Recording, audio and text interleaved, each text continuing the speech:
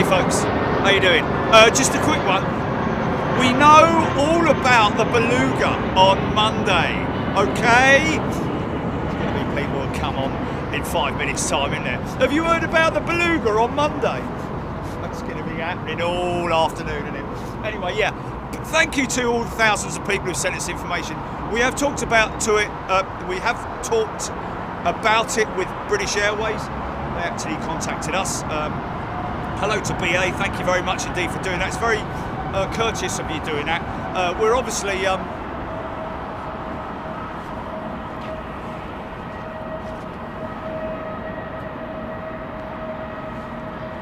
what's that?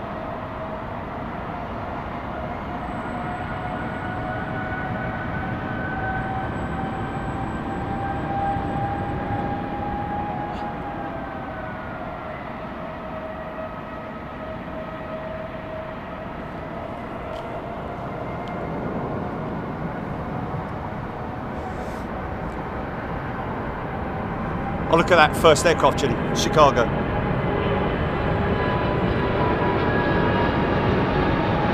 Wow, they're really giving that thing up. That's over. It's what's in there.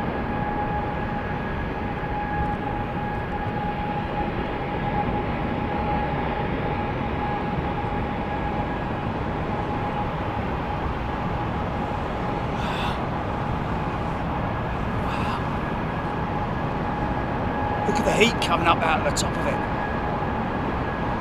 It's a deflector. Wow, it's overpowering all the noise around it, man. It's only a small jet, I think, isn't it? Wow.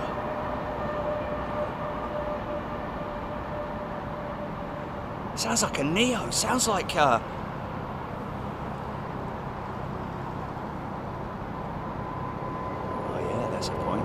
mention that, Julie. Yeah. Did we talk about it? Oh, okay.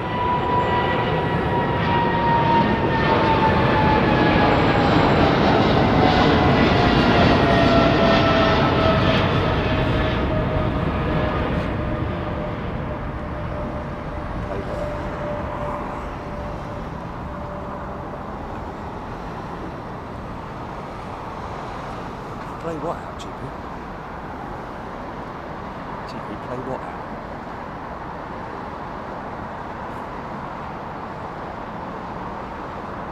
Oh, okay, I've got you. Yeah. We'll do that later on. Yeah. All right.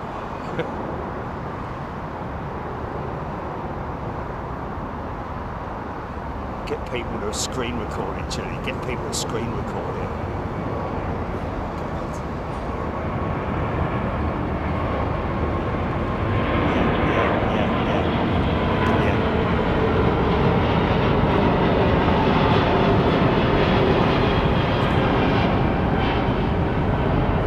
Follow some of these jets out, folks, but I tell you what I've got coming at me right now is oh no, sorry, that's El Al going into sec. So let me just grab this side shot of this 350, man. Look at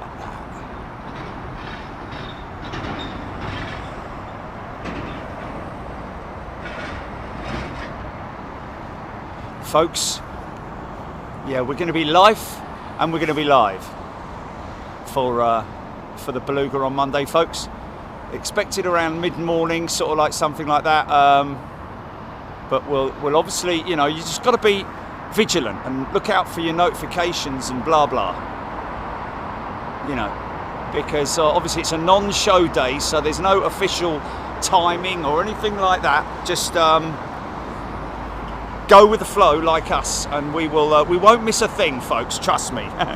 We won't miss a thing. We'll know when that thing is taxiing to taxiing to the runway in Toulouse. And Toulouse, interestingly enough, is something I want to talk about as well. Emirates A380 down there for wing crack inspections. wing spa inspections, that is.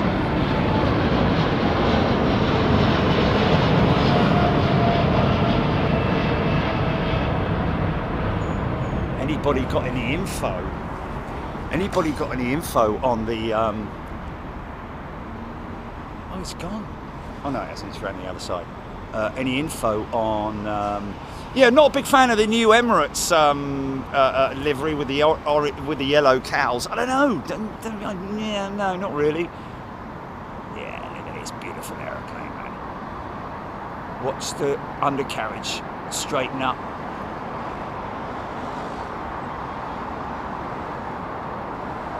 (767-400).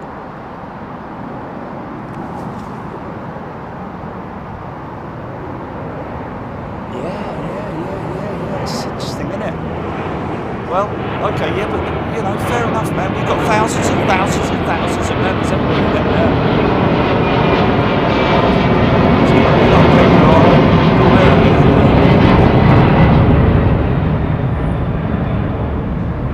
You know, maybe they were away the last time, because there was a rumour circulating a couple of months ago, wasn't it, that that the Beluga was coming in, and there was nothing official, so to speak. It was just rumours. But I think that's when the rumours started that a Beluga was going to be operating into Heathrow. Not so much the actual date, but anyway, Qatar A380 right out of the blocks, man.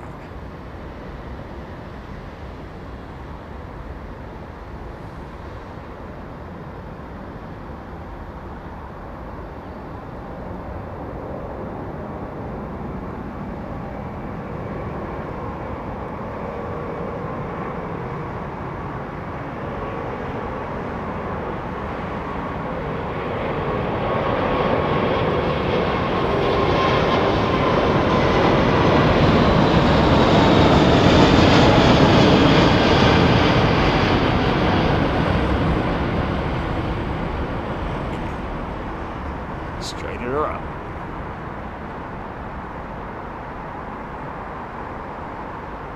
And there you go. Maybe a very small course change, but other than that, straight to Doha.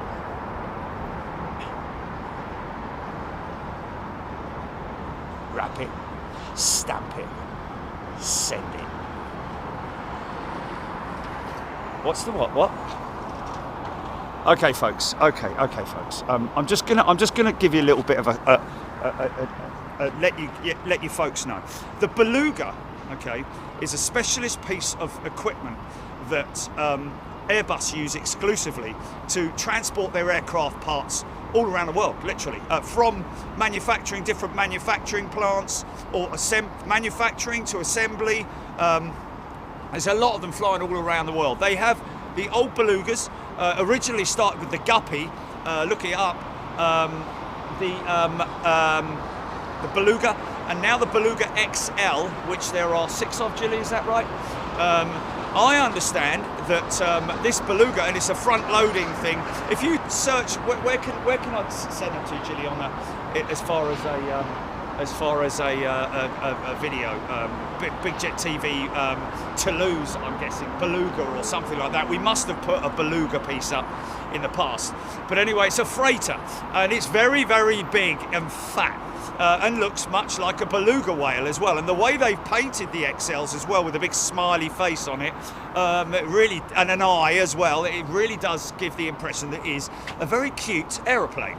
Far cuter, though, I have to say, than the Starlifter with Boeing, which is a big brute of a thing.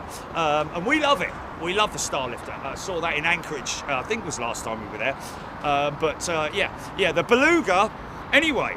So as so many people are maybe aware, that there is an A350 here at London Heathrow that had a bit of an accident with a 787, and the wing basically collided with the right-hand horizontal stabilizer, which is what holds the elevator. It's basically this part of it, the static part of it. Although that static part does have a certain amount of trim in it as well. But that's for another show. But anyway, it's obviously a very important piece. But fortunately for these guys, it was only the actual the horizontal stabilizer and not the elevator or anything to do with the mechanism that got damaged. So as a result of that, they've obviously had to disconnect and discard all the up to the cleanest part that they can. Obviously they've had inspectors from Airbus look at it, and so Airbus have obviously had to manufacture and fabricate this particular part, because normally in manufacturing all that kind of stuff is called for, is already planned for, so they would have had to have put it into their manufacturing scheme and create it for these guys. So on Monday, this thing's been sitting on a remote stand at maintenance for best part of how long? 6 months. The other aircraft was repaired very, very quickly, I'm led to believe. The wingtip on the Boeing 787 Dreamliner. But this particular aircraft, because of the obviously they've got to go into. It's like if you've got a high specification car, you know. A very expensive car, and a part of it is damaged, and then it has to be manufactured. It's not available in the spares department. You can't walk into Halfords and go, "Hello, mate. You got any horizontal stabilizer tips for a 350?" No, mate. We're all out of them. But they will have to get them made, especially. So they've obviously, it's now been manufactured. It's ready for delivery. And on Monday, we understand from very, very strong sources that the aircraft part will be delivered by Airbus and the Beluga XL. Now, where it's going to be, we have no idea. It's obviously going to land on, I'd imagine, based on the conditions, the weather, and the operations, that it's likely that it'll probably land on the northern runway. But we don't know that for sure. They may bring it in on this runway. Highly unlikely that they're going to put it down at the cargo section, because it's specifically destined for a maintenance team up here.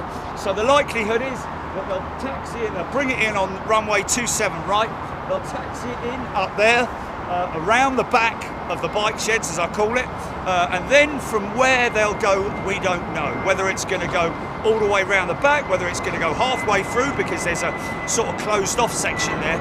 And understandably, these guys want to make as little news about it as possible, but they do appreciate and understand, as I discussed with them, that it's funny because the official people called me. Actually, when I was in Chicago, contacted Jilly to ask if we could discuss it. Discussed it with them yesterday, and they said, "I don't know if you're aware, but blah blah blah." And I'm like, man, this thing's been all over the place for the last couple of months in terms of what's happening and what we're waiting for. We certainly weren't the last to know, and we certainly weren't the first to know. But anyway, it's coming. And thankfully that aircraft's going to be back in service by the end of the month, we understand, because once it's attached, that piece will then be obviously inspected by, I'm guessing, somebody to make sure that it's all been correctly attached. There may be time points during that attachment procedure, because it will need a skin on it. I'd imagine there'll be a framework with a skin. I don't think there's any electrical stuff on it, like lights or anything like that. Although the illuminator lights on the 350, maybe. We'll have to check that out. But yeah, an interesting thing. Monday, Beluga. So watch your notifications on the app, and we will. Was it this one here, Jimmy? Has he just come? It was a 350, wasn't it? It was a 350. Now, what's interesting is Cathay Pacific. It was a 350 that was in there, giving it large. Engine runs. So I wonder if that's linked in any way. To the engine issues that Cathay Pacific have had. Is this BEA? is, you know. Because the first ever engine issues with the A350-900 or 1000 with the XWB engine deformed fuel lines, we hear. Now, whether that's an installation thing, a bad installation, or whether it's something that apparently they Cathay Pacific took all of their A350s off the line, cancelled around about 90 flights, like the way she's got red under the wing. Probably couldn't see that then. But cancelled about 90 flights. 47 aircraft were found to have, was it defective fuel lines, which I heard that apparently it was like deformed or something. They were deformed, which basically means it's highly likely that it will probably something to do with the installation, I'd imagine. Not so much a component within it, within the fuel line, like a filter or a valve or anything like that. I think it was actually the actual fuel line, which is either crimped or something that has meant that they'd had to shut that engine down. And so, as a result of that, all the operators of the 350 around the world have started inspecting their A350s, and that goes for British Airways and Virgin Atlantic. And you know why? Because they've got the customers' safety at heart. So any aircraft that, I'm guessing that it will be a visual inspection, because that sort of thing with those fuel lines, because they are on the external part of the engine, you can clearly see them. Well, hopefully anyway, that it's not one of those sort of like hidden lines. I think it's one of the main fuel lines. With that happening, it basically means that they're able to open the cowls, inspect the engine fuel lines, and give it the all clear. But maybe also run it up and test it. That was a high-speed run for these guys, I tell you.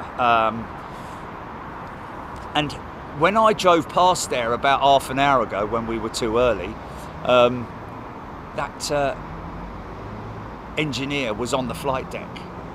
So it won't be just somebody who is, that will be a test engineer on the flight deck of that aircraft, maybe a couple of them. Checking all the parameters of the aircraft, make sure that the fuel pressures. I wonder if it must have been some kind of an indicator come up on the flight management screen to say that there is potentially a fuel pressure issue, because let's face it, at the end of the day, a malformed or an out of alignment, anything that's out of alignment, especially anything that's crimped like a fuel line, would lead to some kind of bad pressure reading, I would imagine. So anyway, thankfully, luckily for Cathay Pacific, looks like all of their aircraft are going to be back in circulation by Saturday. Did it say, Julie? Look at the wings flex up on this Dreamliner, folks. All carbon wing, that is.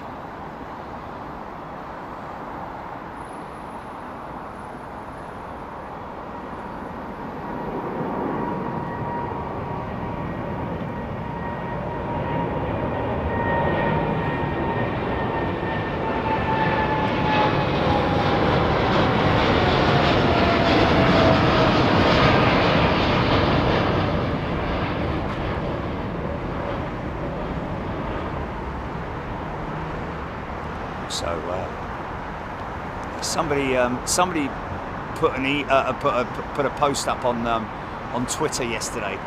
They've been down in Toulouse, and there are a number of Emirates A350s engineless. I think at this stage, maybe one or two of them have got engines, but this is Air Canada. Is it? No, it can't be. Not. Wait a minute. Look at this one here. Okay. Just couldn't see the blacked the windshield.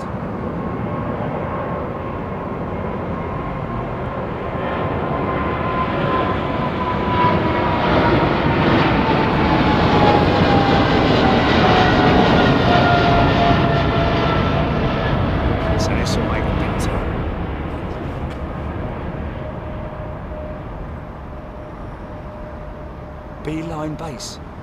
Where's that? Can you elaborate a little bit more? Not where I thought it was going to park. Beeline base.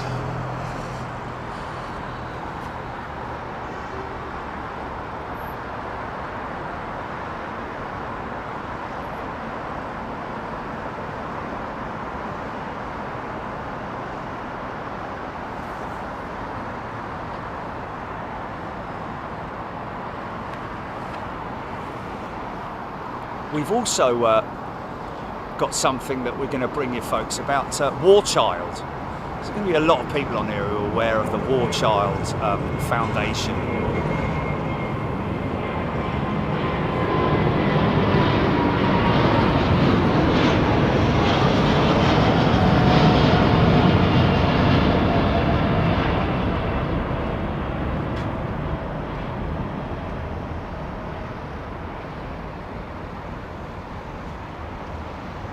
Wow, Nick Fishinden's got a new job as a ramp agent. Wow, how cool is that, man? At Heathrow? Or... That is absolutely fantastic, mate. Congratulations. Oh, what a wait, what a... that'll be a difficult one to get to sleep the night before, won't it? Because you're going to spend quite a few days out with somebody, aren't you? You're not going to be like let loose straight out there. You're obviously going to be under the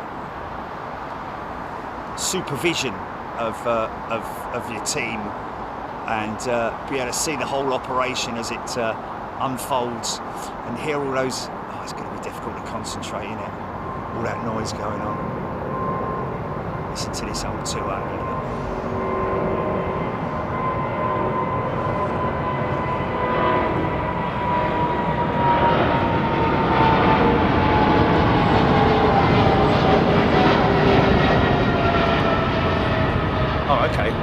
Okay, so Beeline base is that entire maintenance area.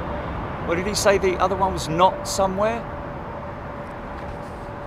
No, okay, not the cargo, right, yeah. Well, we kind of figured that out, that it's like, you know, it's linked to BA, so it's BA maintenance that are going to be looking after it. Eastbound. So I don't know whether that was related to the engine inspections on the 350s, but I don't know. I wonder whether, I don't know whether even at gate, you know, when you open your, if you've got a problem with your car engine,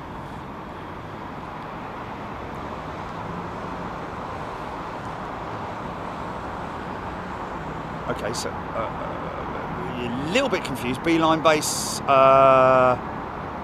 Oh, don't tell me they're going to roll it, they're going to wheel it in there and do it, man. Oh, that'll be a shame if they do. That'll be very, you know, but I can understand if they do, man. Well, I'll tell you what, we'll still see it from here, Jilly, because the nose would open, wouldn't it? And then we'd see a taxi out and, oh.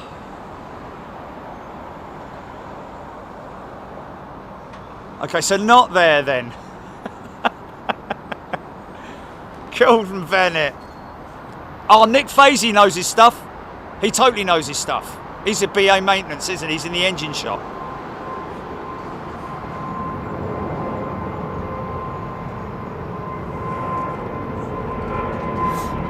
Yeah, the beige sheds. There's a lot of them.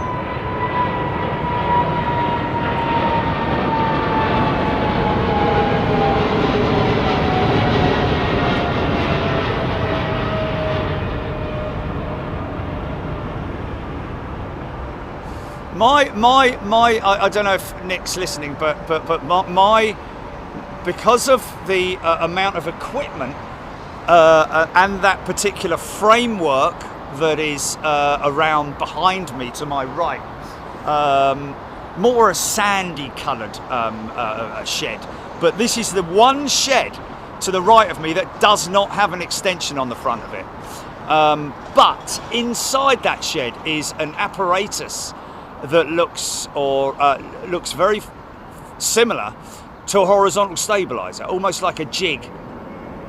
Getting jiggy with it.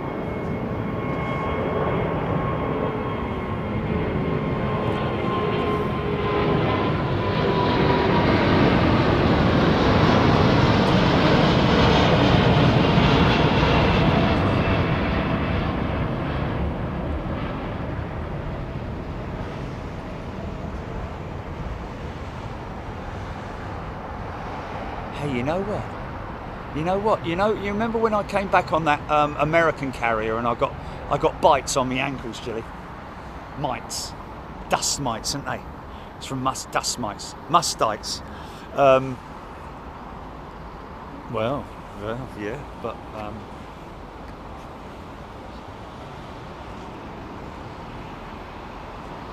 yes, and the carriers, really, is that the case? Oh dear, okay.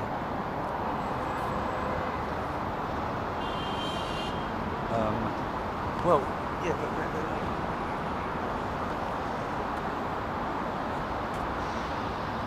yeah. Okay, well, I actually, yeah. Just don't be stupid, man. I'd understand that I'd understand that if it'd been the case for like 6 months or something like that, but no, I'd still be getting bit, wouldn't I? I'd still be getting bit. Yeah, exactly. And I haven't had any since,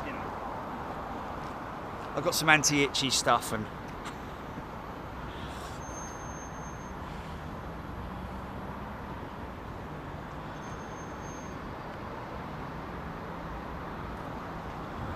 I don't think so, mate. No, because it was all around the ankles. All around my feet. Right, let's talk to a few people. I talk to the trees, that's why they put me away.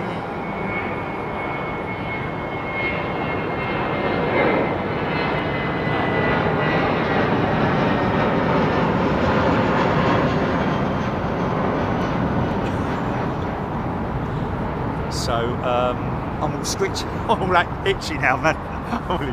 Anyway, so this month, ladies and gentlemen, is when these jets here with Virgin Atlantic are going to start their retirement process. So wave a fond farewell to the A330-300s with Virgin Atlantic. Now, I don't know whether this is going to happen or not, because it's sort of like it either depends on how busy he is and blah blah. But we're hoping to do something with Virgin Atlantic at their hangar, which is very easy to arrange because it will be on their property. So we wouldn't have to arrange like airside passes and all that. It all depends on their schedule, because what they want to do is they want me to come airside and do a feature on the old versus the new, in terms of the old technology and the new technology, the improvements in efficiency, massive improvements in efficiency. That is, this is an interesting story that's sort of like that I only found out the other day, that United and American Airlines are not ordering the 777-9. It's quite interesting, because it's too big. That was what American Airlines CEO said. They are too big, because what they've got at the moment is sufficient. I'd imagine that they're going to go 787, heavy on the 787 orders when they retire these 200s, because they're getting long in the tooth, these old Pratt & Whitney powered jets.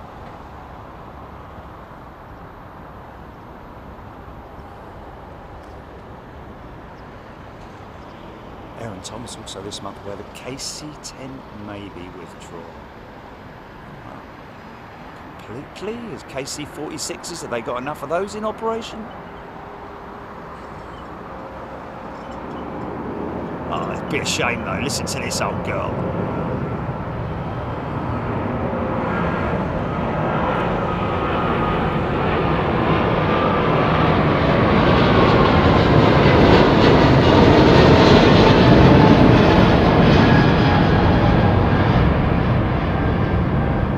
Susie Q is a new member. I thought we knew someone called Susie Q, didn't we? But Susie Q is a brand new member on Big Jet TV. Welcome, Susie. You can watch all the Chicago shows now, folks. If you're either a new member today. Oh, blimey, really? Oh, okay, yeah, no, it is today anyway, isn't it? Sorry, we're releasing the hounds.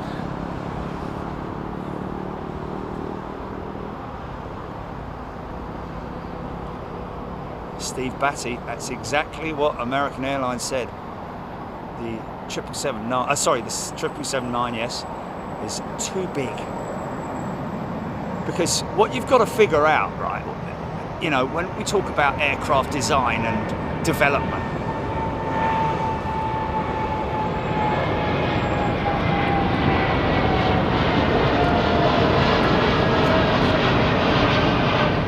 you have to take yourself back to a time when the A380 was a very powerful tool in the airline industry in terms of big aeroplanes, because it was obviously a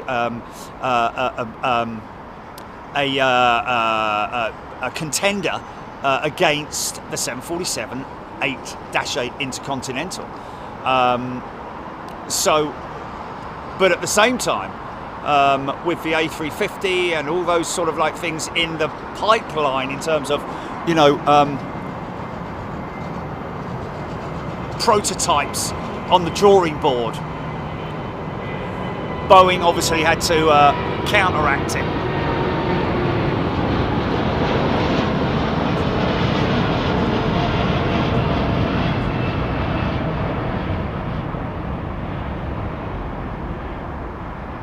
Joe from Chicago thanking us that we... Oh yes, sorry. It's not worth it. Saying that, reminding me about War Child. Yeah, we have been asked by War Child to get involved with them on their latest project. We're not sure exactly what the date is, but we'll let you know when it is, because we'd want to sort of like get involved in, actually, wouldn't we, in terms of like, you know, watching it.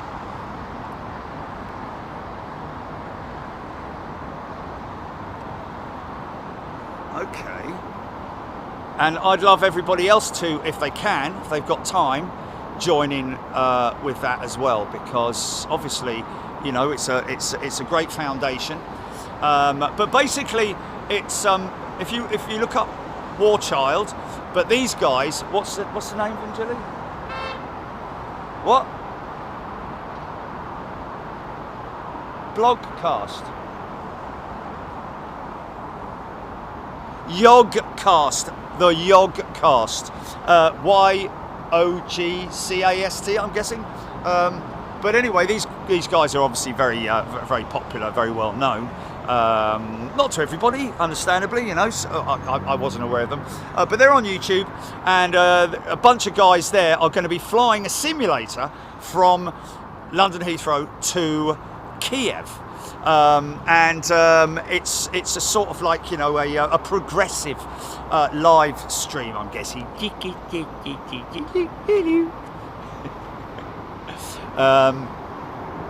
It's a like you know, it's going to be live, and from I'm imagining that it won't be just literally from you know, the takeoff. There'll be sort of like a run up at the beginning, where these guys are going to be flying it in. They're going to take it in turns, I'm guessing. They're going to have different sectors that different people are going to be involved in, yeah, it should be quite interesting. Obviously, I'm hoping that they're going to throw a bit of weather in there, make it a little bit sort of challenging for them. I'm wondering why that One World 777 is at the Cathay.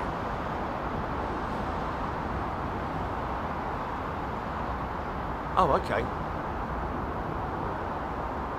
So it's going to be in the post-production piece. I thought they had the technology to run it up in the live streams. Otherwise, it's not exactly a surprise then, is it? Anyway, whatever. So anyway, we'll let you know about that, folks. we'll let you know about that. You know, all the details on the date and time and all that kind of thing when we can, as soon as. No. Diesel 13 BA777 on radar for Nashville, Tennessee.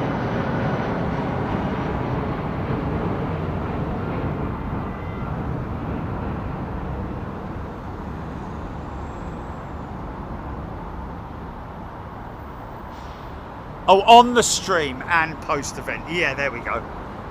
Awesome, awesome. That's really good.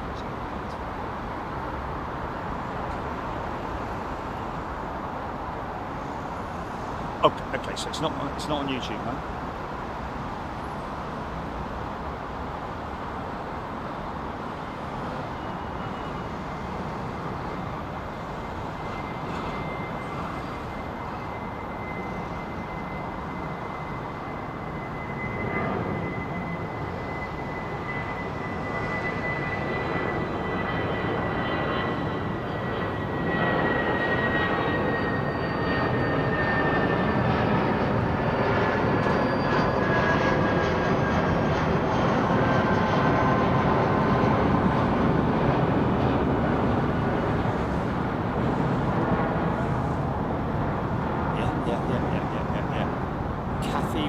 Maintaining the security of safety of the ramp and safety and security of the ramp, transferring cargo to passengers. Obviously not transferring cargo to passengers, but transferring cargo and passengers along with all the other kind of stuff that they do. Yeah. Other gates or other airlines maintaining ground service equipment. Okay. I might have missed the other side of that.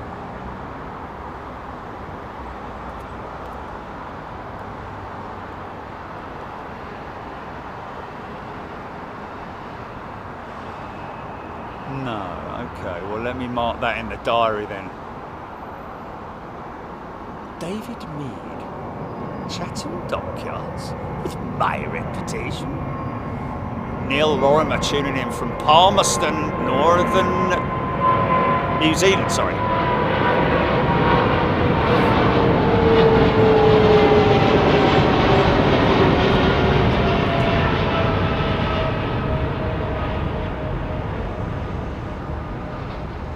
Les saying War Child stream would be good to watch. There we go. Chris Winchell has gifted 5 channel memberships. Thank you, mate. Aaron Thomas, 747, south of Clapton-on-Sea. I'm guessing. Oh, look at this, Intercept. Yeah, that's interesting to see that. So that's been parked on remote, is it? It's a bit of a funny old place to park it all the way over there when it's normally sort of over there, but anyway, there you go.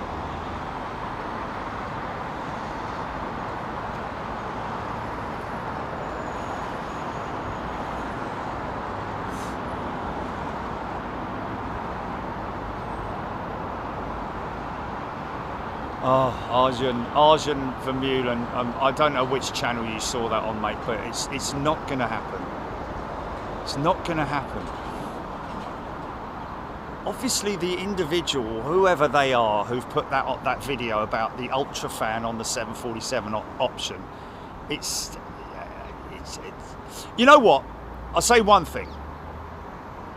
Potentially, because Rolls-Royce are looking to the UltraFan that we're all aware of is massive. It's just ginormous. However, they are going to be making different variants of the UltraFan, and one of the variants is to re-engine potentially the A350. It's going to be it's going to supersede because of the technology, which incidentally they are carrying across to the current engines at the moment with Rolls-Royce, because the amount of development that they are finding, the good things that they're finding in their development with the UltraFan, they're actually blending it into the updates with the current engines, like the Trent 1000s, the Trent 7000s, the XWBs, etc. So yes, you know what?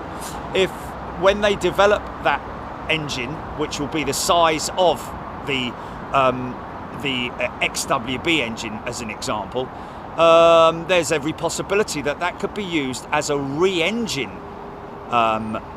for 747-8s, but they've already got Gen X engines on them. So, as far as a new build, forget it, Arjun.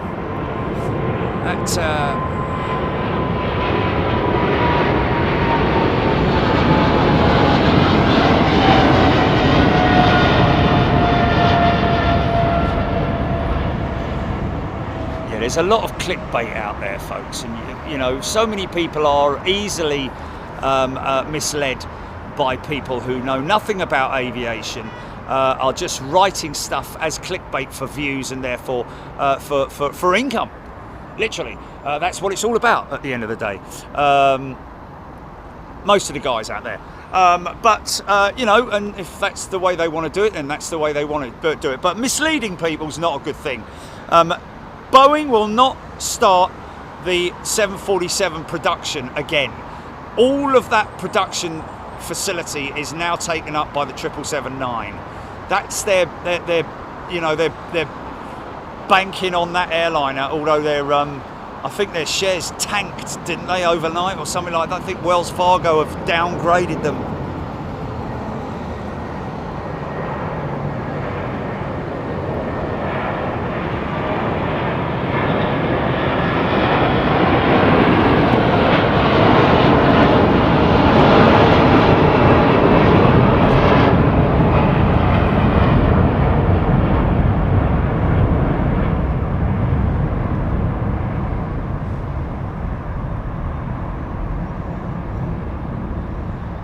There's a lot of airframes out there that are running old engines.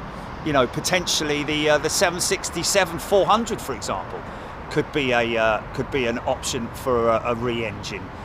When we talk about a re-engine, we're talking about something very similar in its size. You know, you wouldn't want to go changing the aerodynamics or the characteristics of the wing or anything else like that of the aircraft if it's already been designed around a specific sized engine, kind of like what they did with the Max, and we all know what happened there. God bless you, blimey, O'Reilly.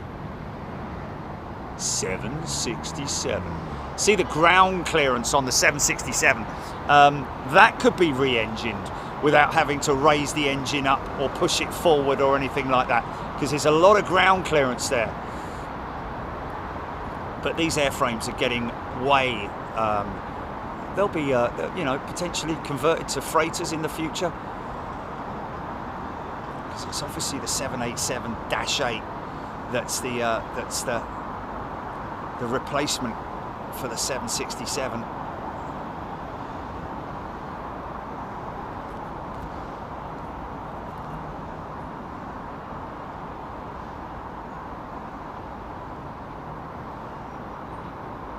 "11-foot winglets on this thing, man. 11 foot tall."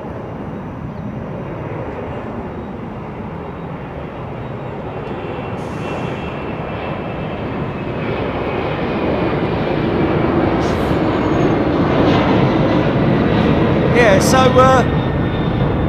so you know, this is a sort of like a call out to all airlines that operate all around the world, really. It's like, my question is, I know that after COVID, well, during COVID or after COVID, they were all you know, big up on their HEPA filters and cleaning the cabins and wiping everything down. I don't think they do it so much anymore. I don't know if they do or not. Some airlines may, some airlines not, but you know, when flying started up again after COVID, you know, there was a big thing on the announcements, like, you know, sorry for the delay in boarding you. The reason for it is because we've obviously had to take time to clean the cabin and decontaminate it or whatever, blah blah blah. There are HEPA filters working on this. They've kind of stopped all that now. But one question I have, okay, to the airlines, look at that long range. Is that the jumbo? Oh, it's 787. It's a beautiful shot, though.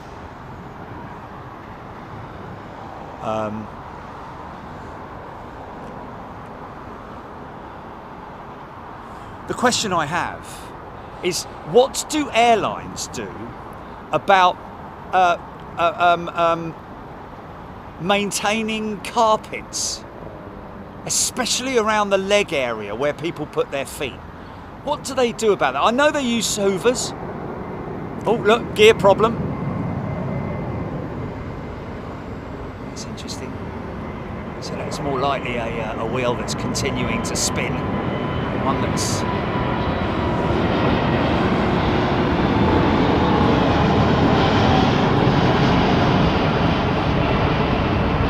So what's happened there is the pilot's called positive rate, gear up. They've gone to, I don't know if it's actually maybe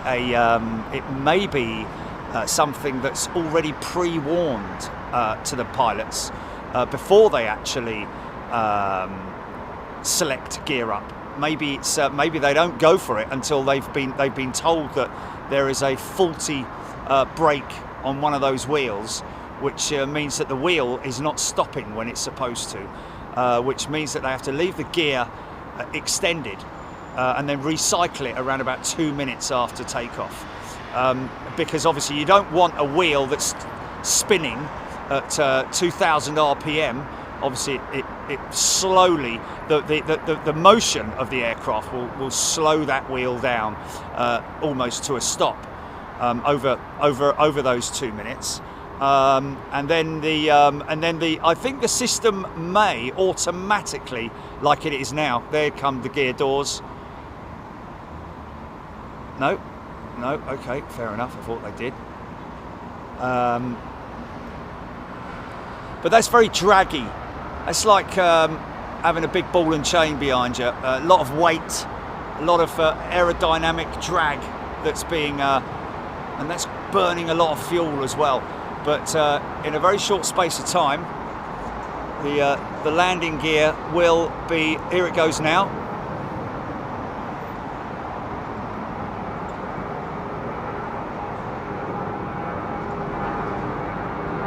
And it's something that really you hardly notice. The only thing that you would notice if you're somebody like us who travel on aeroplanes. Oh, nice funky shot.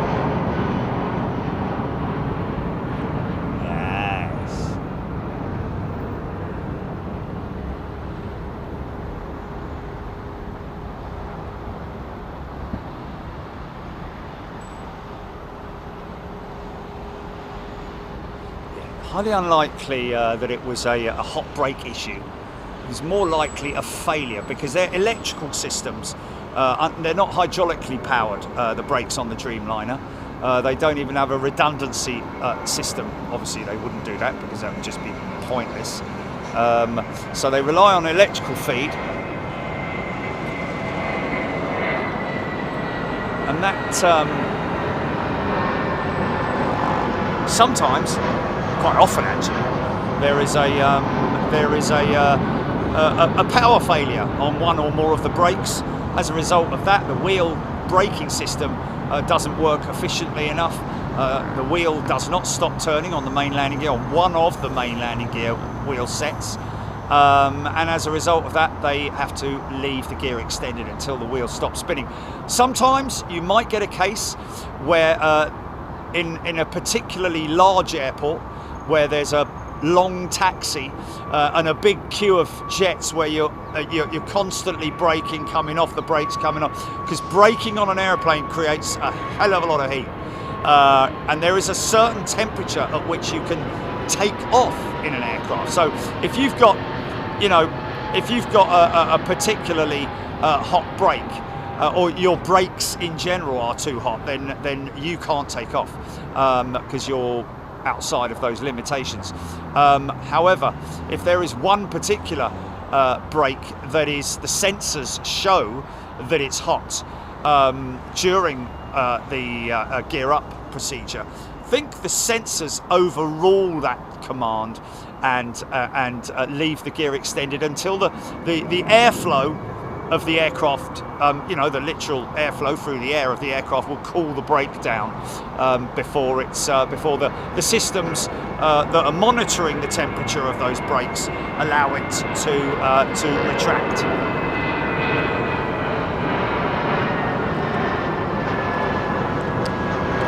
Polka Dot, Penny Askins, both saying great livery on that jet. LA Girl, Andy P, Nick Gray, 787's electric brakes are built by Safran Landing Systems.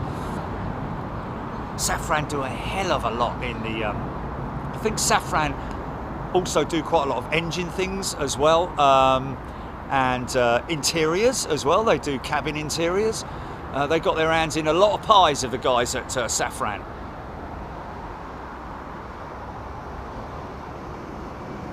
Barbara C, Mike Delta, Joanna B.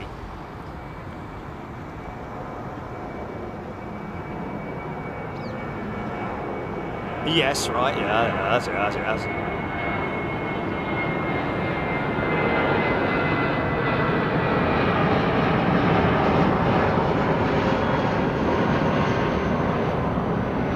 I rest my case.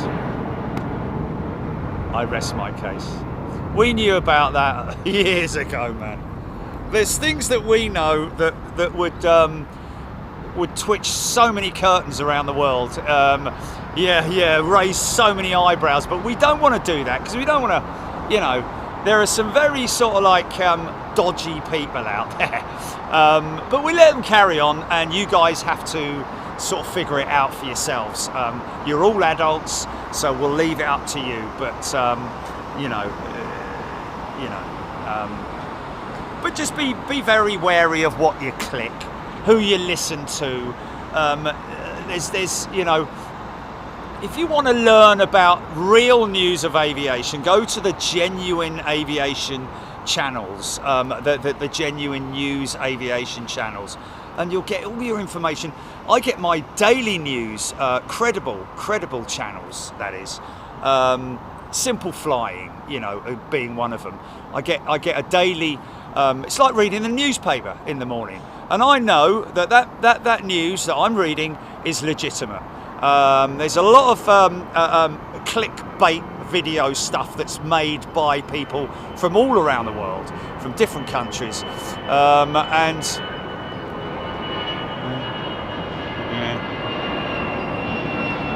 Oh yeah, the youngsters are obviously very vulnerable, very gullible, and understandably so. They see something colourful. I mean, you know, I'll blame YouTube in a way, because YouTube YouTube actually tell people, make it really, you know, they without mentioning the word clickbait, they basically say, make your, it doesn't matter what it says on your video, on your thumbnail, make your thumbnail stand out from everything, and therefore, you know, that's what's made people do what they do, and we try not to do it. Every single thumbnail that we use is from our own footage. You know, we don't, you know, I mean, apart from obviously the Air India one the other day, although, you know, it's. That's yeah, it's pre-show, yeah. But yeah, you know, Simple Flying, and there'll be lots of people on here will be mentioning about other news channels, legitimate news channels. There are some YouTube channels whose MO is literally for clicks, by confusing people. Really? No way! The 747's coming back with 2 engines? Oh my God! Maggie Koala, dodgy filters required, yes. Avro Arrow, Saudi livery tail, new to him. We've seen it before, quite a few times here at Heathrow, but yeah, it's one of the Sultan liveries, isn't it? I don't think there's anything on the jet other than maybe on the engine cowl or something there, 75-year livery, but yeah.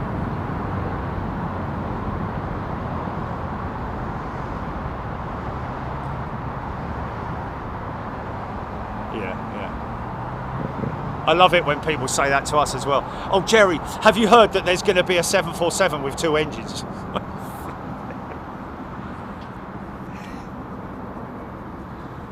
But you know, it's because they're sort of like, you know, they're I wouldn't say out of touch, but they just, you know, it's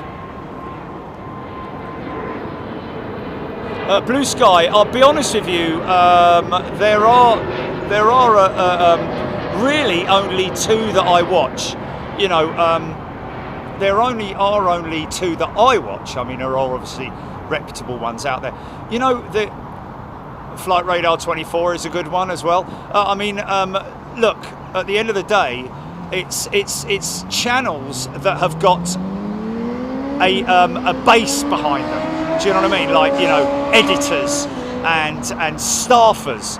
That's what's kind of like an easy way to establish whether a channel is legitimate. But generally, these are not YouTube channels, folks.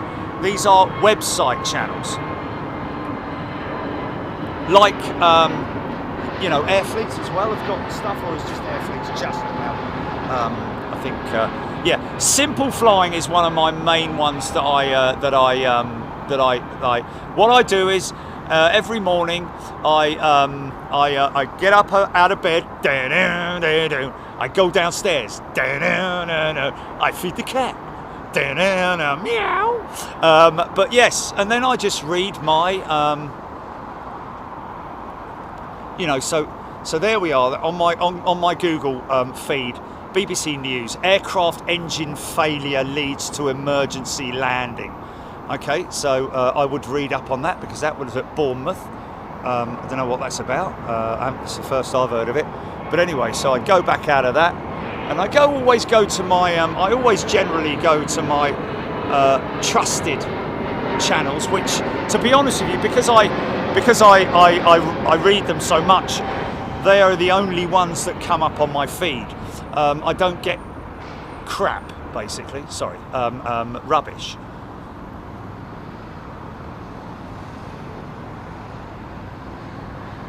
See, now that's an interesting one. Air traffic controller found asleep under a blanket while working their 7th night. Okay, let's just see, where was that?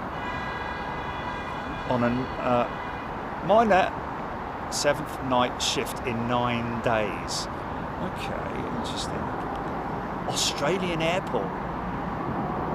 Found asleep at the end of their night shift. Oh my God, that's not good. Brisbane Centre.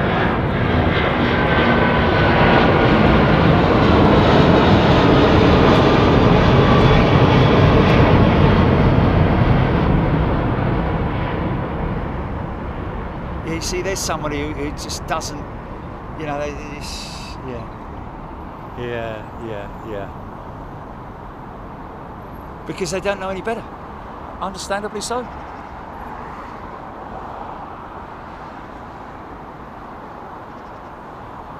Oh dear.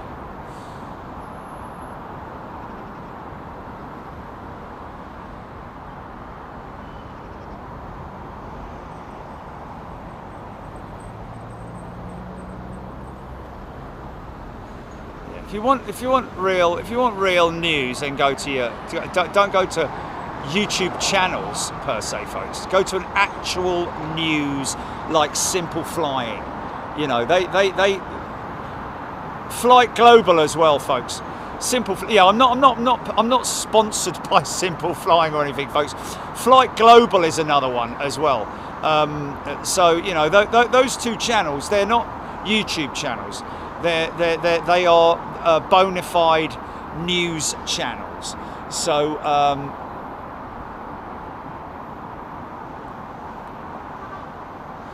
so I would bookmark those ones, Simple Flying and Flight Global. Obviously, you know, people like to flick through YouTube and have their regular channels that they watch, and that's entirely up to you, what you watch and what you believe.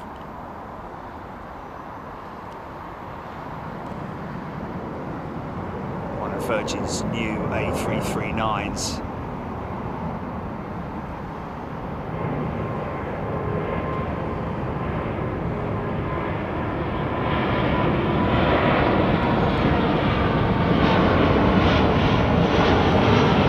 7000 engine on the A330neo, going through some upgrades, both hardware and software. A bit like me.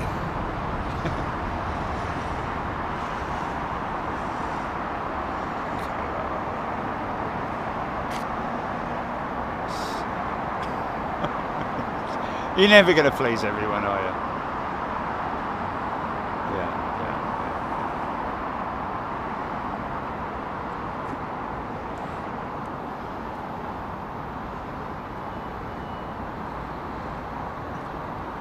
What about it?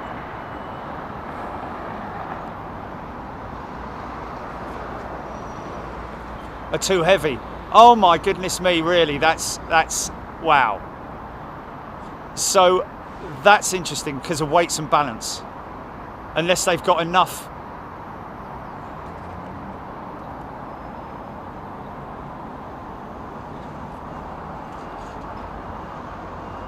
Who's that? Oh, right, yeah. Yeah. He's a little lad now, isn't he? Sounds like a right old big bloke's going to come out and punch your lights out. He's about 3 feet tall. Anyway.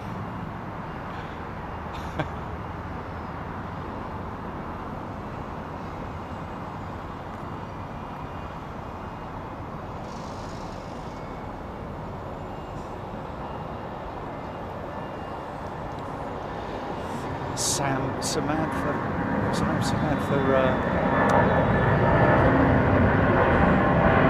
Oh yeah!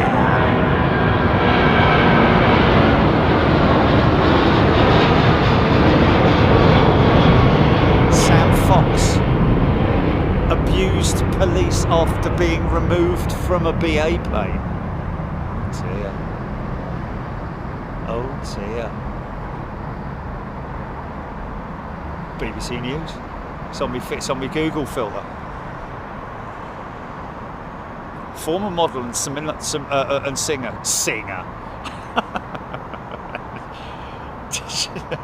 Did she have like one song or something like that? I don't know. Singer.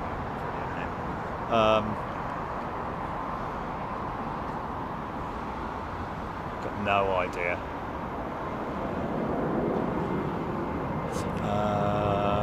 Threatened to knock out police officers' teeth after being removed from a British Airways plane at quarter zone. Wow. Oh, that's why Chachi can't get his day in court. Because it's full of stuff like that. Still haven't got a court date for Chachi, by the way, folks. We'll obviously keep you updated on that as and when it happens. I'm sure that the world's press will be keen to find out the news of Chachi's fate when that court date is. Whether it's going to be a long, sort of like drawn out affair or not, I don't know, or whether it's going to be a simple sort of like. Anyway.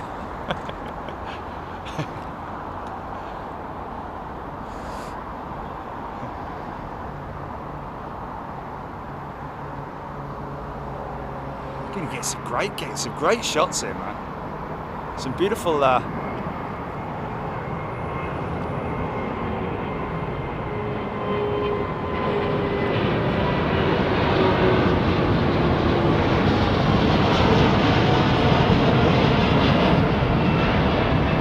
So yeah, a few people have mentioned already, those who've got the app, BigJet TV app, folks. BigJet TV Live, just go to your app store. On both platforms and search for BigJet TV Live, and you will find us as an app which is free to download. That looks very aircrafty, that kind of that's sort of like engineering, that is. So I think that might be destined for is that a car on the back? Is that a car on the back? Oh no, I thought it was a car on the back. I thought it was a sports car's piece of tarpaulin covering it. He's going to go all the way around there, come out over there, and then he's going to go all the way around there, and I think he's going to end up going all the way up there, folks. So we'll look out for that, because we're very nosy here on Big Jet TV.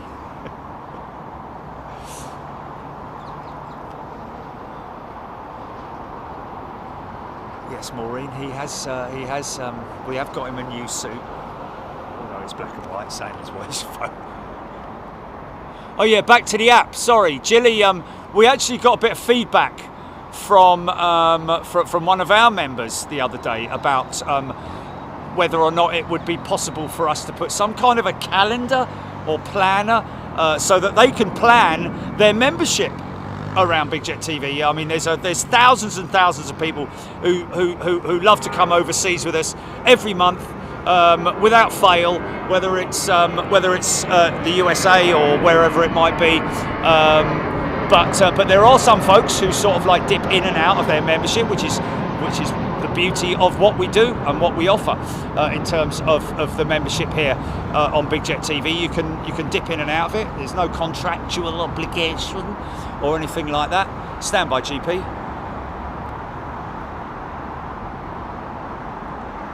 GP? Hello, it's Jerry. Oh, hello, mate. How you doing? Yeah, yeah, good. I'm live at the moment, mate. So, but do you sort of like do you have some kind of a solution that we can look at on that front? Yeah, that would be great, mate. I mean, I'd really like to talk to you like I am now, but can I maybe give you a call tomorrow morning if that's possible? Yeah. Ping me an email, Glenn, if you can do, and then I'll just call up the main switch and ask for you, yeah? Thanks, mate. Thanks for calling. Cheers, bye. See what I said, folks? What did I say? Now that, I think, may be related to the A350. There's maybe some tooling in there, I don't know. You just never know, but that is definitely off to BA engine. It might be. It's highly unlikely. It's components in there, I'd imagine, or tools or whatever it might be. But it's a pretty big old. It might actually go to pick up an engine because it is a low loader. That may well be coming out in about an hour's time with an engine on the back of it.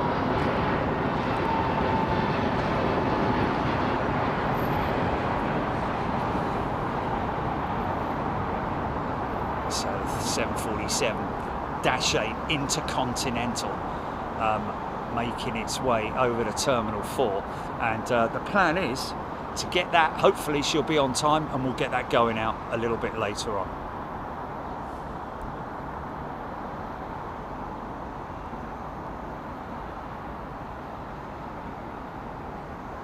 Sorry, mate, that's CVP about the mics. I think they might have a solution for us.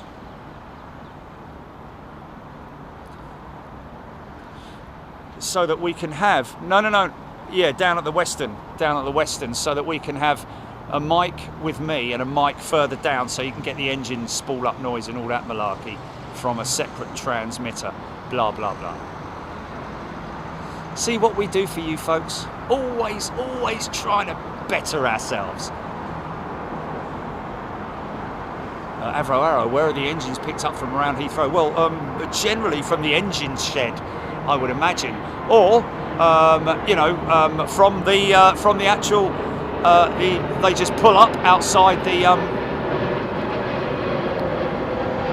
hangar, and that's then forklifted, usually onto the back of the low loader. That's why they use a low loader.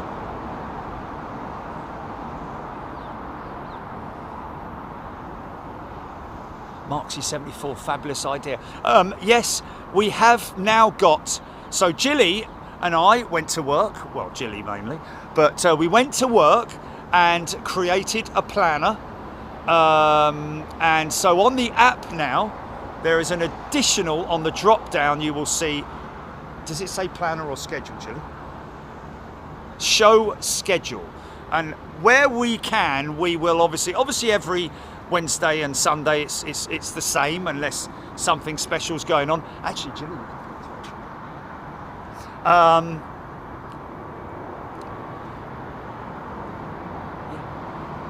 Due South has gifted a channel membership. Thank you, Due South. So yeah, we do now have a planner on the app. So all you got to do, folks, is download the app from your app store. Very, very simple. And Jilly has even, and she's very proud of this, I have to say, because she keeps asking me to tell people.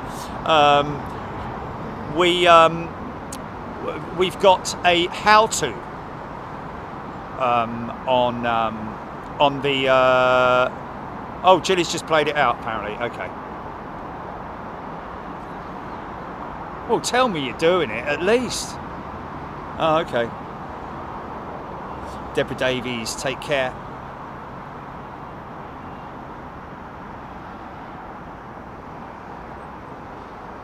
Yeah, we're doing replays, folks. We're not. The only thing is that obviously with departures, replays are relevant to landings more than anything else.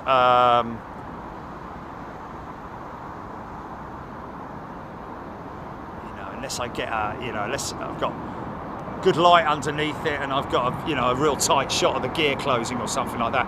But the thing is that the actual process of the undercarriage doors closing on the main landing gear is very slow anyway, so it's almost like in slow motion. Helen Cook app looking great.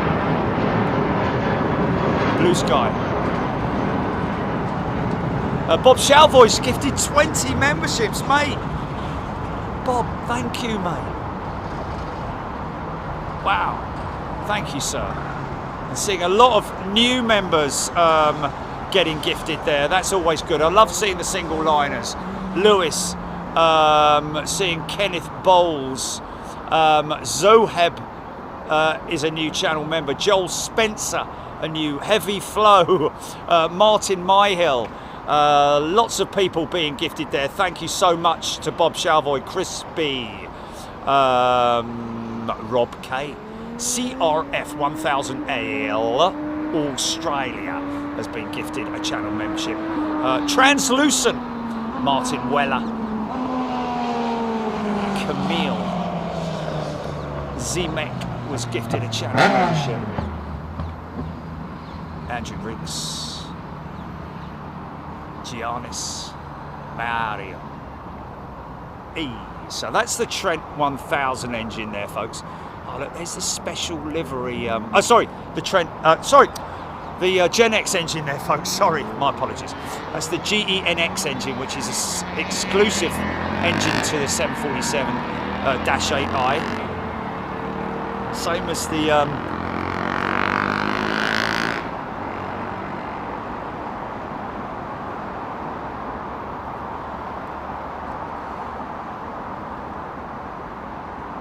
Make of it what you will, folks. E-Prix. What's that, GP?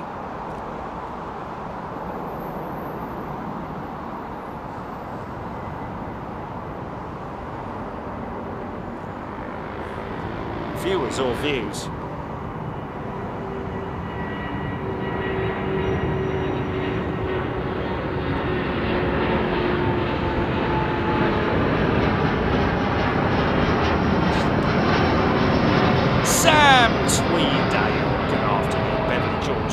Saudia B Formula E racing livery indeed. Jules Harris.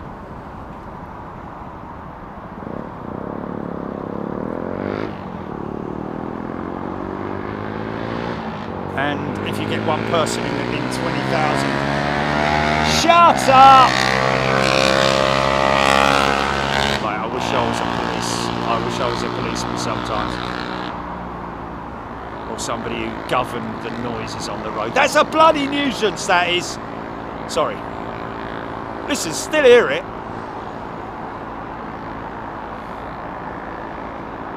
Pathetic. Wouldn't pull the skin off a rice pudding either.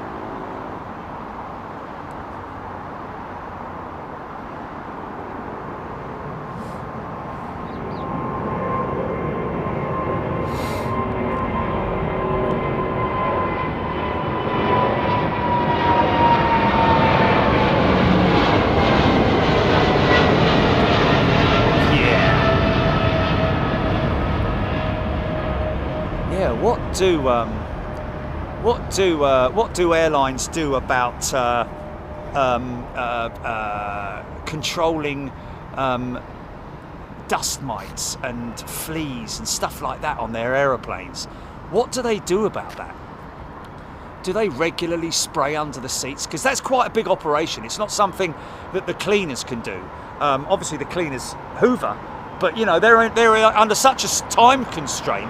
The cleaners, like, you know, they go like, all just like really quickly, you know, not like getting the tubey bit in there and like going right in between where the carpet sort of like meets this framework of the seat and all that. Because that's where they fester, isn't it?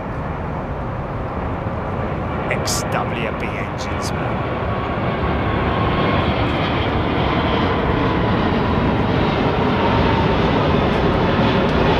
It's going up over the top. Do what, GP?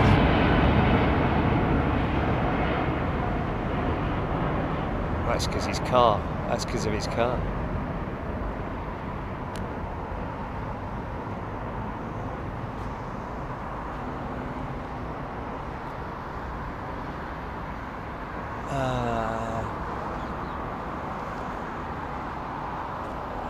Eva Nirvana.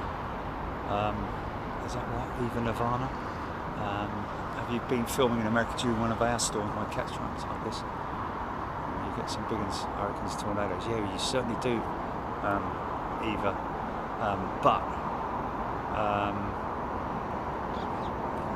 apart from the one in Chicago, when I got there, flipping it, which shut the whole of Chicago board. Literally brought it to a standstill, didn't it?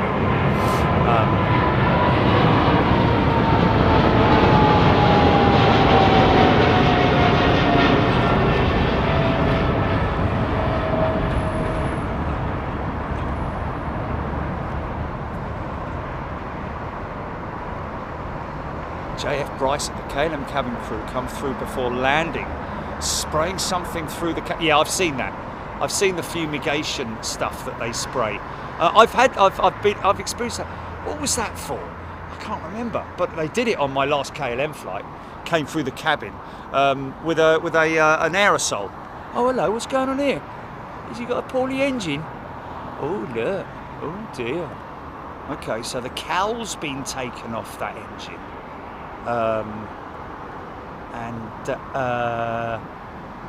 they've had to cover it over to protect it. Interesting. Now that cowl, don't think it was the. I think that would come in a big a big wooden box, and not a metal box. There's 380 coming out in it.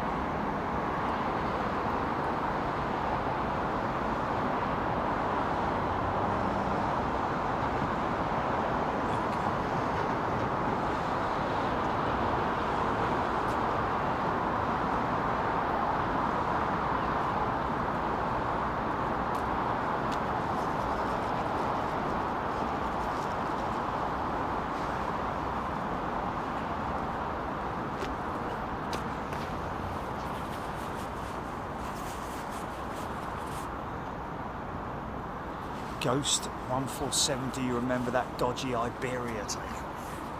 Well, the dodgy Iberia non-takeoff, wasn't it? None shall start. Tim, I don't think that's what's in the box, but I might be wrong. But I think an engine cowl. It did look like the sort of thing that would be transport an engine cowl. It would be more like, you know, that sort of thing's more like a big wooden box, a crate.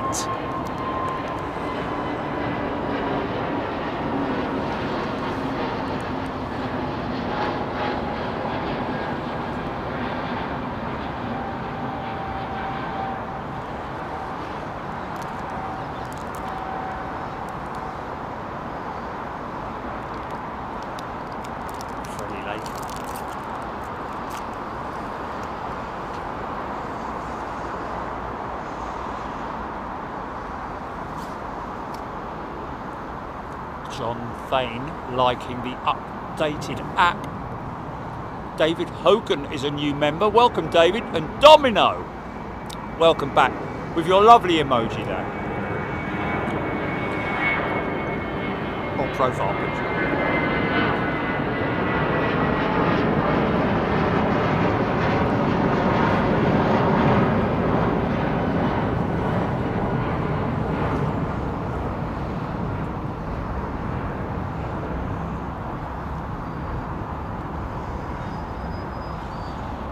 Yeah, we know that, Jason, Dustin.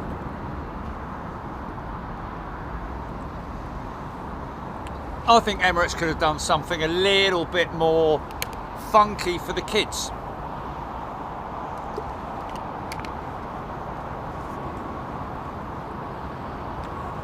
But then maybe I need to have a real good look at it to understand it a bit more. But just from first glance, it was like, Domino's just renewed his membership. There we go. Welcome back, Domino. Sorry, yes, of course, I should have mentioned that.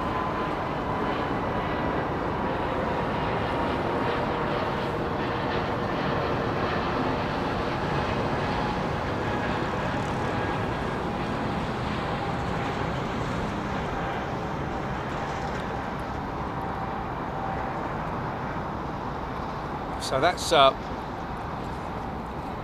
pilot checking the flight surfaces. That's the rudder, obviously. Elevators maybe next. There we go. Pulling up and pushing, pulling and pushing the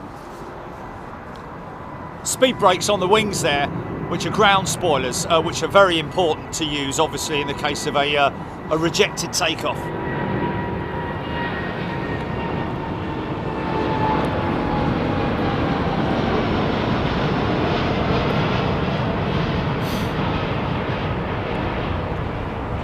That's why some pilots are very sort of like cautious about that, very finicky.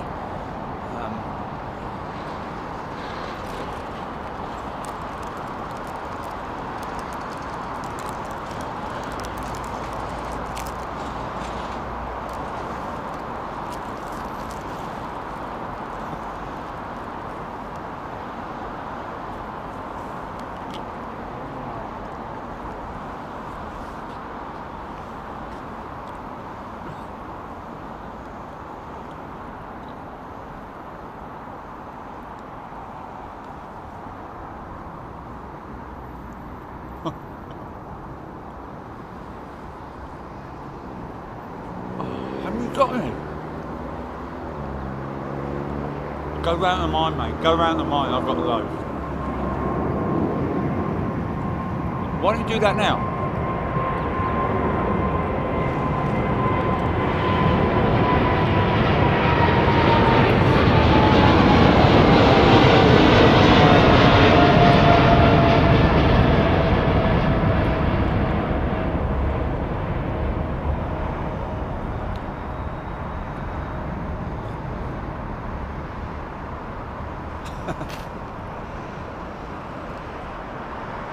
Oh, it was on the Sydney boys, was it? Sid Squad showed the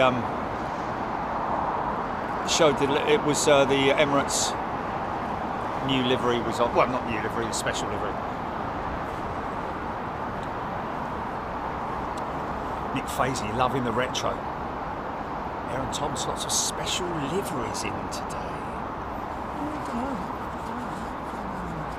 So like.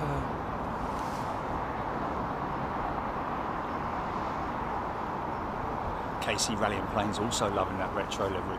Well, there's still a lot of people who don't know that that livery is the new livery, even though it is based on the retro livery of the 1980s, is it? Was it 80s, 90s? Renegade Extreme. Eve Hoskell. I think the new Air India tail looks like a very pretty lady's sari. Eve, that's brilliant, yeah. Well, I have to say that the overall consensus is that the Air India livery is very popular. We got a great amount of praise from Air India themselves for for us. Meep meep, who's that? Meep meep meep, who's that? I don't know, mate. Someone behind us. Slam your brakes on, son. Give him a fright.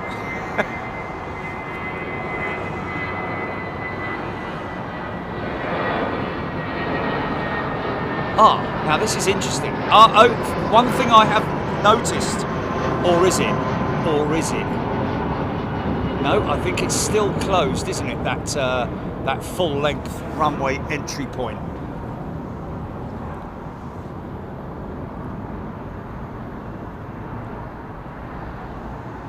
Yeah, I kind of agree with you there in a way that retro is more 70s, isn't it? You know, the 70s design.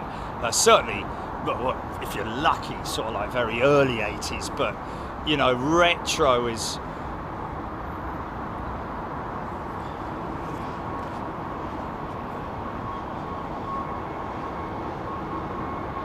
Philip Edwards has got his chat working. Aaron Thomas talking about a Greenliner livery. Yeah, that'll go out intercept then.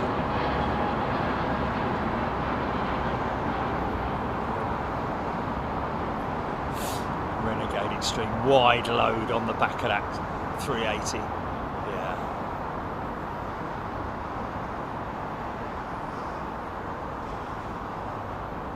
Aidan Campbell's gifted a channel membership. Thank you, Aidan.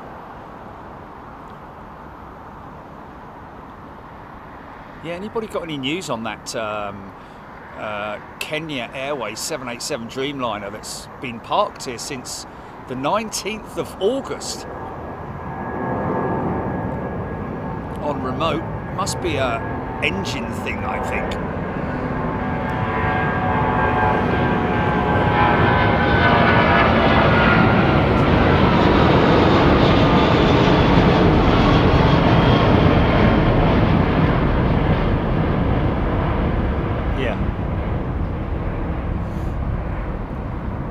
Yeah, we can't help with memberships, folks. If your membership just stops, then it's usually either because you've been gifted and you and it's run out, it's expired. We get a lot of people who continue their membership on after it's expired, or there's a problem with your payment.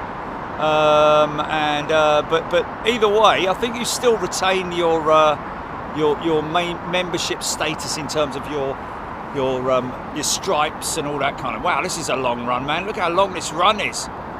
Wow. It's taken a lot of runway there, man. David.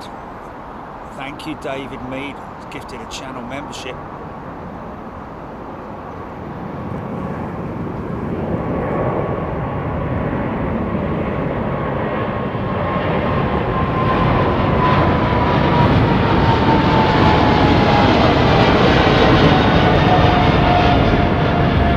Yeah. Wow.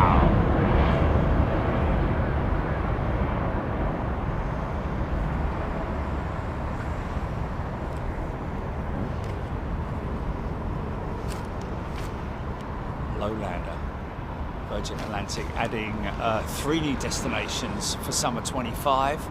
Riyadh, Saudi Arabia, Accra, Ghana and Toronto, Canada. Wow. Okay, that's interesting. More eastern locations as well.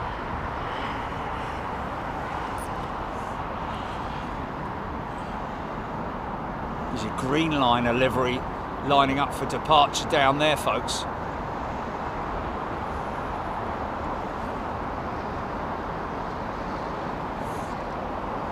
Oh, even Nirvana, yeah. I got a kick out of being in that storm in Chicago.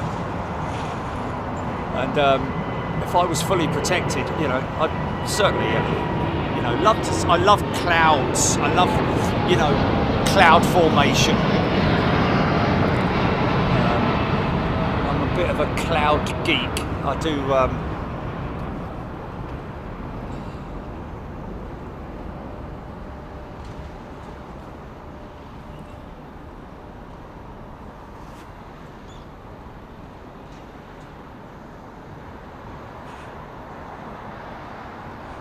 Blick Fang giving Godspeed to the Kuwait Jet Ram H Stuart Watson. T10 days till 10 days till my silver platinum star appears. Wow, Stuart. Oh yeah. Wow. He's gonna be busting for a show, isn't he? Because he'll have to wait until. Do you have to wait until you actually on a show, Jilly, to see your status, or is it something that that comes up on your page, if you see what I mean?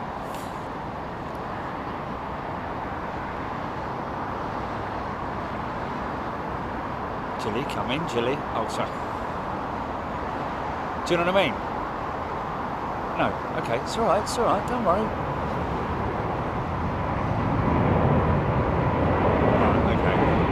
What I'm asking is that if, like he's saying that it's 10 days until his star changes from yellow or gold to platinum, yeah? So when he wakes up in the morning and turns on his YouTube channel, will he see it? Or will he have to wait until he's on a...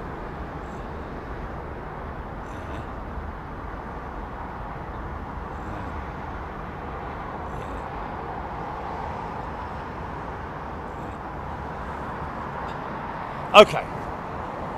No, that's what. Yes, no, I know that. That's all I'm asking is that. Okay. So if you go to Big Jet TV, your membership perks page, or see your membership on the channel, then yes, you will see it. So you'll be able to wake up in the morning. Sorry.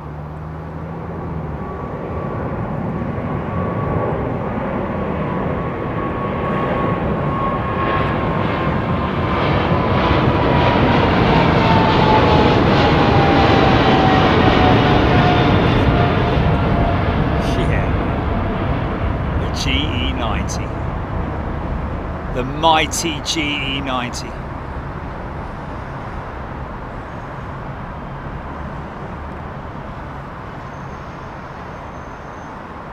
Reno to Heathrow, efficient takeoff.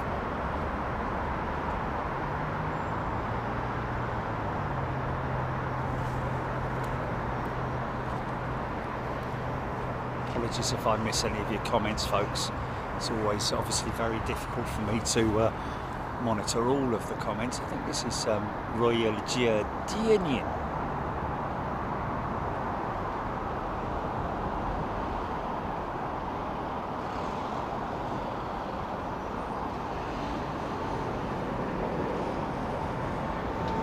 Replacement windshield, look.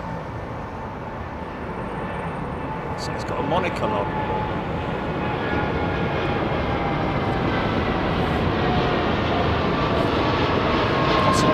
Damage on that window, bird strike, or maybe a fitting, a loose fitting, or a faulty windshield. Just, you know, pressurization tests. Shut up.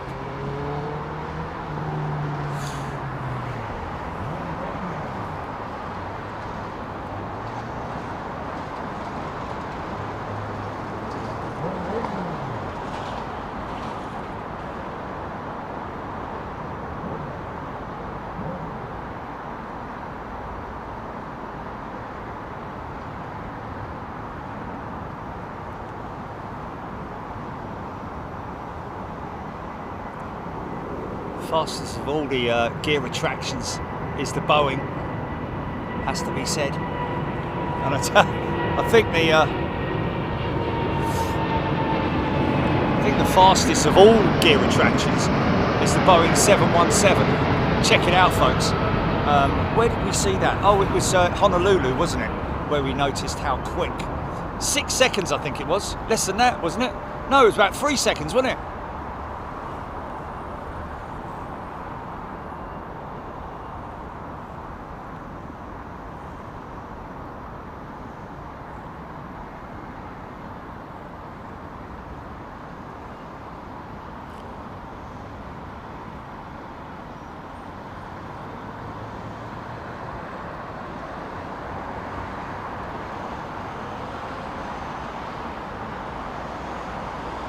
500 tons of jetliner coming at us.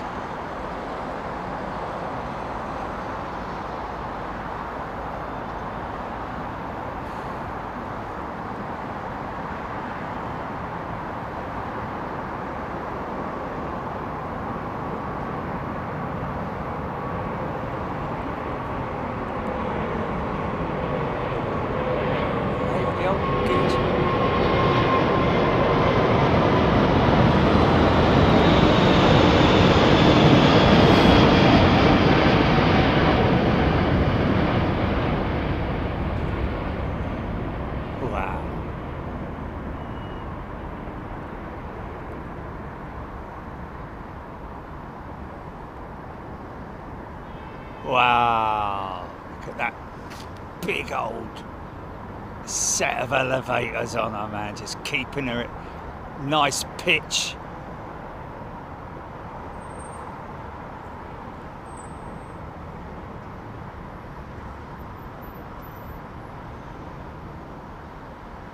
Ella St. John is a returning member. Welcome back, Ella. At 09s, we were on 09s.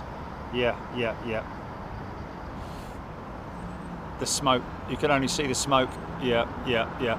Welcome back, Ella. Lovely to see you. Just seeing if we might get a bit of a cloud burst on this 380.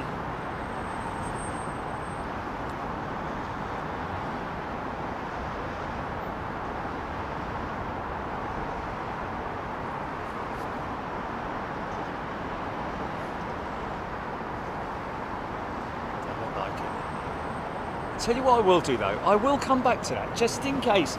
I do see a bank of cloud which is kind of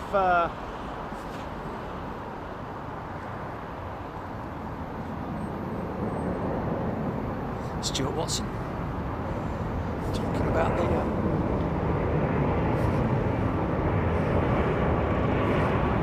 Hilton Garden Inn being his favourite departure spot. Going to quickly jump back to that 380, folks, because just reaching a bank of cloud which may or may not bust through. He's still quite some ways from it. It's all a bit of hotkey usage sometimes, isn't it? There we go, it's gone. God bless you. There he is. Nice big swirl of cloud. And that's your lot. He's gone. Jedi Master Joe has gifted 10 channel memberships. Thank you, Jedi Master Joe. So it looks like all operators of the A350, both 900 and 1000 variables, are checking all their engines. Sounds to me like it's a relatively quick inspection, thankfully, and lucky for the operators, I have to say, because that could have been a bleeding nightmare if it was like a component within the engine, like what's happened with the Pratt & Whitney engines. It's a deformed fuel line, we're hearing. These guys, Qatar, have checked all their 350s. Not all of them, but they say that at this stage there's no level of alarm or anything like that, and that's what the general consensus is across the board, because I think it is literally a case of, fortunately, being a visual inspection of the part. When I say the part, the fuel line itself, it's a specific, obviously a part of the fuel line that is deformed or crimped or something like that, which resulted in an engine shutdown on one of the Cathay Pacific jets. As a result of that, they obviously made it back to base very easily, because it's a very efficient aircraft to fly on a single engine. And upon inspection, they found the culprit for the engine shutdown, and as a result of that, grounded their aircraft, cancelled about 90 flights, 90, and inspected around about 47 of them were well, I say, you know, were affected. The 47, I think 47, I think 90, didn't they have 90 or something? 47 of them were affected or something like that. I don't know, or they'd inspected 47 and blah blah blah.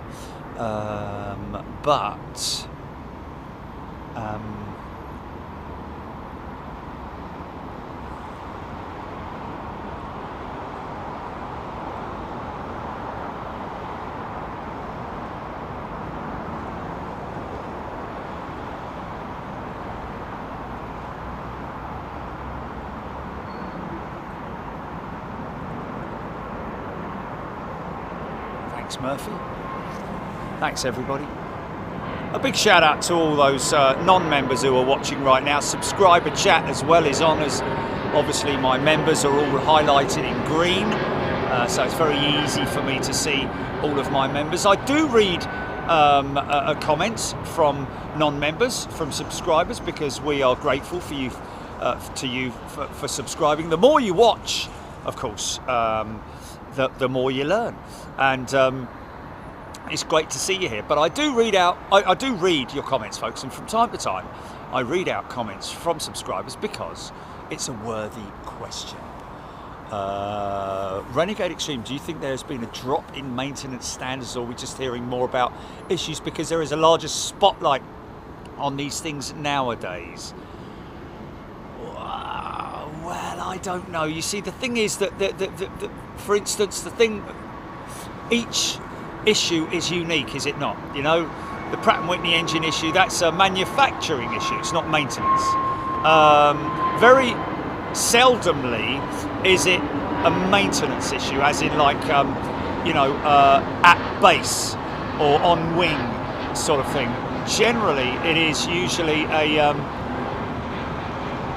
an issue which affects, like for instance, what we're hearing with the XWB engine. It may be that it was a certain batch of aircraft that were affected because of a misaligned or misinstalled fuel line. We don't know. We don't know whether I don't think it affects all of the A350s that are in operation. I think it's maybe only a batch of them, but we'll have to find out. But it's certainly something that's being fixed very, very quickly, which leads me to think that it is something that is firstly easily visually seen by the simple thing of raising the engine cowl and looking at the fuel line, that particular component which has been highlighted, and then of course, you know, either refitting or realigning the fuel line. I don't know if they're actually replacing the components, although I did hear that, you know, that components had been replaced, which was a little bit of a surprise to me, because that kind of component, a fuel line, is not the sort of thing that you'd have in spares, unless of course because there's obviously a lot of them. You know, there's a lot of segments to the fuel lines. They're not all you know, it's not just one line. There's a lot of parts to it. So unless, you know, all operators carry I mean, I know they carry spares, but do they carry enough spares to swap out those particular components at the drop of a hat, literally? Okay, Lloyd Bell, 48 inspected, 15 requiring work done. So there we go. So 48 inspected with 15 requiring work. That means that it certainly sounds to me like it is a certain batch of aircraft.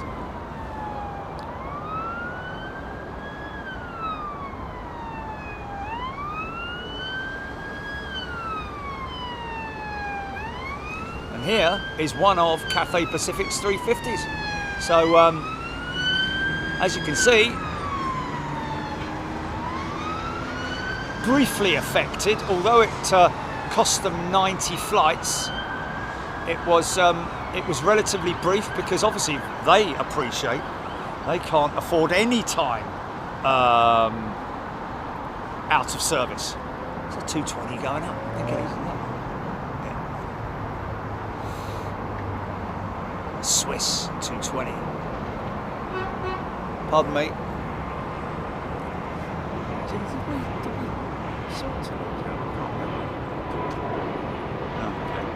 So folks, we're obviously, if you look on your planner, I can say that now, look on your planner on the app and you'll see where we're going to be for our members. Obviously we put our standard shows on, midweek show and the Sunday show, we put it on there so that you can know what's coming up. But in terms of our international shows overseas, we're obviously doing our best to keep that as up to date as possible. So you know what's coming up later on this month with Anchorage. That is on there now. The dates are on there for Anchorage. And also we are, you know, there'll be a few people who'll be like, oh really? But there'll be a lot of people who will be just as like, wow, really cool, brilliant.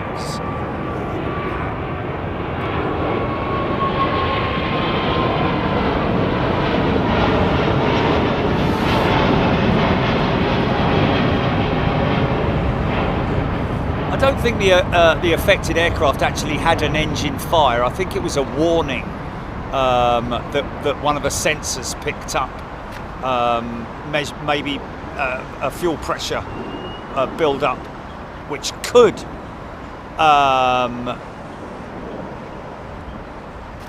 result in engine fire or an engine shutdown, or you know, wow, look at this guy go up, flipping heck.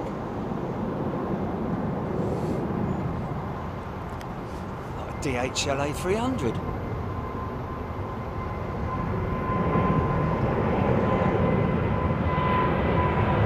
Keep watching Tender Aviation. The more you tune in, then you can become a member.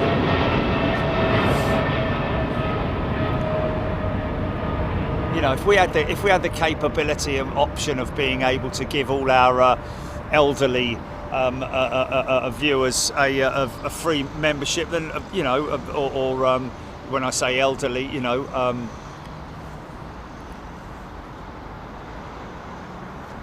OAPs, or you know, yeah. Well, if we could, then obviously, you know, those who are,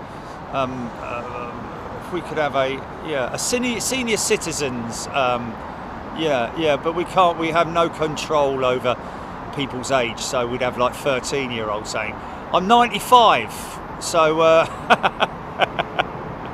yeah, we wouldn't have that, would we?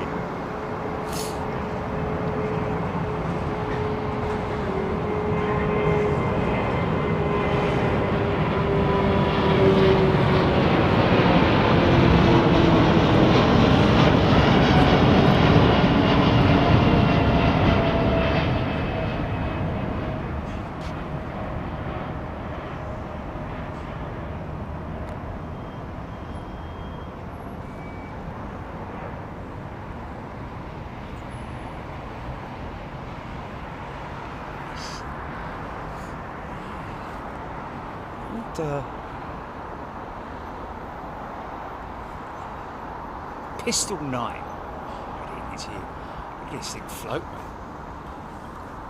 Yeah, so the plan is, folks, that looks like we're going to do a Toulouse trip. Emirates 350s on the assembly line at the moment. There's a few out there on the field. There's also an A380, Emirates A380, which probably thought that it would never see Toulouse ever again. Well, that guy's so high, I can't even lock out on him. Look at me neck. Start serving the drinks in a minute.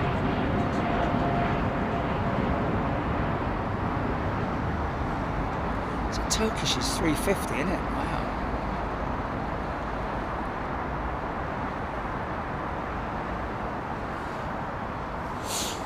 Oh, they'll still ask, mate. Yeah, they'll still ask. Oh, wow. Joanna B, take a little bit of time out. Please. Download the app, folks. Please, please, please download the app. Save you coming in and asking questions that are already The answers are already out there.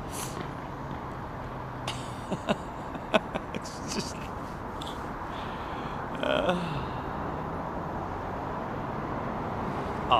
Eva, thank you.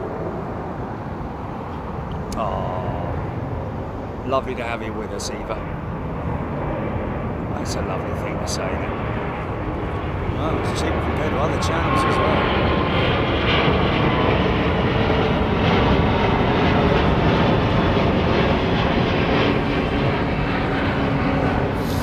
Private jet? Private jet or Bulgarian? No, it's Bulgarian, isn't it? Is it Bulgarian? It's funny how that looks like an old jet, but it's a new jet. So livery looks a little bit tired, doesn't it? On the Bulgarian jet. Timothy Edwards loving the view. Yeah, big thanks. Obviously, folks, bottom right-hand side of your screen there, you can see the Hilton Garden Inn, Hatton Cross. Just go to the website, and all members, you get a 30% room discount, and that extends to your breakfast as well. If you get the chance and you pre-book it, go for one of the rooms on the 7th floor, but on the frontage if you can. You can ask them specifically for 747, 748, etc., etc. All along this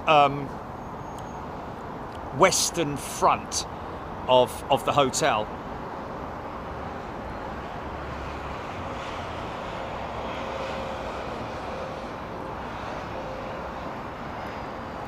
Marxy 1974 livery matches the ambience of the plane itself. Fair enough. Different from that angle, of course, isn't it?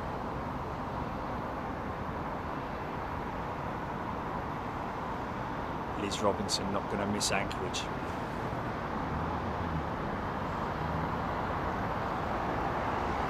Stephen H. has been watching on the laptop while pretending to work. Oh yes, that's interesting, isn't it? Yeah, let me just type, pretend type here. So 15 divided by 7. Yes, dear sir, what?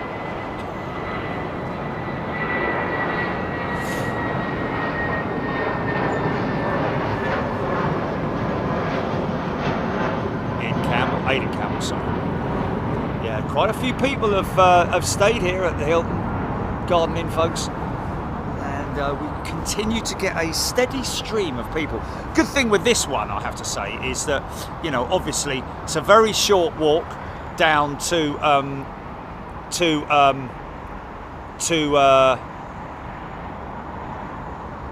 for God's sake, there. Doug 007's gifted 5 channel memberships. Because obviously I've got the paddock. That's the paddock there, but next to it is really help me out, for God's sake. No, cheers, doing other stuff. Cats, maybe, I don't know. Someone's going to say it.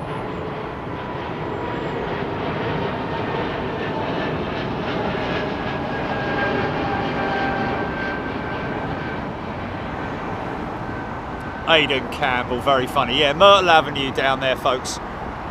Very short walk, literally, from the hotel here, round the corner, past. Very easy to cross the street. It's not like in America where there's like 7 lanes of traffic. It's very easy to cross the street using the public crossings there, like that individual who's just jumped the queue when they shouldn't do, when they should wait for the light to go green. Then you can walk up there, maybe pop in, get a coffee, and then carry on walking up there to Myrtle Avenue, where you can watch the aeroplanes. But if you're in one of the 7 rooms here, then you will be able to see the aircraft both on 09 departures, as we're seeing here, but also 27 left departures and 27 left arrivals as well, depending on the time of day. So always lots to see and hear. Scabby sandwich from the petrol station, Steve Batty. Yes.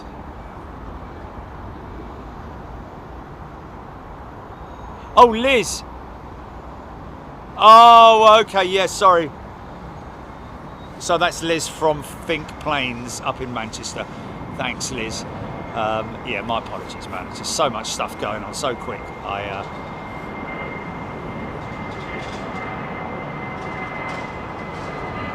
Ben Brown, obviously in a hurry. You have to wait for 3 minutes sometimes.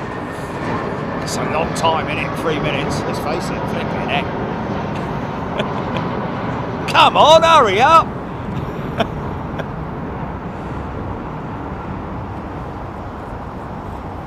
Oh, someone's just jumped the lights. Got a big flash off the camera. Yeah, if you're driving down here, folks, just don't jump lights. If the light starts to turn red, in other words, goes orange, stop. Do not continue, because you will get a fine and 3 points on your license and all.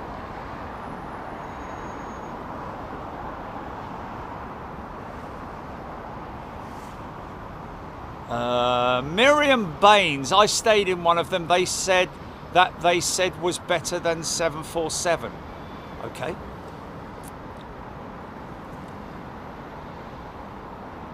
No, Alex Hilton takes Jerry 3 minutes to finish the sentence. Let me just roll up to it. Leonard, welcome to first class, full member. Never received Big Jet TV, but will continue to be here and love to support Big Jet TV. Never received. What? Leonard Beach. Yeah. Oh no. That's a new name to me. So my apologies, Leonard, if I missed you. Great to see you. I think he was in Chicago. But very warm welcome, Leonard. Thank you so much for your support as well.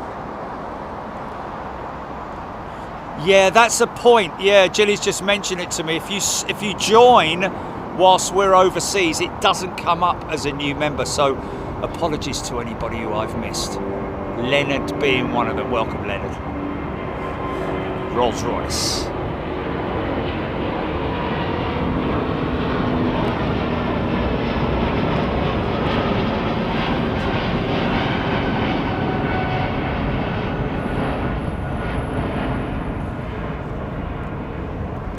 Martin Smith, returning member. Welcome back, Martin. Doug 007, I think I got your 5-channel memberships. Thank you, Doug.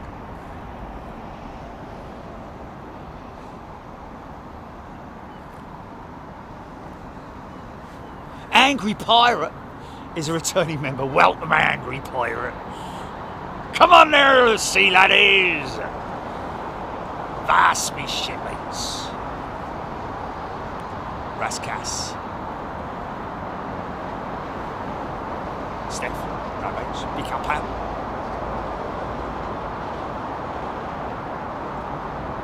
Still yet to see that bleeding show with Guy Martin, haven't I? We've got to watch it, man. Yeah. Where is it? Where can I download it, man? Where can I watch it, for God's sake? 4 on demand, okay. 4 on demand, and you want to look up Guy Martin Top Gun. I don't know why, it's a bit of a funny old title, isn't it? Top Gun. Any reference, because you would imagine that if they called it Top Gun, it would be something to do with jet fighters, but it's got nothing to do with jet fighters. Oh, maybe I don't. Yeah, no, an old aeroplane, isn't it? 380 alert, 380 alert. What's that? 30 seconds is a long time, mate. If you get 30 seconds on a TV channel, that's a long time. Trust me, man.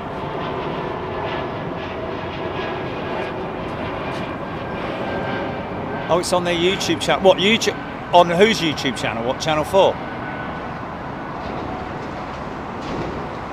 Oh, okay. Cool. Okay. 30 seconds, that's a load of time, man. Especially with me talking.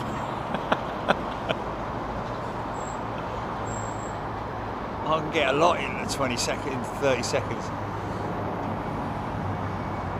Bubbles.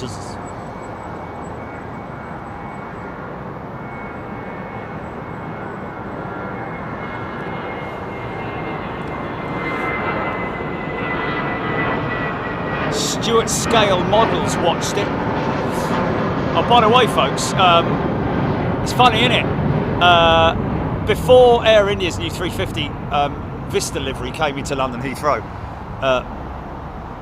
ARD already had the model in the shop. It's crazy, isn't it? That's how quick they are to react. They don't hang about.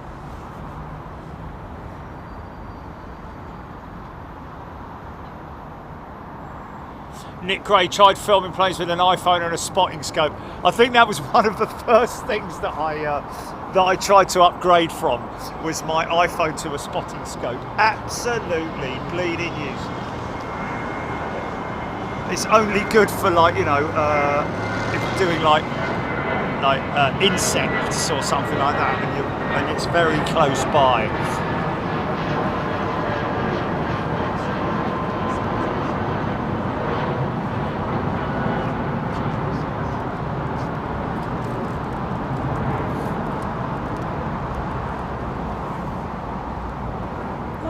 Thank you, Chris Winchell.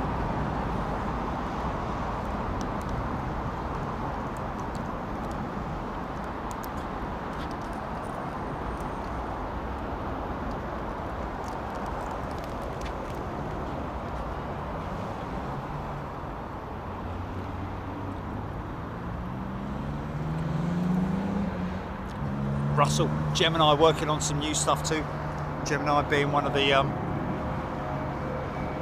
probably the biggest die-cast model manufacturer in the world.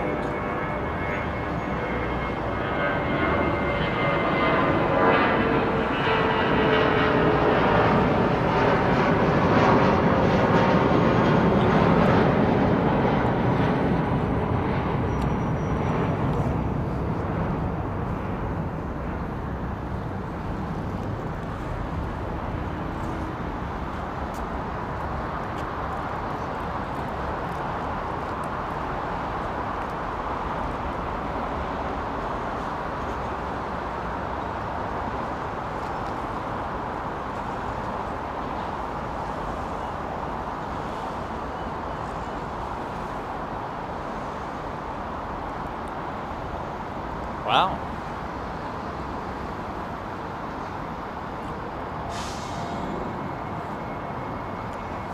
Guy Martin learned to fly a jet Provost, then took a Vampire through the Swiss mountains. Wow, Vampire, one of my favourite jets from the old days.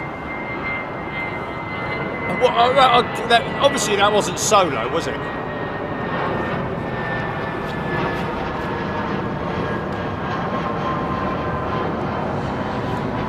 Pretty great, this plane. Really good. Wow. Look at that.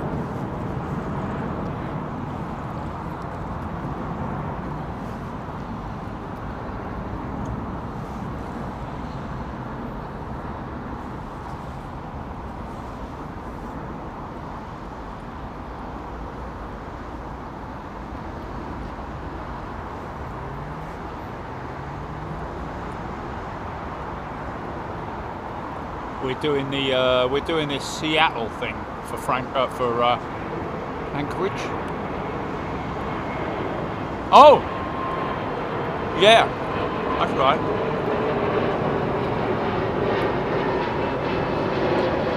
We're going via Minneapolis on the way out there, and Seattle on the way back.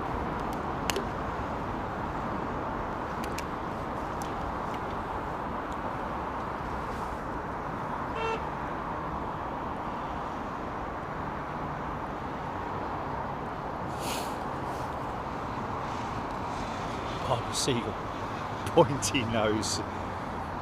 No, I think that's a joke, isn't it? Charlie Deary, great to be back.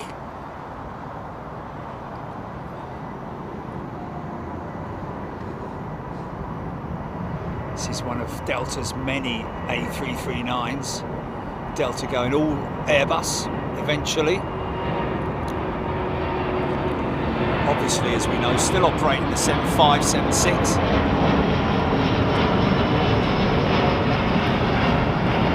75's out of Atlanta, probably out of their main base in Atlanta.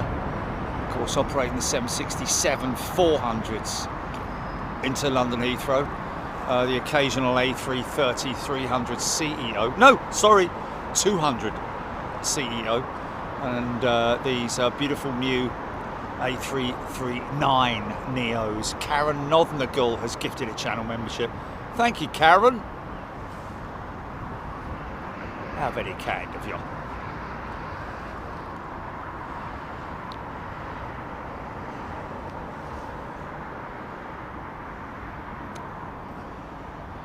Primarily the same fuselage, just a newly developed wing.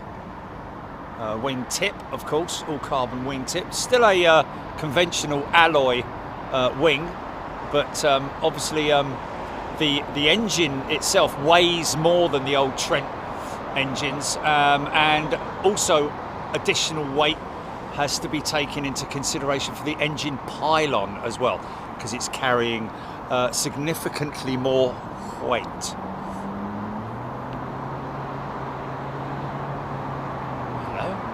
Why is that BA380 turned around now? Oh, I know why. I know why. Yeah, because of the closed off full length blah blah. John Godson, sorry, that's a China Southern 350 that we're looking at there. I don't know if you've probably already been answered that, but yeah, that's a 350.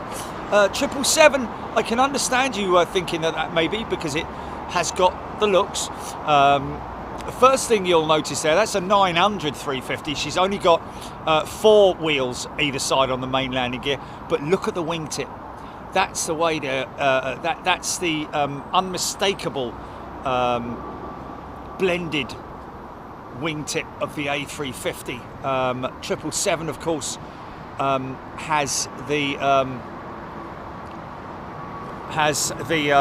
raked wingtip, much like the Dreamliner. They don't have upturning winglets. That's the 350 there. You can see the blended wingtip there. It's funny, isn't it? Because it is a bit of an optical illusion.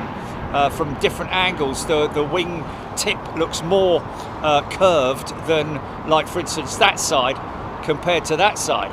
It looks a lot more curved, doesn't it? But that's one way to distinguish an A350 from a 777. You'll get used to the look of the front end as well of the A350 versus the 777, which is that one there, as you can see there on the left hand side. 777 350 is a lot sort of like more sleeker, more modern design compared to the old 777 front end. And of course there you have the almost comet-esque look of the 787, which Captain Calamari of Japan Airlines, who I met the other day at Aviation Retail Direct, lovely fella. We've caught him before. He said he loves the Dreamliner cockpit windows, especially that one at the side, which is very big, he says. Compare that to the 350, which has 2 windows there, but it's a continual window, isn't it? So, but you've got that beam there in the middle, which, you know, yeah, not as if you're going to get a blind spot in any way when you're on a plane, really. Dreamliner's just got the 4 window panes, so to speak, or 4 window panels, should I say.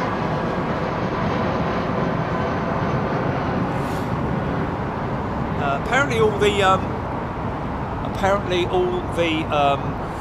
other Eastern operators, you know, your China Airlines, your China operators, your Japanese operators, you know, Japan Airlines, Qatar, and all those guys have obviously made also. Oh, hello, what's that? What is that? It's a big old heavy late go around, man. That was very late. Aer Lingus still on the runway. Wow. But that was very late. Look at the altitude already, man.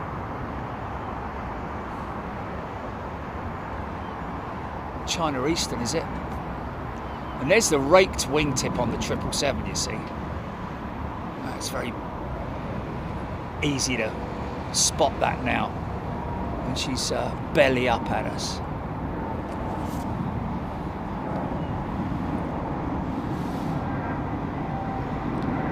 That would have been, you know, a little bit sort of like, because the sudden upturn in power of a let's just double check that is it off the runway, GP?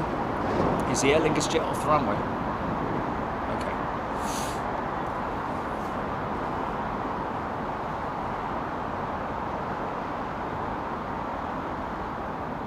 Oh no, Concorde wouldn't fall apart. I mean, I don't know if that's a joke or just a, you know, understandable for this, but if they went down there and they got a tug on that Concorde, it would move, but the wheels might be locked. I don't know if the brakes have been removed from the aircraft, because obviously that's quite a big job. You can't really have a set of wheels on an aircraft without the brakes being attached. Maybe they removed all the calipers so as to obviously, you know, make sure that if they ever did need to move it, they could move it with relative ease. But it is a shame, isn't it, where it's parked up? It is a great shame. But, you know, it is what it is, folks. Whoever's responsible for it, they're very busy people.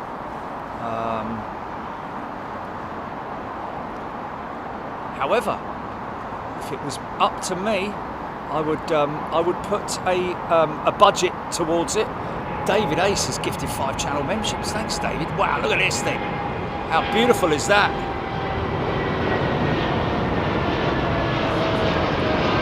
Yeah. How beautiful was that, man? Against that big black cloud. Now, this should look pretty spectacular as well on the climb out. However, the BA380's angled a bit to his right, isn't he? You're right there, son. Let me straighten up a bit. It's a little bit sort of like angled. No, he is creeping. He's creeping round, isn't he? Look.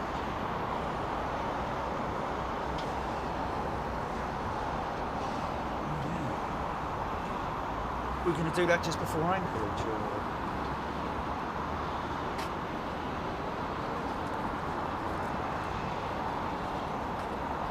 Okay.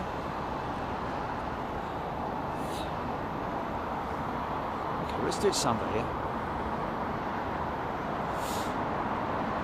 Well, okay, do it now then.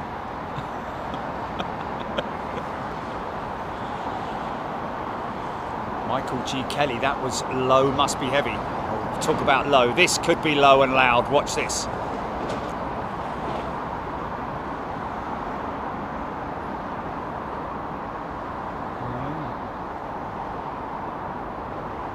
Catherine Green has gifted a channel membership. Thank you, Catherine.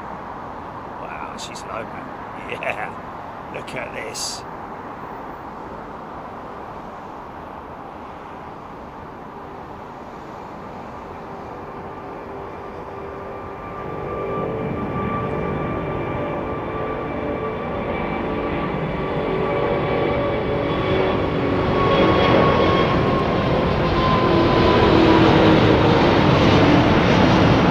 Big lad.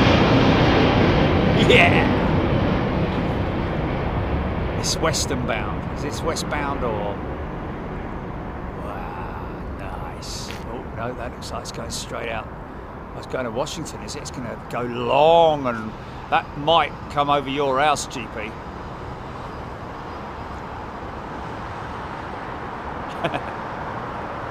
Have we just gifted some memberships? We have. We've just gifted 10 memberships, 2 batches of 5. Thanks, Big Jet TV. Oh, it's me, innit?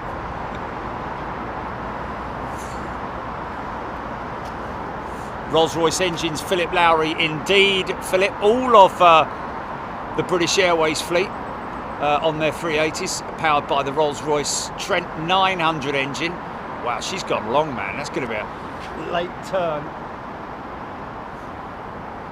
It's holding station on the next departure, just because she leaves a big old wake behind her. Here she goes, here she goes.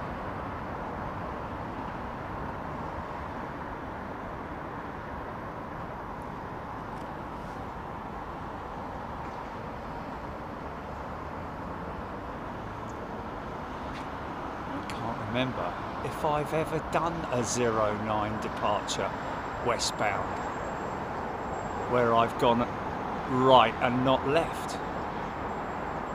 No, he's going very long, mate. Be one of those ones that ends up going over bleeding Southampton or something. Go on, Shane. Get up.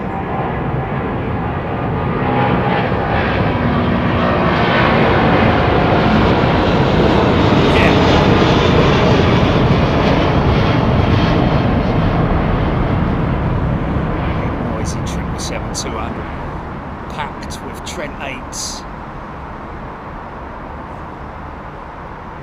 Aidan Campbell loving the noise. Steph has gifted 5 channel memberships. Thanks, Steph. All new channel members, by the way, folks, just to let you know, you can go and watch all of our previous members shows right now. And you'll be able to do that for the next month. So knock yourselves out, literally. Binge watch as many member shows. Okay, what's this? Oh, sorry about that.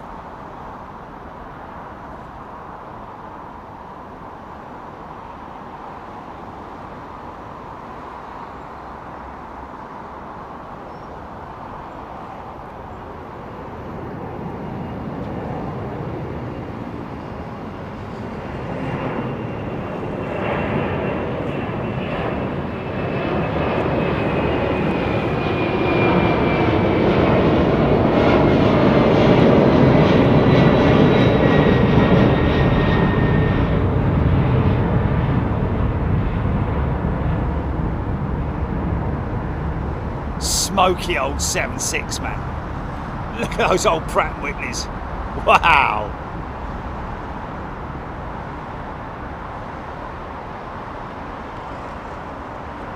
That number 1 is especially burny, isn't it?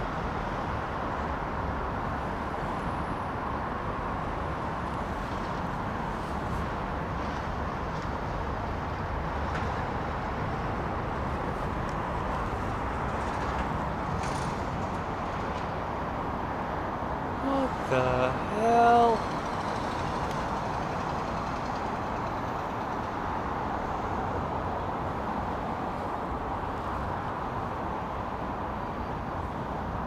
A little bit of LAX there.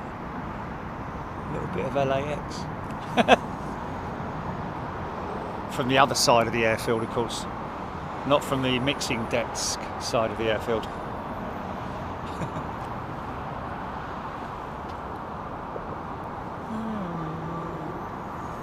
Callum Beardsley is a brand new member. Callum, a very warm welcome to you. All channel members can watch our overseas shows, international and Euro shows. So you can literally scroll through them, folks, and trust me, there's a hell of a lot of them. There's a lot of them.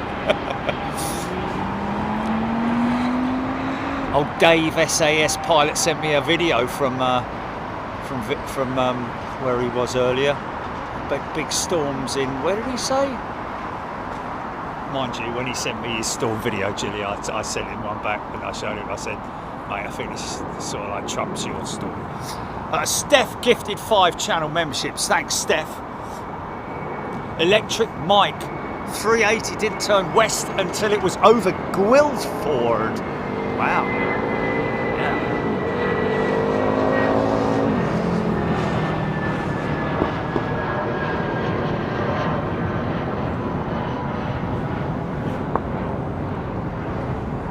It's a shame that it doesn't default with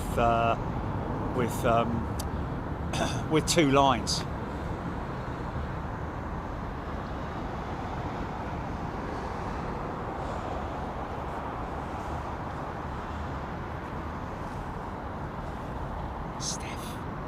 Nick Gray's just gifted 20 memberships.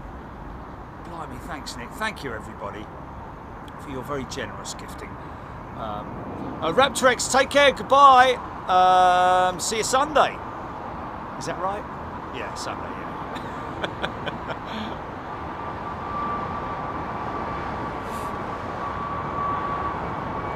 World.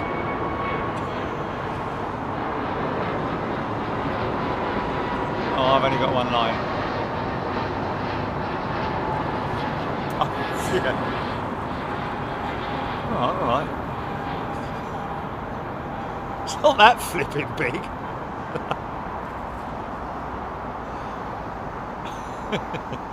Mrs. Lisa Pertwee's gal is a brand new member, and just saying a big shout out to Steph, saying thank you so much, Steph.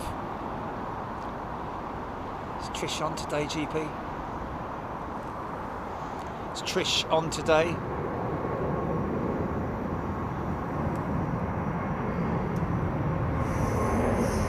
Get some good light now.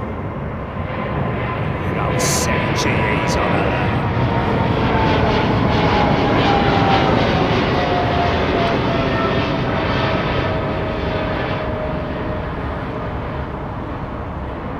Crazy to think that thing's going about 200 miles an hour, isn't it? It's such a big flipping lump.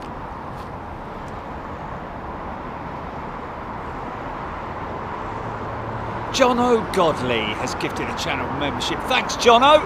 Looking very smart in his looks like a Victorian gentleman. Glenn's Aviation Love. Me and my partner are having a cheeky drink at the Premier Inn. Okay, you've gone there especially for it? It's the only way you can see the planes from the Premier Inn bar. Quick man! Kathy Williams. Mohammed Bayat has gifted a channel membership. Thank you, Mohammed. Oh, we've got a gear problem, have we? No. Yeah, no. Oh, it's Royal Brunei. Clean looking jet. They're not normally quite grubby, the old Royal Bruneis, but no, that's... I remember right in the early days, Royal Brunei called me up and said, can you come and do a thing airside with us? And I was like, yeah, blah blah blah, and it got to a stage where they were like, yeah, okay, so we offer a coach service from Victoria Station or something like that, and can you do that? So I'm like, okay, so you want me to make an advert, really, don't you? It never happened. And you had to be. Do you remember that? Yeah, they did give me a model, which I still have. Which I... Oh, okay, right. Well, which we still have then. I've melted the wings so that they're bent upwards. Yes. So they have very... it's a funny old... they have very sooty underwings.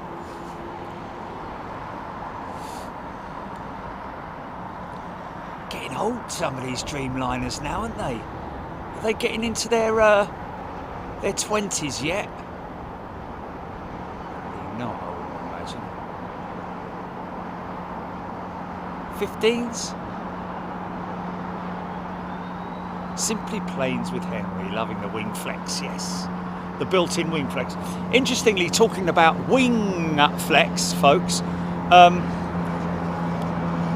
an aeroplane primarily it prefers to be, if it was a living thing, it would always prefer to be in the air, because the aircraft's aerodynamic features are when the efficiency of the aerodynamic features of the wing are when it's flying, therefore at flex. You don't notice it so much on some aircraft, like the Airbus, for example. You don't notice it, but trust me, there is a huge amount of flex. 15 feet from the minus position to the plus position on the A380. Unbelievable. If you're fortunate enough to fly on an A380 and sit on the wing, over the wing, and then film it. I've got an example of this on the on my channel, on our channel, sorry. Oh, you have you? Oh yeah, whose channel's that then? Well, never told me about that. What's this? What's going on here? What's that all about? Is that Brussels? It is, isn't it? Is it Brussels? I can't get it. It's so flipping high up. There's something written on the underbelly. I think it might be their Tomorrowland livery. There we go. Yeah. Anyway, yes. However, getting back to the wing flex thingy-majig, an aircraft is happiest when it is flying and not when it's on the ground. So you can imagine being on the ground for all the time that they were, the bigger aircraft that is,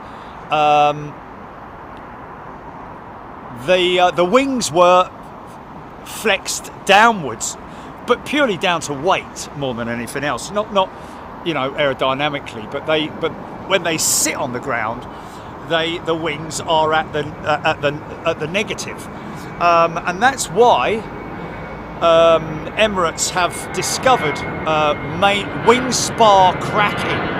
Now, whether that's at the wing root point, I'd imagine that it's on the outboard part of the wing spar. There's nothing to be alarmed about. They've said that that's not causing any issues with them. They just are. They have got one of their Airbus 380s at Toulouse, which is undergoing inspections, and that was noticed during a routine inspection at Emirates base. So, in terms of repair, you know, I mean, obviously the wing spar is a major component, and one that cannot, I don't think, be completely switched out, because there's elements to the wing spar. This is another airline that's operating the 350.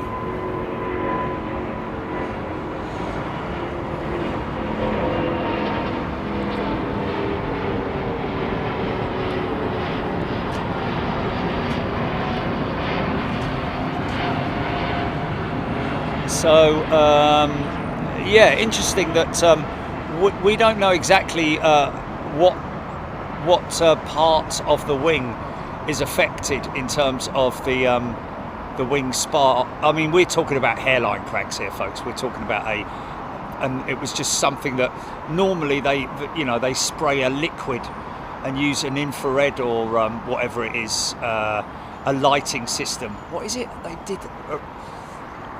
Gee, it was like a high vis.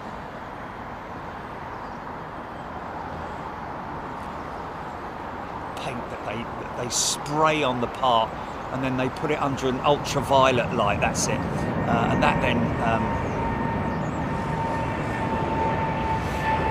What's interesting?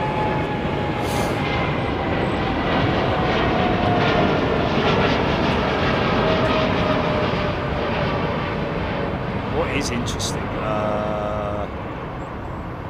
Interesting. Tony L Design saying there is a new Brussels airline livery that they've put out to tender, by the sounds of it.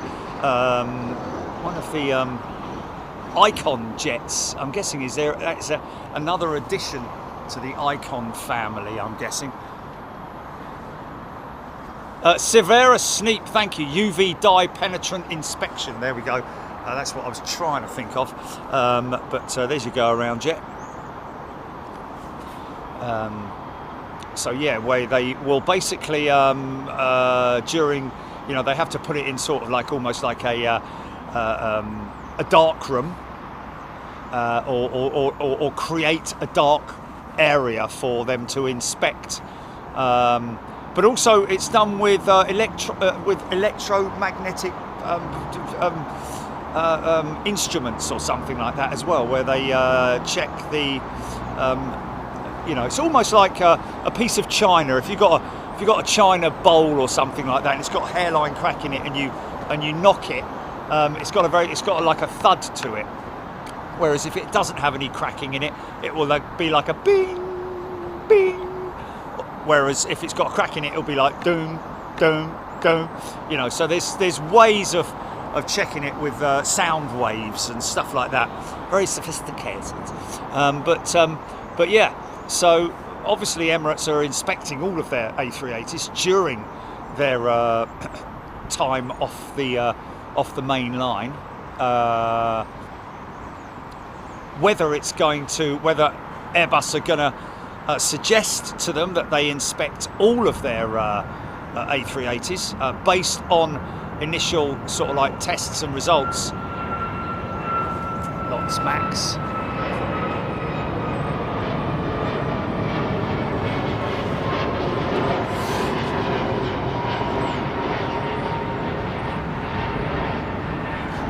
There we go, high frequency eddy inspections. I don't know if it's just Eddie that does it, or maybe Bob or George. Other inspectors are available. I'm only joking.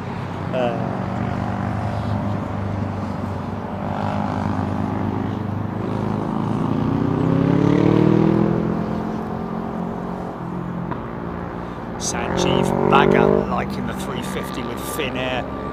Rohit Parkal Lack Light, okay.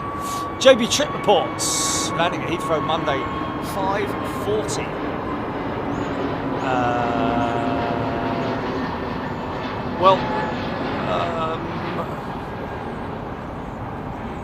Yeah, the Beluga is due out later in the afternoon, and we'll be obviously monitoring that JB trip report. So yeah, I mean, if we're around, then obviously we'll catch you, mate.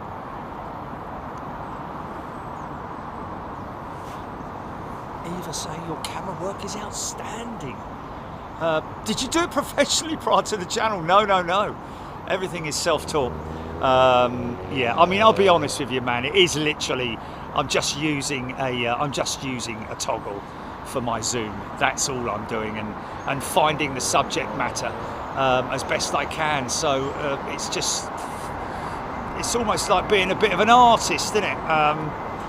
Painting a picture for you.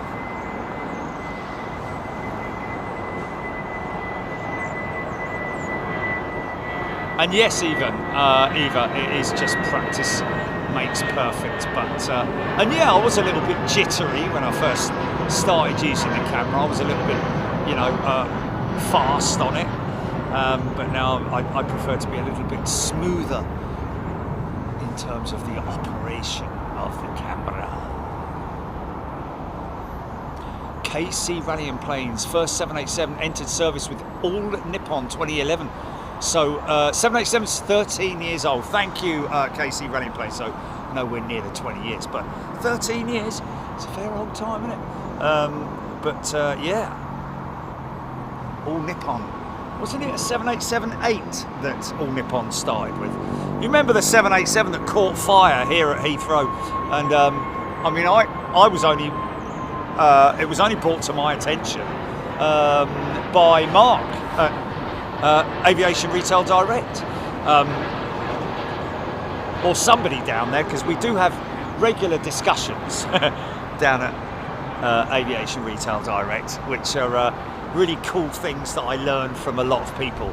But apparently one of the demonstrator 787s, they had a fire with the batteries, and rather than scrap the aircraft because they were too embarrassed, Boeing decided to have the aircraft repaired here at Heathrow. Now, whether that was a hull repair, I'm not sure, because obviously the carbon, once you remember what happened to the JAL jet. Once that carbon starts burning, it's almost impossible to extinguish it. So it's just quite interesting that you know, they repaired it here at London Heathrow. Thank you, Casey. Rally M Planes. Ellis Chernoff. There are several different types of non-destructive tests for cracks. Thank you, Ellis. One of our distinguished, not extinguished, distinguished guests, who's a pilot, ex-pilot here on Big Jet TV. Thanks, mate. Trev Line. Non-destructive testing. I used to do it on welds. There we go. Yeah, that's completely understandable. You can see that the reason I can, you know, I've sorry, keep you up.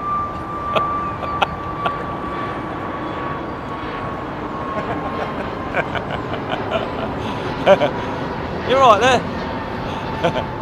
Duncan Orr off to Vegas next Friday the 13th from Dublin via Philly, then arrive back in Heathrow on Saturday 21st September, 3:50 p.m. Don't generally come out on a Saturday, Duncan. You know it's always Sundays, unless cross your fingers that there might be some heavy winds on that day, in which case we'll be forced out here. Well, I say forced out here. We'll love to come. Neil Exley has gifted 10 channel memberships. Have a good time, by the way, Duncan. That's very kind of you, Neil. He's a member gifting 10 channel memberships, and James Cribbins has gifted a channel membership. Thank you, my friend. Steph.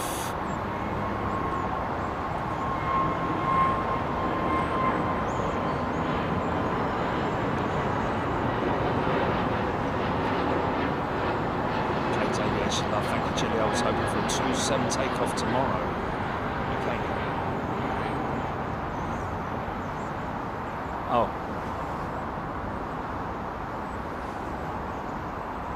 Marksy 1974. On what day, Gilly? On what day? When? What? Oh, right, okay. Yeah. Monday is very debatable in terms of operations. It's going to throw a little bit of a spanner in the works if they're on 09s, it has to be said, because firstly they might bring the Beluga in on the southern runway. You never know. Anotherly, as opposed to a, but at that time in the morning, I would imagine with the ease of taxiing the aircraft, it would be preferable if they brought her in on the northern runway, which is the standard procedure for operations on 09s.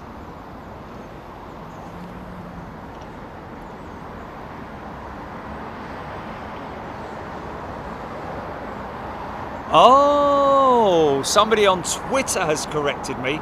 Apparently it was an Ethiopian Dreamliner. Cool, they didn't have a lot of luck, did they, with their Boeings? It was an Ethiopian 787 that caught fire.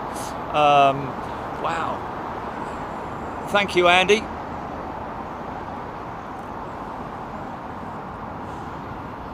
I'll have to read up on that. He's apparently included a picture or an article from Sky News.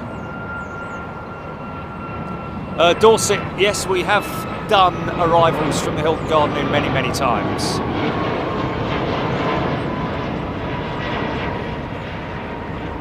Only thing with arrivals is you generally get, because of the sun rising there and going across there, you generally get sort of like silhouettes, but although we're getting silhouettes here, aren't we? So watch the wings flex up on this Dreamliner as it gathers speed, and then at the point of rotate is your max flex. Watch this.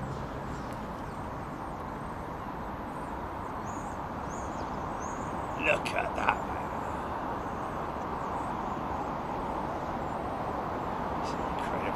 Very clever how they just developed that wing. Oh, I think we might have a gear issue. See if the doors close. Yeah, we've got a gear issue here, folks.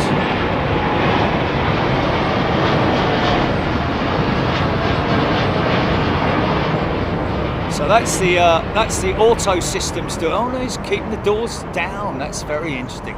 Yeah, there we go. So that's the systems on board the aircraft, literally talking to each other. Right? No, we have a malfunction with one of the brakes. So the doors will then, because the doors automatically open even before the as soon as the wheels are off the ground, I believe, on the Dreamliner, the gear doors open automatically. In an instance like this, they will then close if the command is overridden by the onboard systems. So that's the second one we've seen tonight. We call it hot brakes. Well, no, what's that? Oh yeah, go on, son.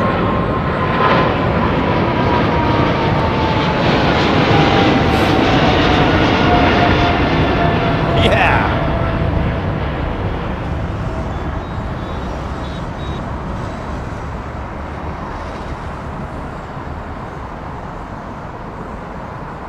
So there we go.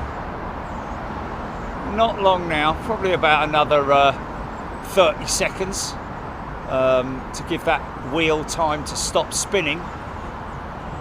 I mean, I'm assuming that's more than likely it's not a hot brake situation.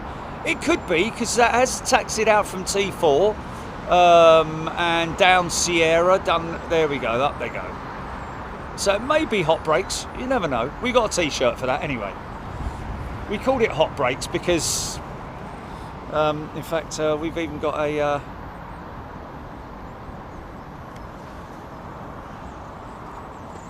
No one put the thing up, did they? Not a single person. Oh, there we go. Andy P did. Oh, someone else did. HGC did. The thing is, it's not.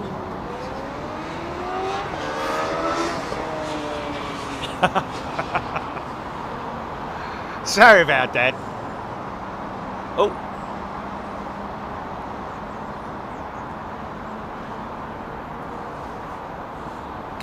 An idiot. Aidan Campbell. A very pleasant evening for airliner photography.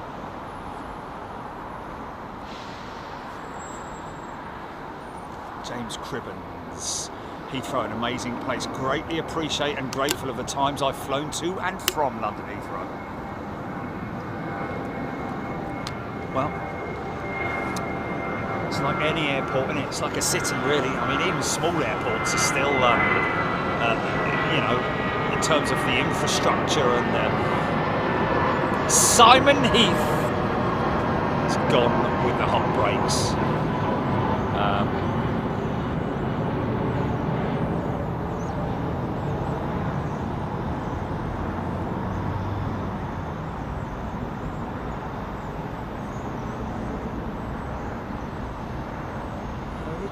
Do you have to pay for YouTube Premium? Yes, you do.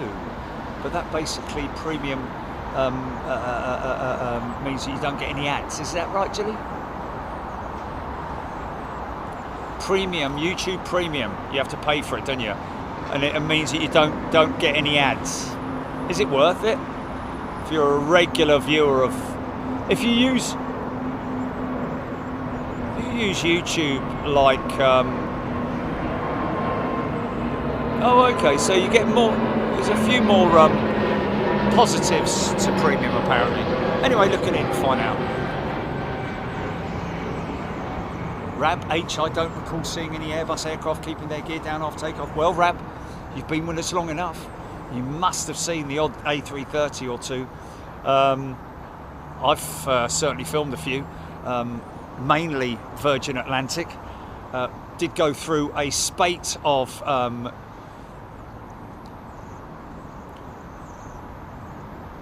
leaving their gear down, much like what we've just seen there, but certainly not as much as what we see on the Dreamliner. Leopoldo.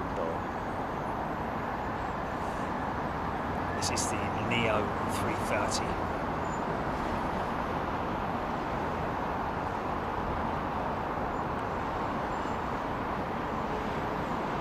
Oh right, okay, so there's quite a lot to premium then. Wow. Oh, okay, right.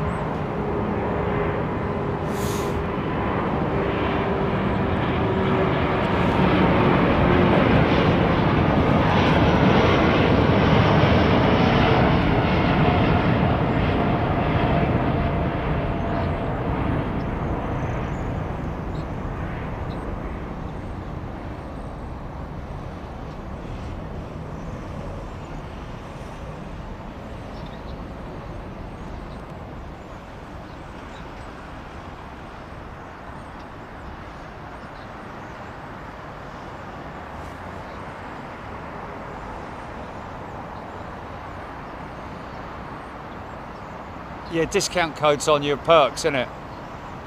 Yeah, that's a shame, isn't it? Yeah, folks, if you are booking a hotel room with the Hilton Garden Inn here, you have to go onto your channel and check the perks under your channel. Under your membership, you have to check your channel membership perks, and the code is under that.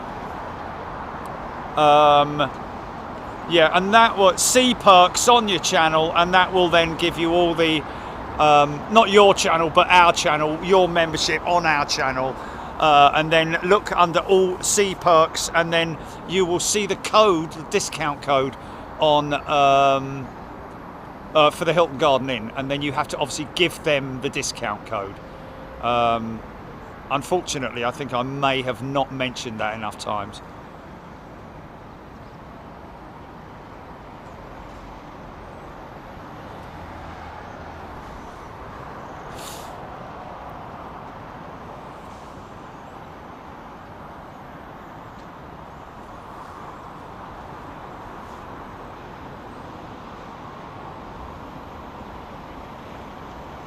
Oh, Jules Harris.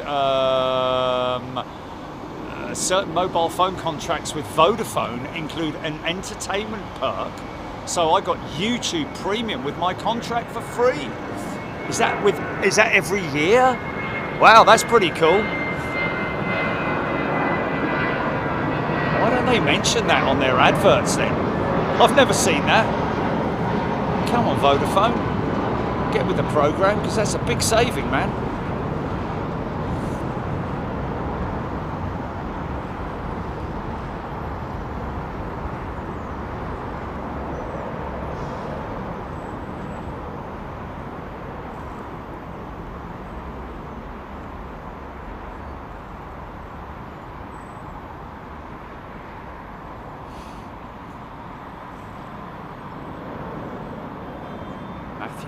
Tuning in 3:50 a.m. in Sydney.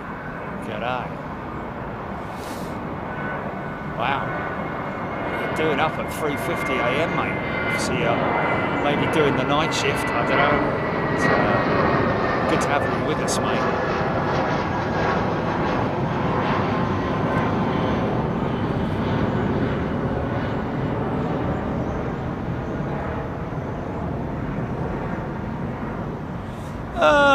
Dorset Aviator, I don't know. It's not like it's a sideline way to sort of like, you know, round the back way to get free membership. It's like, you know, I mean, they're not going to come and stay at the Hilton Garden Inn every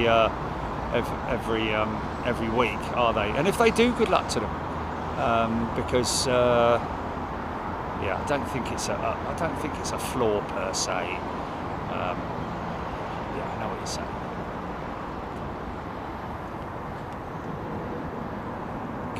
What do we have?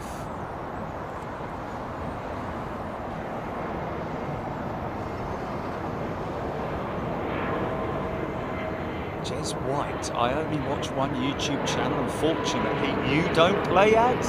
There we go. Yeah, we refuse to do that, man. But for every now and then there might be a bug in some people's phones or whatever, and it throws up an ad, which is most annoying. We don't know anything about it. We don't control it.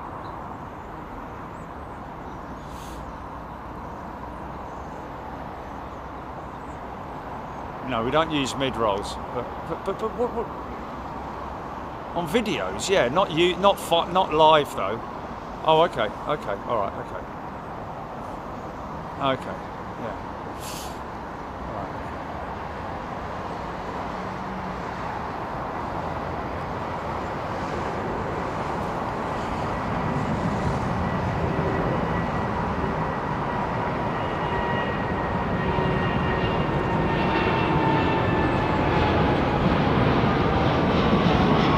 Yeah, I got you, Matthew. I appreciate that. That's what we've talked about. There are a number of different. Obviously, the Dreamliner, very sophisticated, comes with electrical braking system amongst all the other electrical stuff that the Dreamliner has. But yes, indeed, there are sensors all over the aircraft, thousands of them.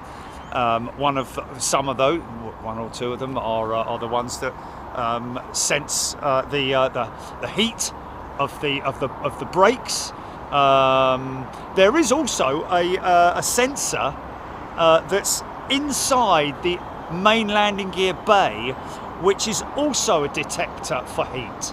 Now, sometimes that sensor might break down, and as a result of that, they have to wait for a certain amount of time before they can retract the gear, because the sensor that tells them that there's heat from an overhot brake or whatever it might be has failed. So there's a number of reasons why the gear does not sometimes retract. Most of the time, like I say, it is a wheel sensor. In other words, a wheel that's continuing to spin as a result of one of the brakes failing, because the brakes generally, obviously these aircraft, most of the big ones that we're seeing here, well, in fact all of the big ones, the Dreamliners that it's affecting mostly, have been on the ground for over 90 minutes, which is the standard amount of time that it takes for the aircraft's braking system to cool efficiently enough.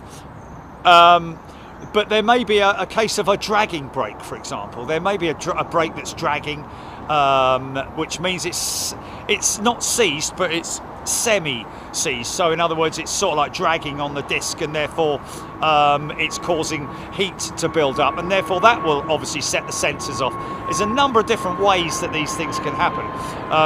But generally, even taxiing from Terminal 4 down to the entry point of 9 right will generally not cause a tremendous amount of heat. Otherwise, it would happen regularly on the Dreamliners. And of course, as we know, it's like we've had 2 today, but how many Dreamliner departures have there been? So it could be a number of different things, but it's also highly likely that it is a wheel sensor.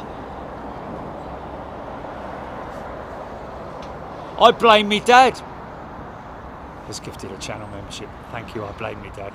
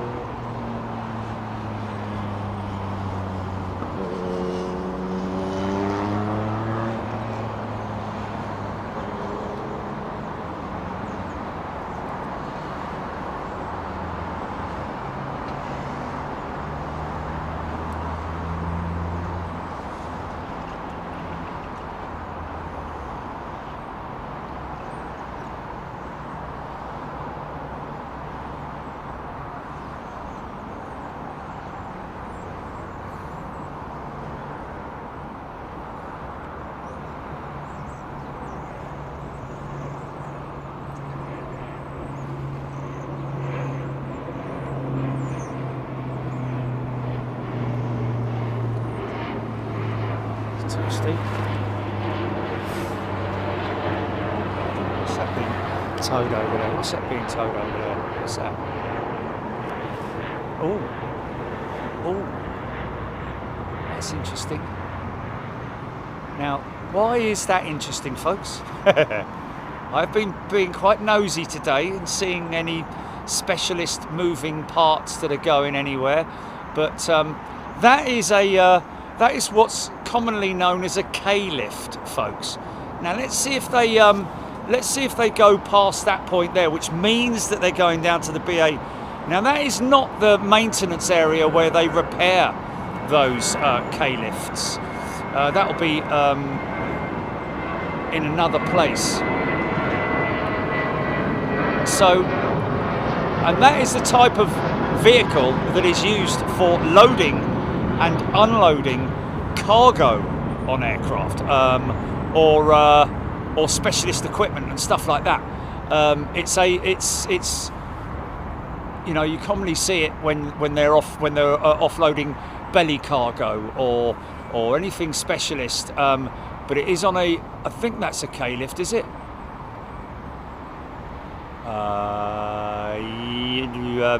Actually, I don't know. I don't think it is. I think it's just well, it's some kind of a hydraulic inspection. Let's just see if anyone comes up here.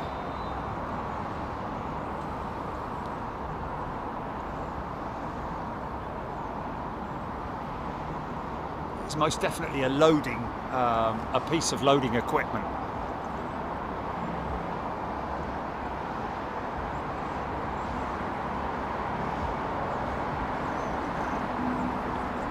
What time is?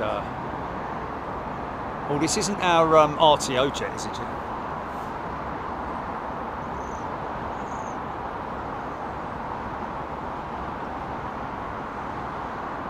Lloyd Bell saw Orini's recently delivered ATR 72 at Edinburgh today, ex-Avianca, and still wearing their colours. Ellis Chernoff main deck cargo as well, there we go, yes. So it is that is just, all I'm saying is that is an interesting observation, that particular piece of equipment is going round by the BA facility, because we have a rogue, folks. Tony O'Reilly. This is Malta, apparently. Thank you, Aaron.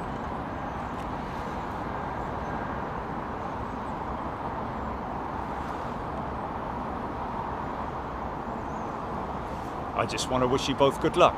We're all counting on you.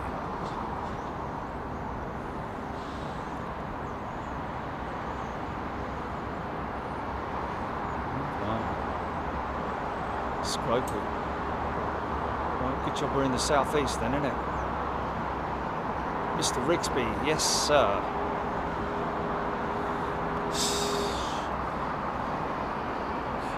Miss Jones. You see the huge wing on the 380, man, and see the negative that the wing tip is at. I believe that the wing, the spar cracks are somewhere probably around there, I'd imagine, just around where the number 1 and number 4 engines meet the aircraft, meet the wing. I think it's around there, because that's the main area where the wing flexes. It could actually be even, to be honest with you, at the number 2 and number 3 engines, because obviously you've got all that weight pulling it down with the number, it could be anywhere on that wing, to be honest with you.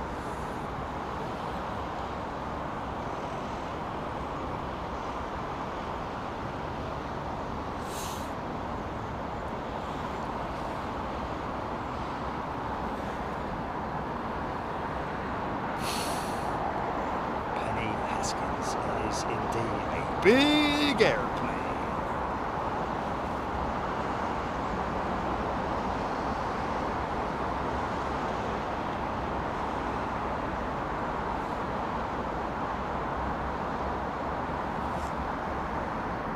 Avro, number of components. I don't know if it's a dual wing spar, like the 747.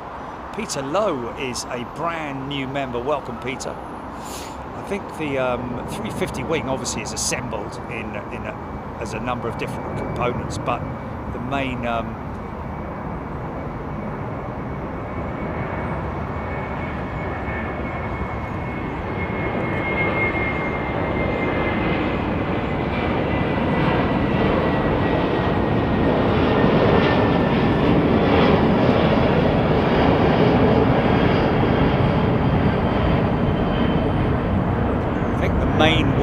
was assembled down in Broughton was something that had to be transported by road and then by sea and then by road again, I believe,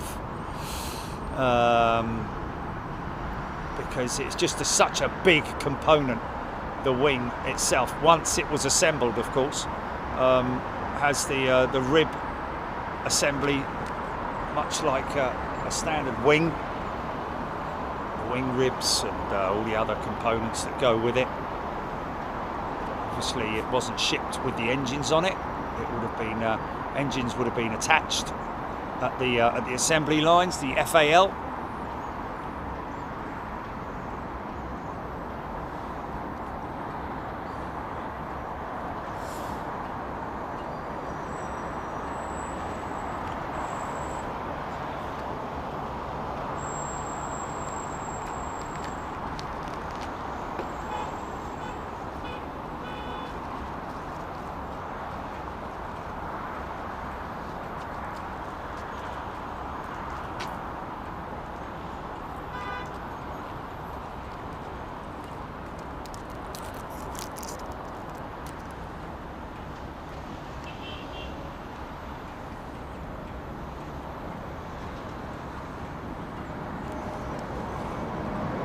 Emirates 200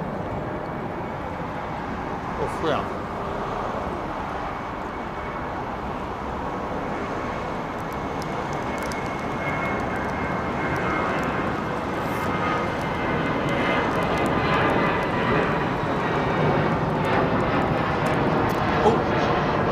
Oh, no.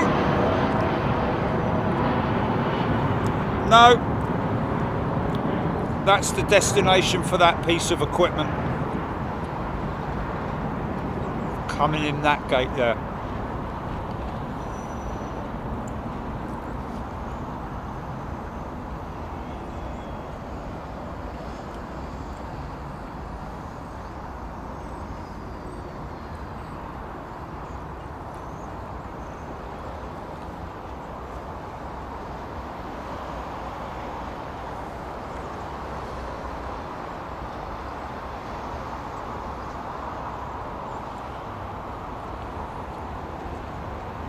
Now you can see how negative that wing is. Look at the wingtip, man.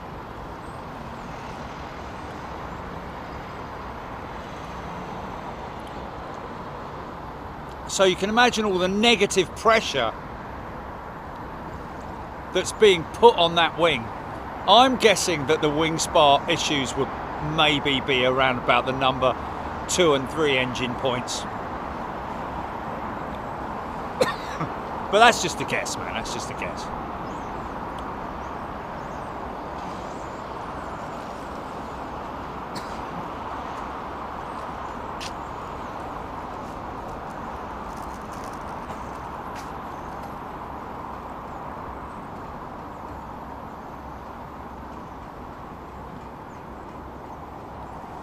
Michael K, yes I can. Really?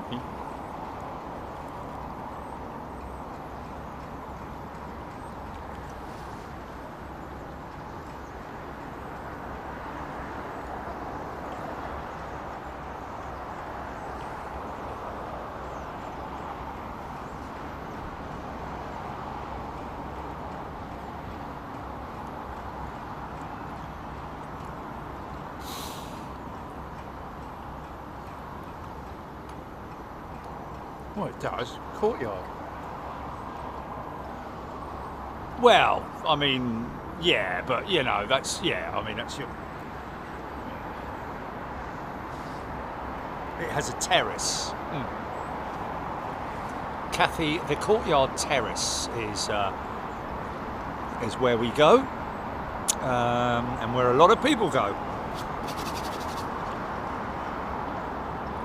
It's not a view. Well, it's a hotel where you can, yeah.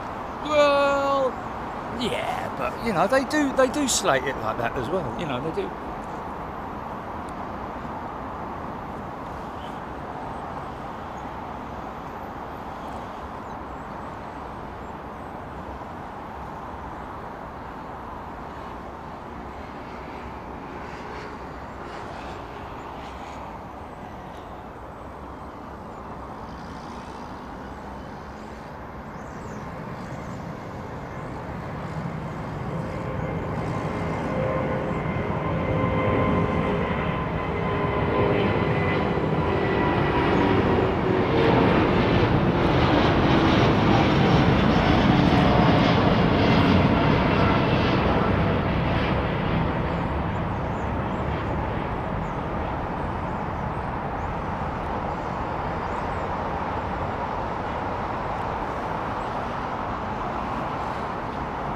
Wow.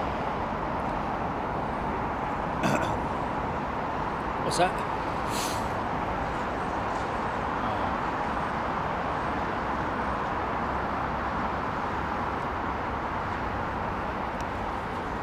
Beautiful sky, man. Beautiful sky. Look at that. Isn't that beautiful? Big mouth.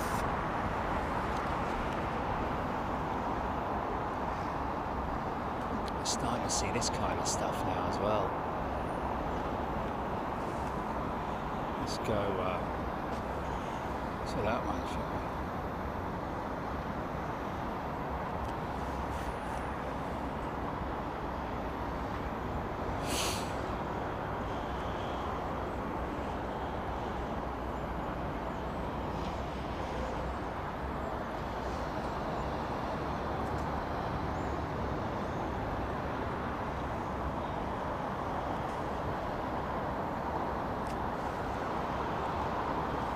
Thank you, Morgan. ES. Scroby, we have one night at Heathrow before flying to the USA, and I think the courtyard sounds ideal if it has a shuttle to the terminals. I'm sure it does, doesn't it?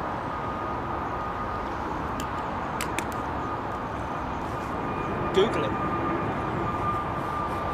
Google it.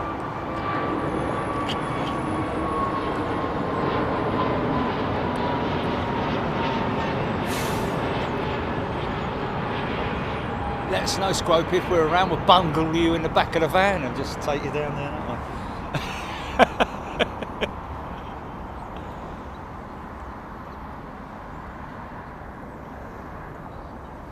we? Really? Wow. Come on, mate.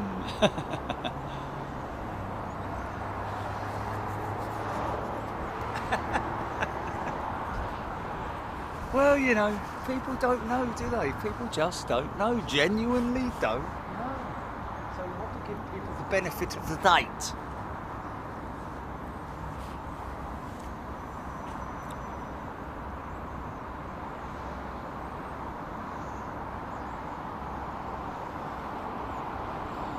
Oh, there we go, Dr. Smith, courtyard reception has shuttle times to the terminals. There we go. Thank you, Dr. Smith. Your next patient is ready.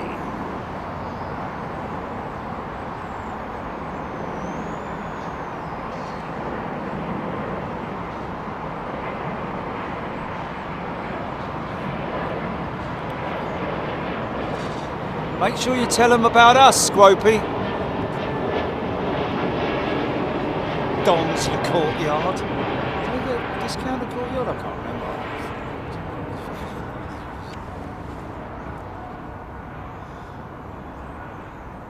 Top of the pops tomorrow night.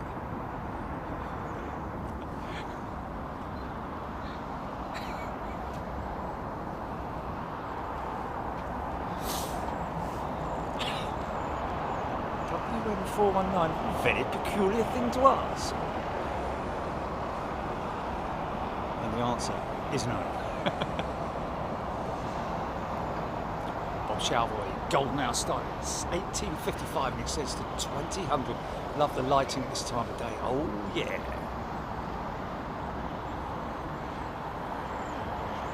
Highly unlikely. Unless it was a sort of like a cocktail sausage or something like that. Wow, I've never really noticed that all that way in the distance there. What is that? Oh, I know. That's Woking. I think that's Woking, mate. Woking Town Centre.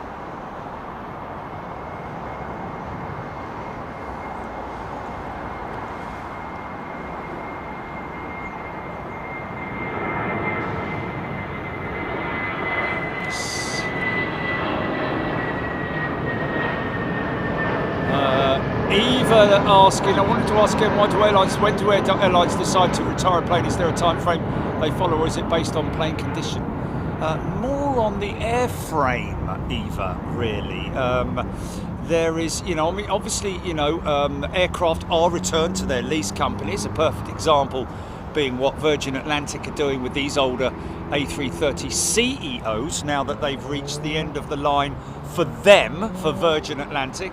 Now the lease company may move those aircraft onto other operators. It's highly unlikely, I would have thought, but then you never know. Or they may be converted into freighters. But basically, you know, they'll continue their life on somewhere else.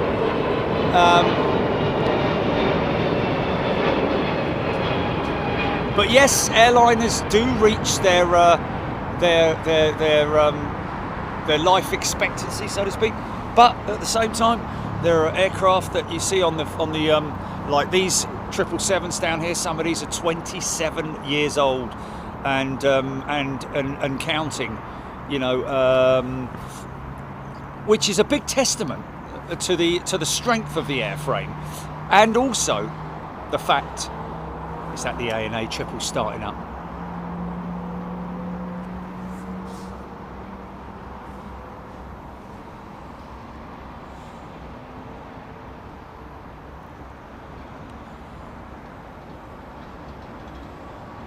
There's a number of different things that determine an aircraft's life, and when it reaches the end of its. He's coming down there. What's he doing down here for? It's a bit of an odd one, isn't it? Is he going all the way back over there? Where's he going? That's a bit of an odd one. What's all that about there? You there!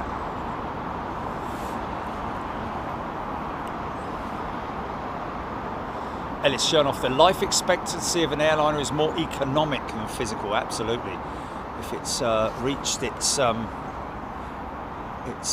numbers, you know, and its cost of operation, obviously, you know, if it's one of those aircraft that's continually costing a lot to maintain, on wing time for engines is one major factor with these airliners. With older engines means more regular maintenance than the modern engines, of course, and that's why, you know, these operators are trying their best to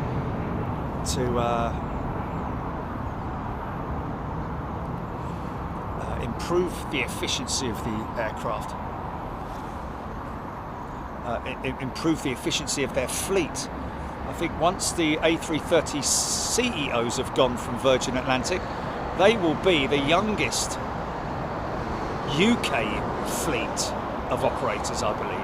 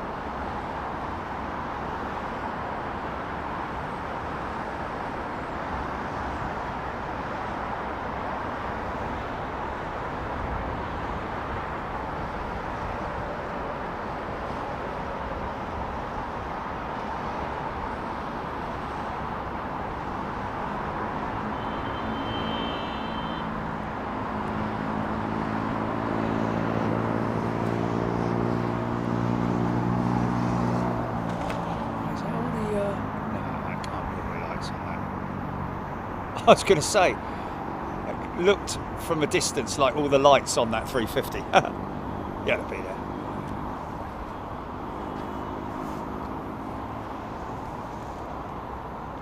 Marksy, lovely profile shot of the 777 here.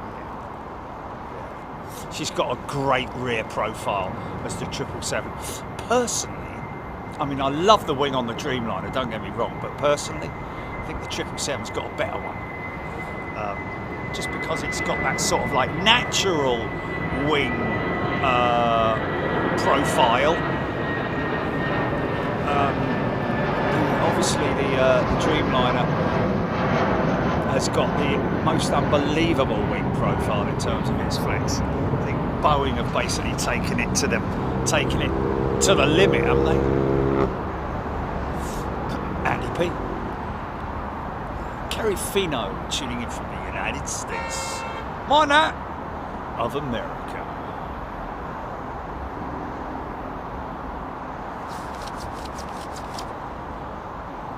Screaming Emu. Good evening to you. Good morning, I'm guessing. Having his breakfast or whatever.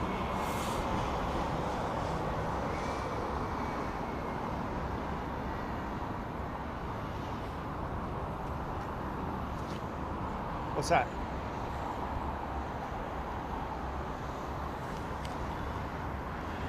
Oh yeah. The 737.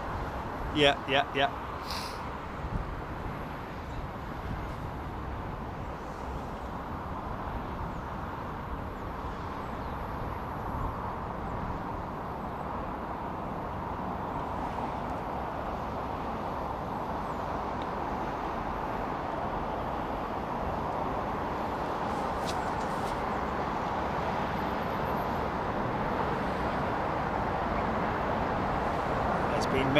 Many cases of aircraft that have had incidents and accidents that have been repaired efficiently.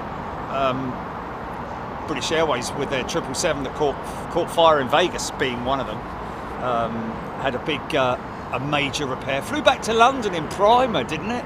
I seem to remember somebody saying that happened at the very early stages of Big Jet TV, didn't it? I seem to remember.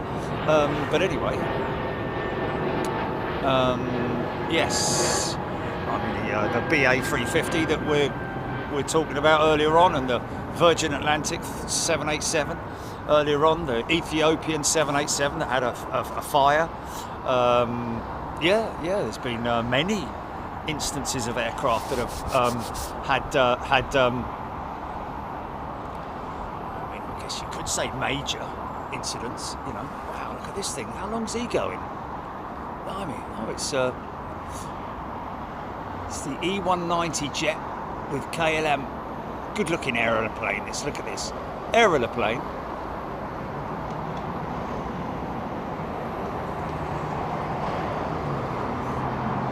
It's built that undercarriage short enough or long enough, or just built it so that they could have undercarriage doors on it. Going up on the left side over North London.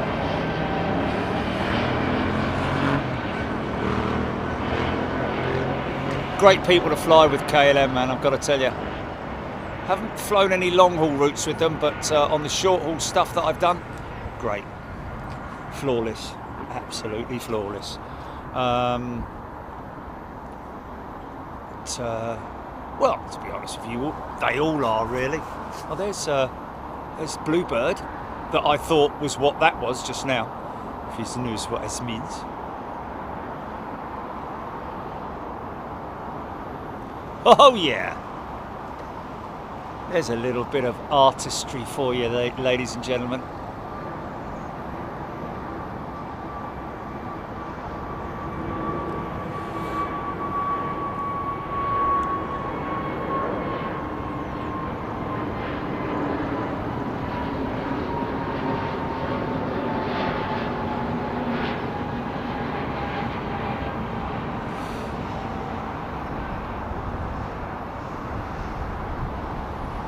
Kev Miller. Good evening, Kev. Red Petra Lofthouse. My husband flew KLM recently from Atlanta to Amsterdam and had nothing but good things to say. There we go.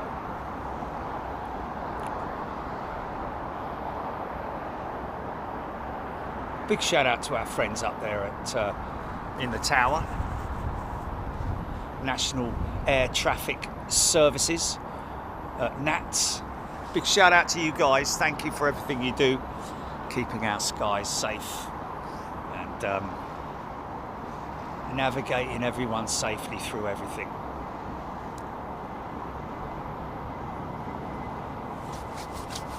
Squopey flew KLM to South Africa. They were so good, lovely people working on the flight. Yeah, there you go, you see. It's not just me.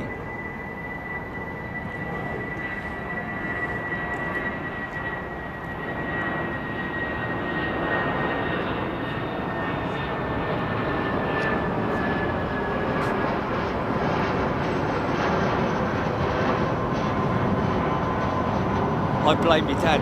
Jerry's going to Scorsese on us.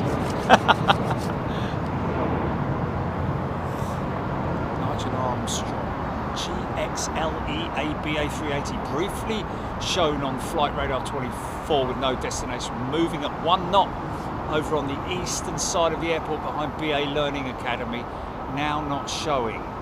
Well, that will be, oh, look at that now, look at what we're talking about. Look at that, BEA's 320neo. Is it? It is, isn't it? Look at that. So that's got to be a brake issue as well. Wow. Now that's late. It's Bluebird, yeah. The most important destination yet. But yeah, that's very rare to see a Neo. Oh, it's gone up. It's just a late. Wow, that's just a late retraction, isn't it? I wonder what that's all about, because that was very early, if you see what I mean, for a late retraction.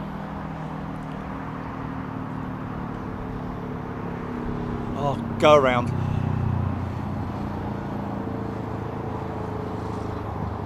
I think that Sichuan or Sichuan or Xinchuan jet was still on the runway. Sichuan.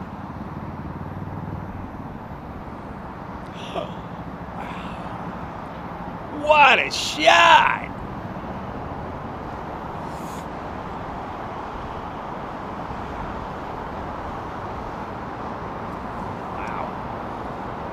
It's all happening. It's all happening. Hey!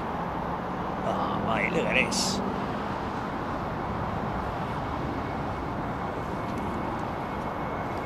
Hodgie only flew on KLM when had the F70s they used to.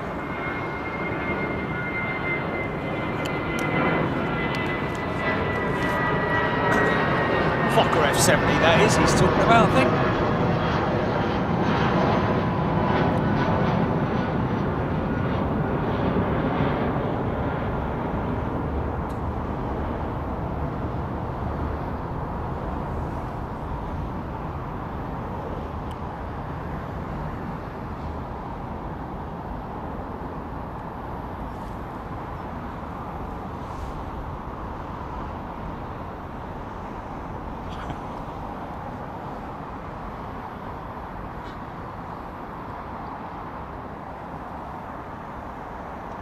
Maintenance.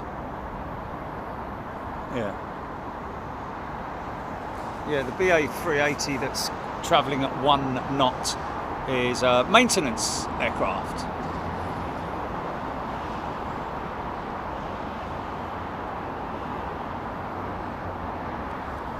Okay. Wow. Look at this. Aaron Thomas, BA go around was from Amsterdam, A321.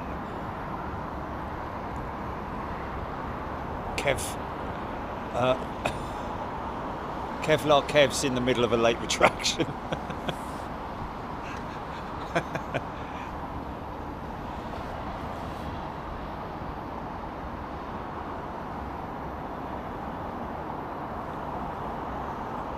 BA441, thank you, Aaron. Braveheart. Yeah, we saw lots of Fokkers at Perth. Oh, sorry, there are lots of Fokkers at Perth, we hear. Sorry.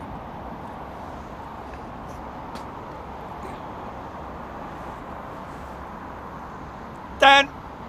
Well, you're not too late, but you're probably got about another 30 minutes left, Dan.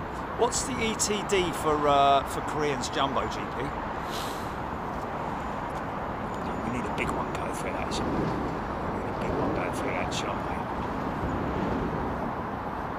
mate. LA girl, mesmerising hour. Well, let's hope she's on time, mate.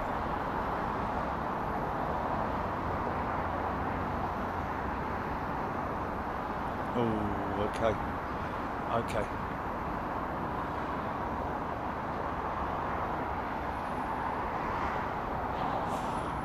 Oh, Hummingbird, thank you for that information. That's always interesting, because I did think that it was, you know, no more than an hour. But wow, look at the length of this.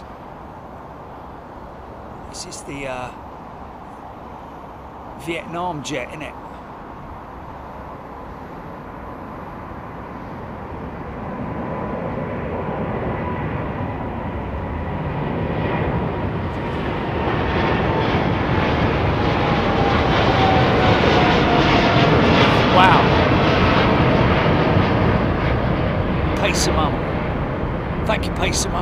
She's gifted 10 channel memberships.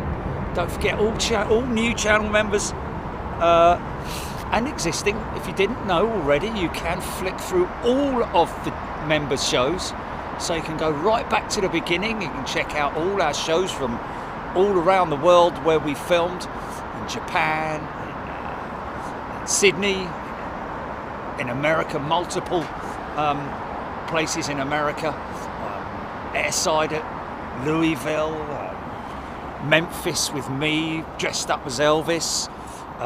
Some great shows, man. I'll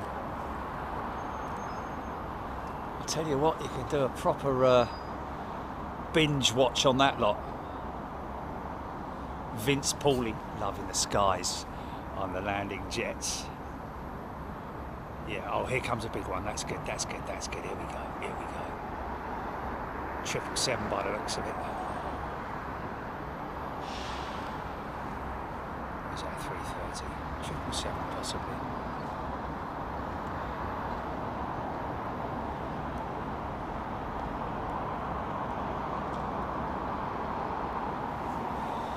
Oh, it's Thai 777 from Bangkok.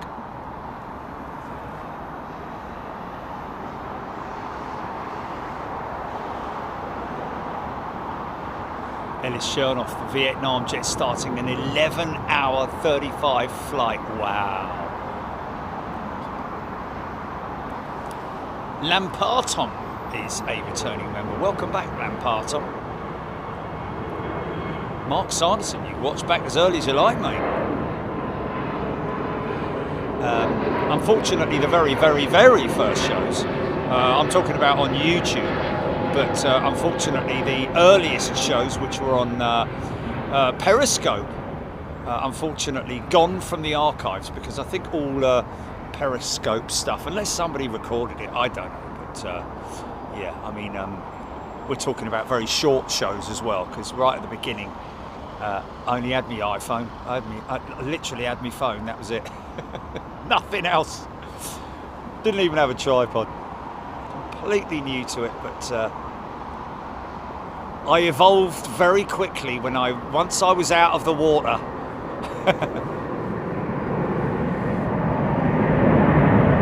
Go on, son!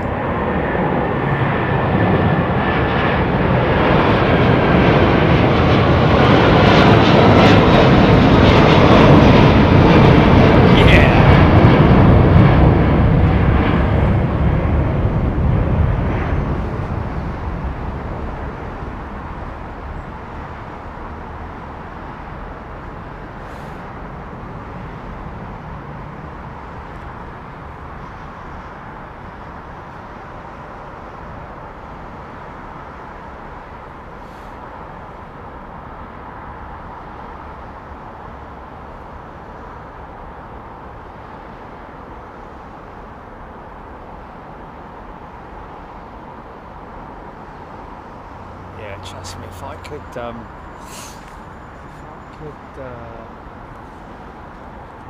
see those old shows of me right at the beginning, I would love to be able to do that. But Ben, can I send you to my website, please? There is my bio on my website. Or is there? There is a bio, or my bio, yeah, on the website. Because I've done a lot. I don't think everything's on the website either, is it? On my bio, because I've done a hell of a lot. Been a lot of places, worked in a lot of places, lived in a lot of places. So grateful to have stumbled across a live stream by none other than Bruce Dickinson. Well, not Bruce Dickinson, but one of his staffers.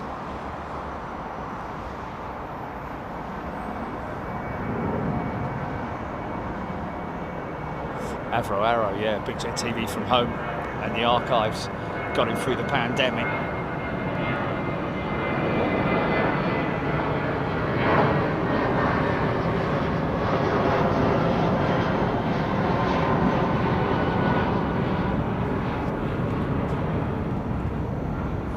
So there's our equipment that's come for maintenance. Obviously this is it's either a graveyard or a maintenance area for ancillary equipment, Heathrow equipment that obviously has to wait its turn to be worked on. Hopefully we'll never see little Pinky down there. If we do, we'll have to go and rescue it, won't we?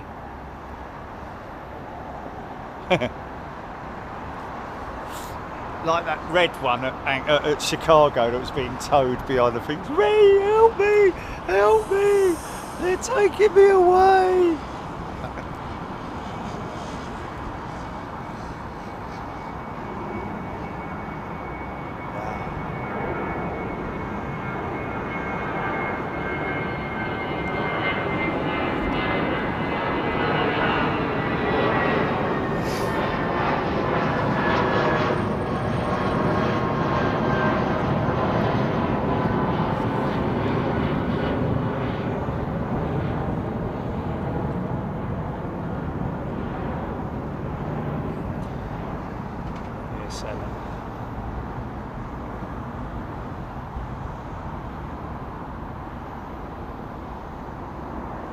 Those things go on forever though, don't they? Those little diesel trucks. They like run on water.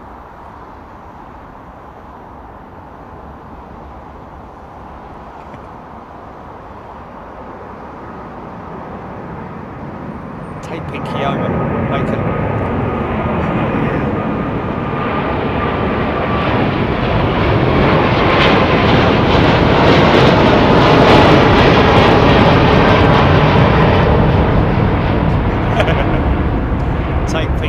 Make a garden feature out of him. I think he'd be happy with that. Take the engine out, take all the heavy stuff out of it, just leave the shell there.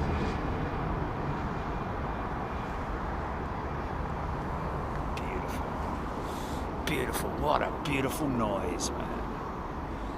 Coming up from the streets. Do, do, do. It's the train on the train. It's a beautiful noise. Beck M. Welcome, Beck, to Big Jet TV as a channel member. So like I said earlier on, folks, we've got the dates up. If you want to look on your app, we have got the dates up. On our app. If you haven't got the app, then you can download it, folks. It's free of charge. It's been there for a long time now, but there's a lot of people who don't know about it. It's another way of getting your notifications to start with, but also now we have also implemented a calendar / planner into schedule planner into the app, so you can see where we're going to be later on in the month. You know, almost like coming up this month sort of thing. You'll be able to obviously see that we're in Anchorage later on this month. And any other stuff that we're able to bring you in terms of, you know, updates and things like that, we'll throw up there in terms of our show scheduling. And for the Euro show this month, folks, it looks like we're going to go to get an update from Toulouse. Beck lives just next to Heathrow, and I work there too. Love watching the live so much. Sometimes I see myself driving by. Beck, that's fantastic, man. Wow. Are you what you mean driving by on the airfield? Can you give us some Pinky information, some inside information on Pinky? We know where she lives, so to speak, over the other side there, between 2 and 3. Regularly see her going across from T2 to T3, the satellite terminal. Very rarely is she ever towing something. She's just going from point A to point B. Anyway, Steffi Quinlan loving the planner. Screaming Emu, we need replays. Well, we generally don't. There's nothing to replay. Screaming Emu. The departures themselves are pretty slow as it is anyway. Even though they're going close to 200 mile an hour, they are pretty slow. So replays are kind of for landings and high-speed stuff. You know, touchdowns and things like that.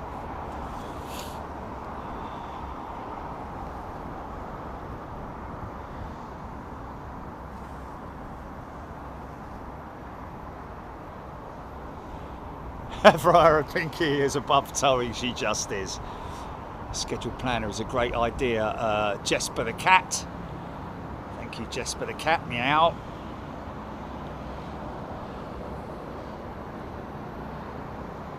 It was actually recommended, and that's why we listen to our members, folks. Well, we listen to everybody, but especially we listen to our members. And one of our members asked if they could get some kind of a schedule, and listening to that, we looked at it and literally within 24 hours had implemented it and uploaded it. So there you go. Charlie Waterman, no idea what the timings are on Monday for the Beluga, other than the fact that it will be its estimated arrival time is 11 a.m. and departure around about the 5 o'clock time. But we will obviously, we're going to be up nice and early on Monday to come up here and do a little bit of investigative work in terms of getting an idea of where she's likely to park and offload the cargo. It could be, we don't know, but it could be that they'll cheekily roll her into there and offload her in there. And if they do, then that's that. There's nothing we can do about that. I think the majority of people visiting here on Monday, and I believe there is going to be a tremendous amount of people, just to let you know also, folks, that the police are going to be very active on Monday around the perimeter of the airfield, especially up at this end. So, you know, if you are in a place where you are at the fence, not on the perimeter road, obviously if you're on the perimeter road, depends on where you are, they will move you on. But if you're at the normal places where the plane spotters take their photography from, then you're absolutely fine. But just don't go up against the fence where there's no footpath. You need to be on the footpath section, which is right along where all the hangars are over the other side. There are pathways all the way along there.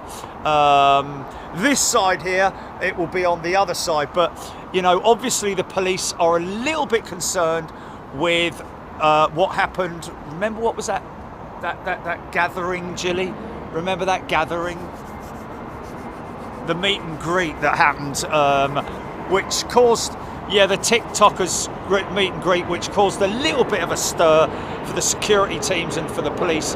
Obviously, it's a bit of a concern for them in terms of safety more than anything else. Not for them, but for you guys, you know, against a busy road. But you know, hopefully it'll all run smoothly. And like I said, most people are going to be here to see the Beluga, and maybe are not specifically interested in seeing the technical side of it, the offload, etc., which is, to be honest with you, we've seen the Beluga so many bleeding times down at Toulouse. But at Heathrow, it's the first time it will have ever been here.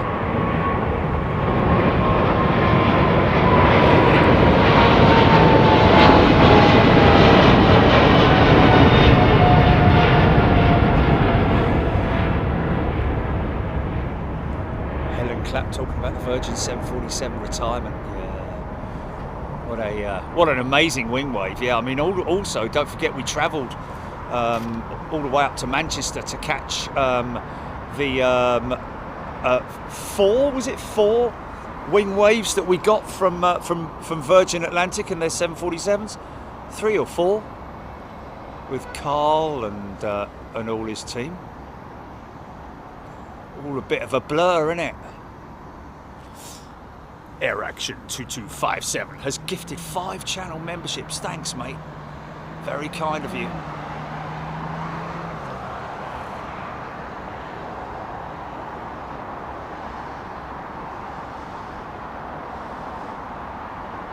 It's a China Southern jet.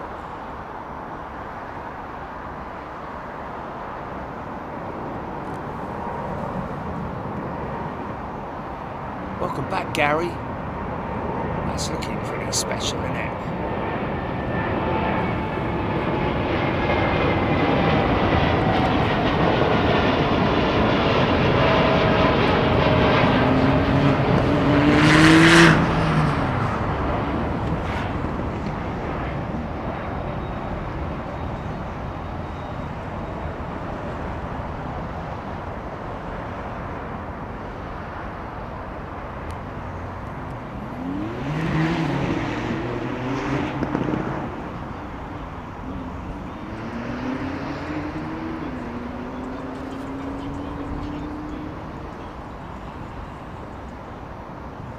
So, like I was saying earlier on, the A350, the tip of the horizontal stabiliser, is there a tail illuminator light on it?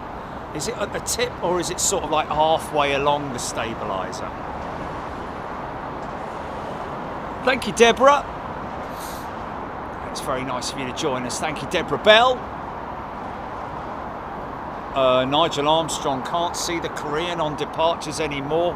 Has it been delayed? Oh, even more. Oh, okay. Laugh it up, Fuzzball. Very surprised they didn't fly the 350 down to Toulouse. Well, they couldn't. Could they laugh it up? Because it was missing a very essential part of its stabilizer. Yeah. Yeah. It's like driving your car to Scotland without a door. Well, feasible. Yeah. Moving. She's moving, mate. She's pushing.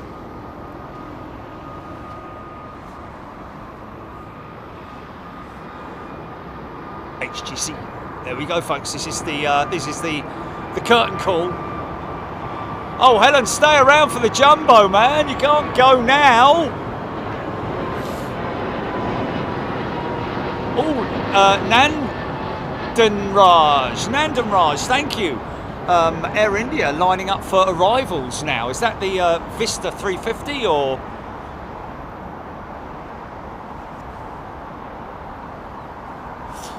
Beck saying I can't speak for them, but as a plane spotter that lives less than a mile from 27, right, it's kind of heavens living so close. Yeah. However, the 5 a.m. arrival from Johannesburg can be a wake-up call. Yeah, but yeah, I guess it. I know what's but honestly, man, I don't know. But 5 a.m. I mean, unless you're on an early shift, if you're on a, it depends if it's inconvenient. If it's one of those things that's sort of like, you know, go back to sleep.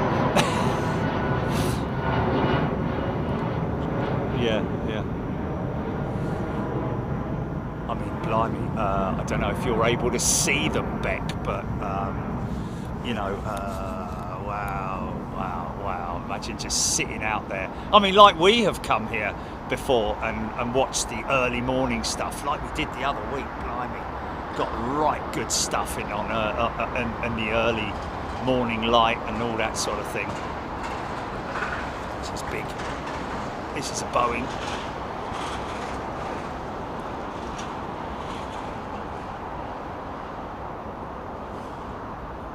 Same first class crew on the 380 yesterday with BA. That's good news. Best aircraft in the sky to fly.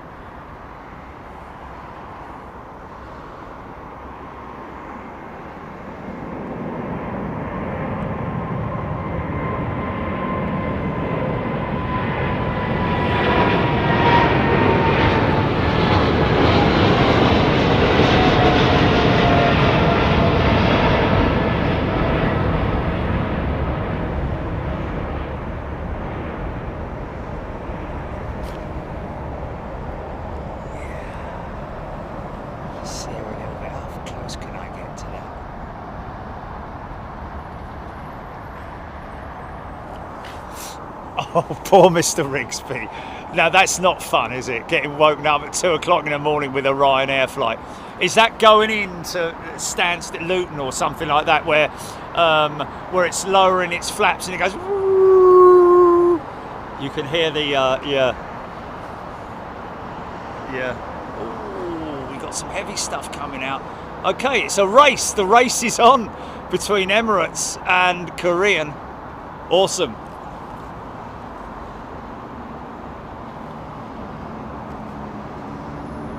Wow, Beck sits out in the garden watching them land. Cool.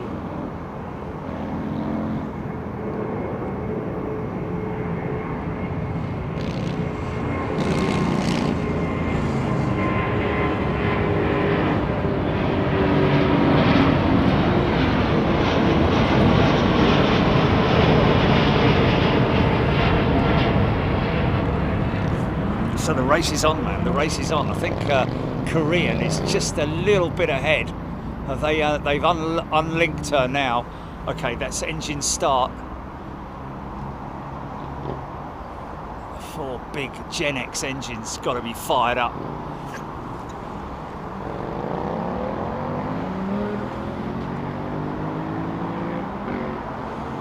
Just about see the dispatcher just by that number 1 engine. He or she is going to walk away soon, waving the locking pin tag.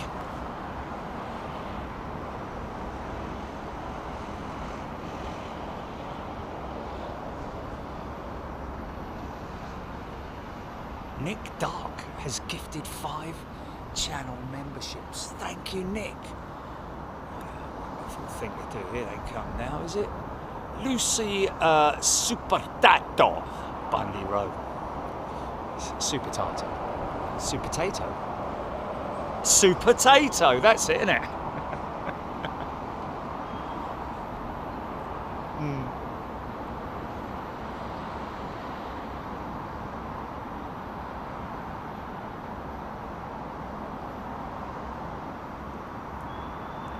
Stephen saying that BA11 380 to Singapore also on radar. Kerry Fino, I experienced the go around on board a Korean 747-8 sitting in the upper deck watching it unfold via the tail camera. Wow! Aircraft on the runway.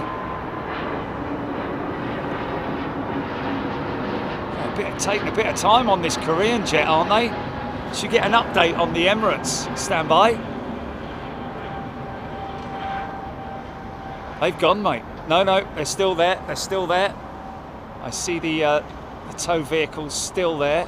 She's actually still being pushed at this stage, I think. Stansted, read all about it. Oh, okay. Oh, I've got a flashlight. What's going on there then?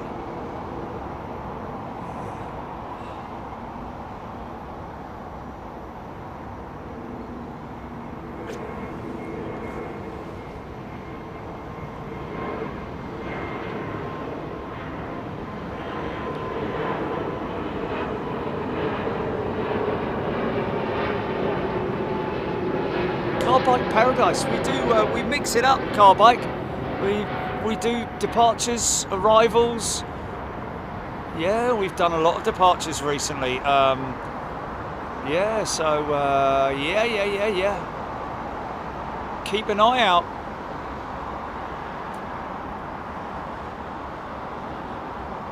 Here we go.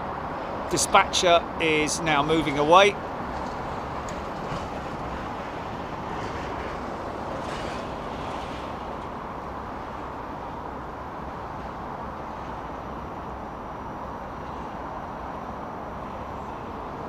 Echo Kilo on radar, Aidan Campbell.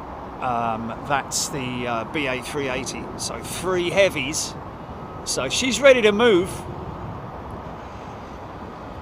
Flaps probably going to be starting to extend about now by the looks of it.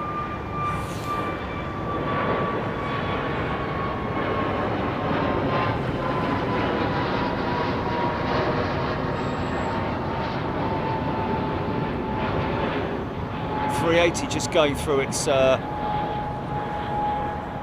full and free checks.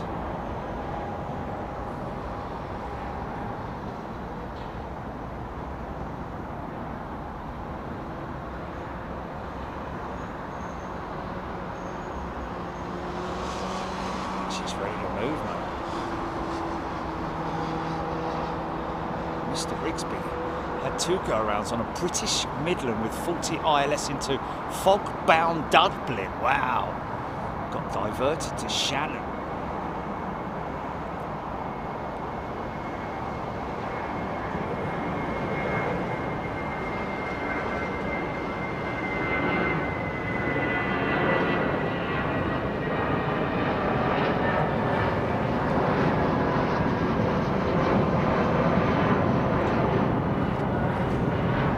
Wayne Bode. He's a new member. Welcome, Wayne.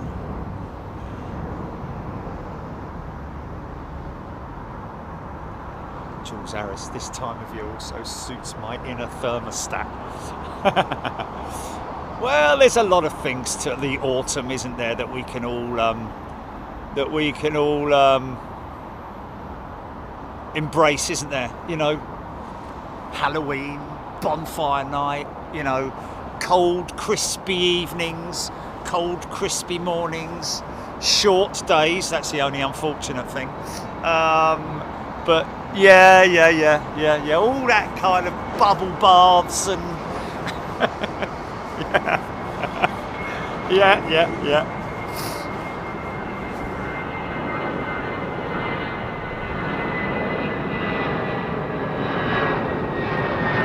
Yeah, candles, yeah. And for those of you who love it, you know, Christmas, isn't it?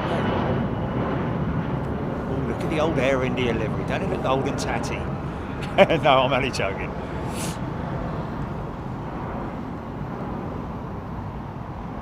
She's gone. Where's she gone? Blimey, where'd she go? Where'd she go? Oh, there she is.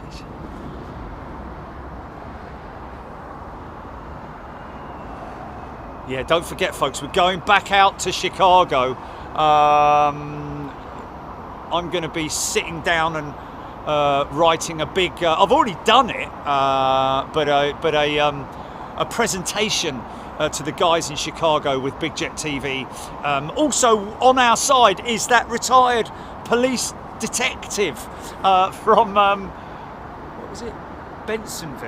Bensonville PD, who I went and met, and wow, what a lovely fella. wants to take me out for a beer next time.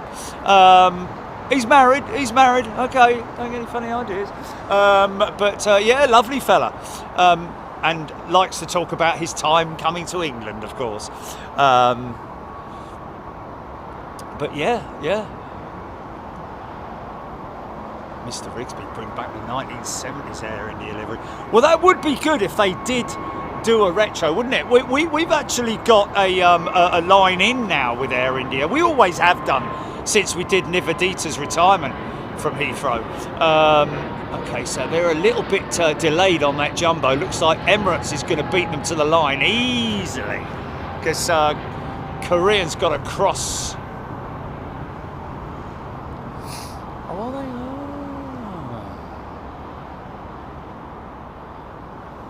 Oh. Air Action 2257. Well, Air Action, prepare yourself. There's nothing better than preparation, is there, for winter? You know, if you know it's going to be freezing out there, make sure you've got a nice warm jumper on, or, you know, nice warm socks and, you know, linings and, you know, Under Armour and all that kind of stuff. Prepare yourself for the conditions. And, yeah, so make it so that your face is visible.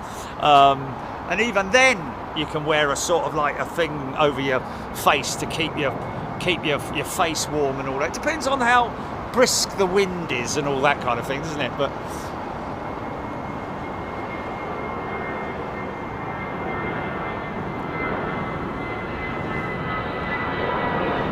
Andre Jarvis, I think the transponders glitch out on the startup. Yeah, there is, well, not just the startup, but also you might notice sometimes when they're just about to enter the runway as well, there are times when the transponder will just go off.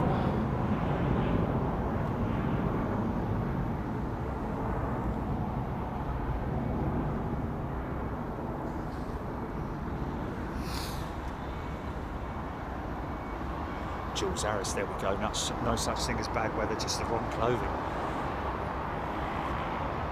So there's a K-lift, folks, that we were talking about. Actually, it's a catering. It's a catering. It's a catering vehicle. So yeah, I'm putting a not so much a proposal. Really a request into the guys at Chicago to let them know that we'd love to come out there and do a special show, even if it is just for one day, believe it or not. It'll all be free view as well. We have to do that, kind of like what we've done before on overseas shows, like we did in Denver, we did Louisville. What was the other one? Houston, where we did the AN124. That was all Freeview, wasn't it? Yeah. So there are specialist shows that we do because we are covering something for a client. Well, not so much a client, but a partner of ours. Not even a partner, but someone that we know, that we have a friendship with, a working relationship. We will always do it Freeview. So that show in Chicago will probably what we'll do is we'll do a Freeview, and then we'll do a members only show the following day for all the other stuff. But that will be an epic show, man. I mean, we're talking about an area about the size of that entire maintenance area that you're seeing there with British Airways. A de-icing pad. It is enormous, folks. I know that there are other big de-icing pads that people have told us about, but this is one that we've got an overview of.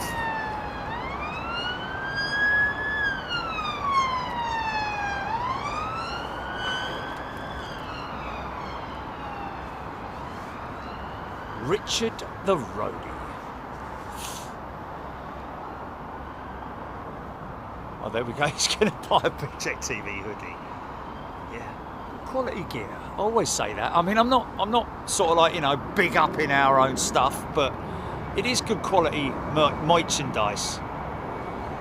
Long time holding on there, that Korean jet. What are you waiting for, son? Come on, mate. We've got beds to go to and dinners to eat.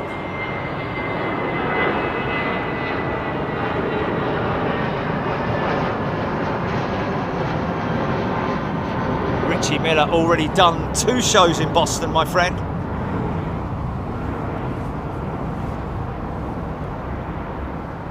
Is she?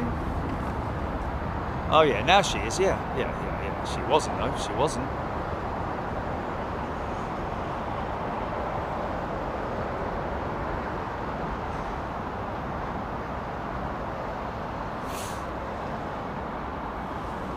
Yeah, Archie. Airside cargo shows are good. I do enjoy doing them. It's just, you know, I think since the advent of live streaming and all that kind of stuff, I don't know if the net's closed in a little on people being airside. I think they might have sort of like not so much clamped down on it, but sort of like, you know, are we taking a bit of a risk, so to speak, by having these people airside and documenting our stuff? Because obviously, as you can appreciate, you know, a live show, even though every time we do something like that, we always make a big point to the people that we're filming with, that we do have a delay on the feed, and we're able to shut down if anything was to happen. You know, like say you know, if the cargo fell out of the plane, for example, or if there was an accident, we're easily able to cut the feed before people see it. That's what a lot of people don't understand. They can't get their heads around. And the trouble is that a lot of the time you don't even get to the stage of being able to, because they shut it down very quickly by saying, no, we're not having anyone live on our thing because it's just too dangerous. That's when you just don't, because that's the feedback that they get. The people that you're working with, they've gone to the management, and the management have just shut it down, which is a bit unfortunate, because, you know, if the person that was representing us to the management was to turn around and say, no, they've got a big delay on the thing, if anything happens they can close it off. It's just like you know, but even so, it's just one of those things that whatever, you can't argue with them. It's their business overall, after all, you know.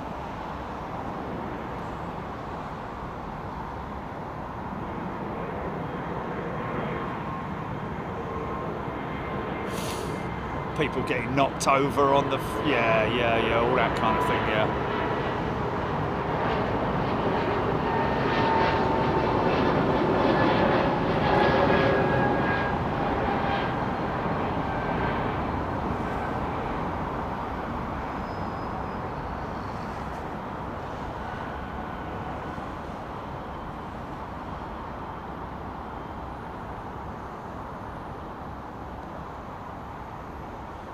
So the 747 will have to wait.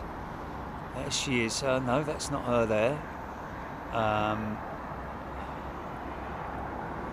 She's going to need full length, isn't she? Where's she gone? Has she crossed the active already? Or is that her there? That's her there, isn't it? I just can't get a good enough... yeah.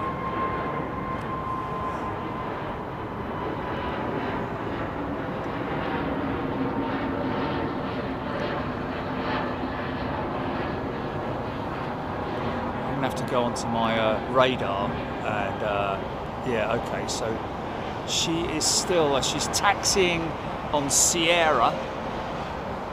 The two 380s lined up. The BA 380, the Joburg 380, and the Emirates 380 are down there, folks, trust me.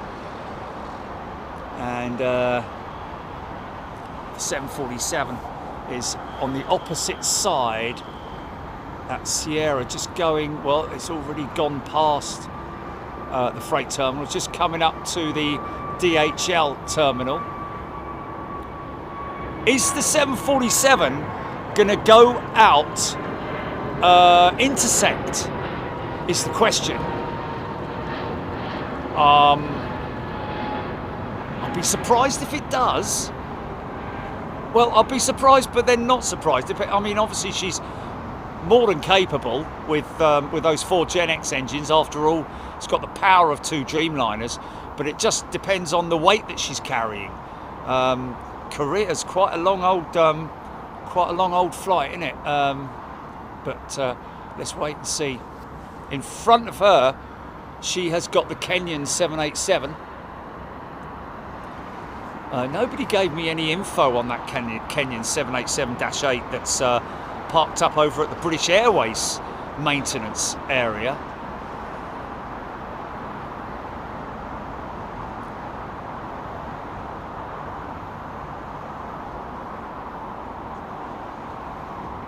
Oh, really?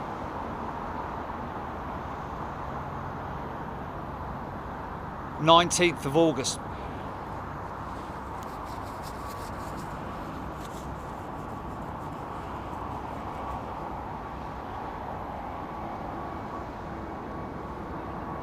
Oh my goodness, yeah.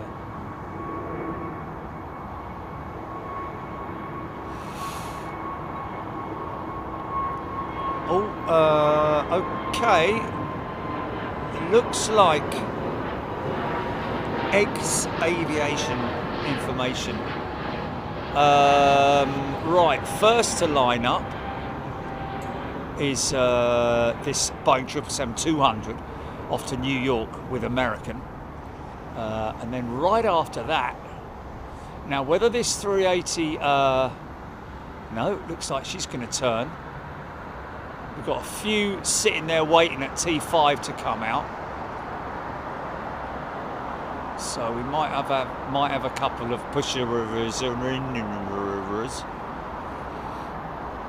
So now where we might see a lineup. Okay, American 777 is lined up. It's an old 200, going to make a right old racket as it goes past us. There she is now. Looks like the Jumbo jet is going to hold station. I think that's the Emirates. No, it's not. It's the A380 that's lining up behind the American 777-2. You can see the red flashing light of the Korean jet. Sorry, the Kenyan jet, and then just to the left of that, you can see the flashing light of the Korean jet. Oh. No.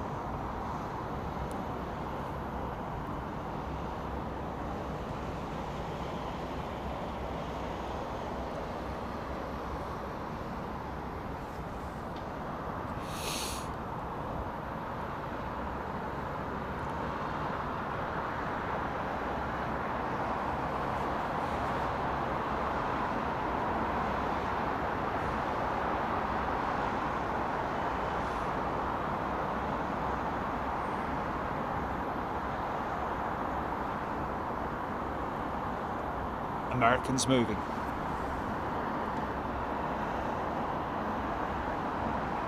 American 141.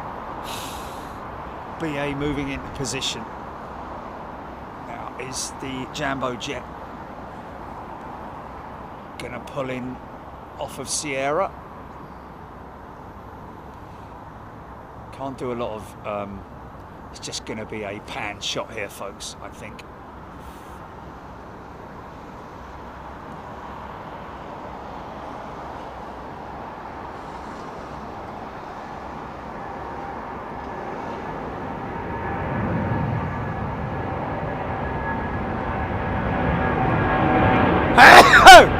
Excuse me.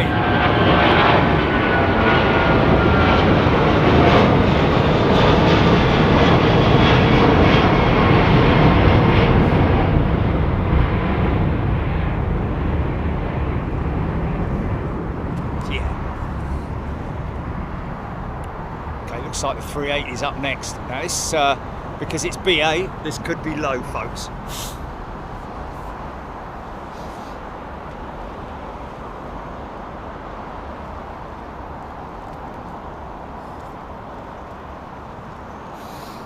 She's moving.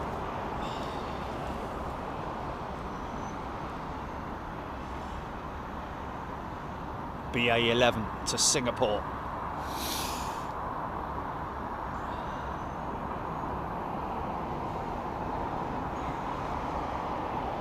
Could be a long run.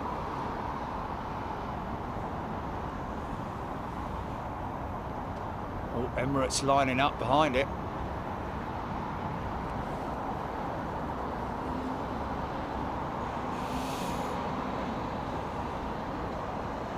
Yeah, this is long. Oh yeah. She'll be quite low when she goes past us.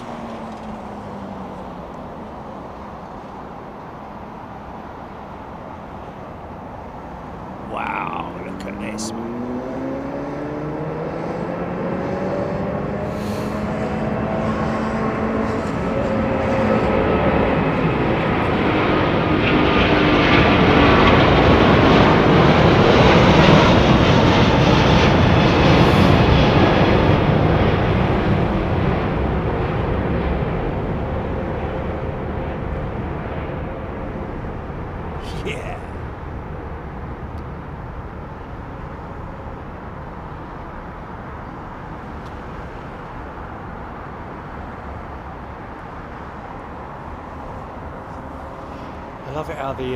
I love it how when they take off, they go through all the flipping. You've just watched the whole thing about the you know, the rules of being on the plane. You know, no smoking in the toilets. You know, e-cigarettes and all that kind of thing. They say it all again. We just watched it on your multi-million-pound production of what is it?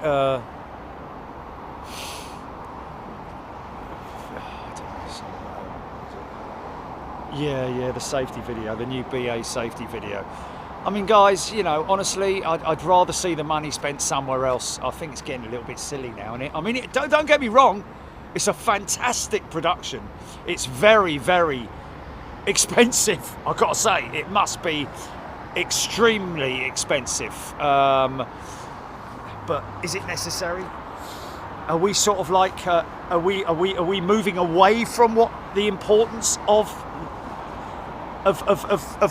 understanding exactly what it is, the subject matter, rather than somebody being paid millions of pounds to dress up, you know, in period costumes and Sense and Sensibility or whatever it is, you know. I mean, it's brilliant and it's funny, don't get me wrong, but no, I think we should steer away from all of that kind of stuff. I don't think it's necessary. I mean, you know, get your IT system in gear. Get that working properly. You know, I mean, I love BA. Don't get me wrong. I'm very loyal. You know, it's a British airline. You know, it's our flag carrier. But you know, there's certain things that are maybe a little bit.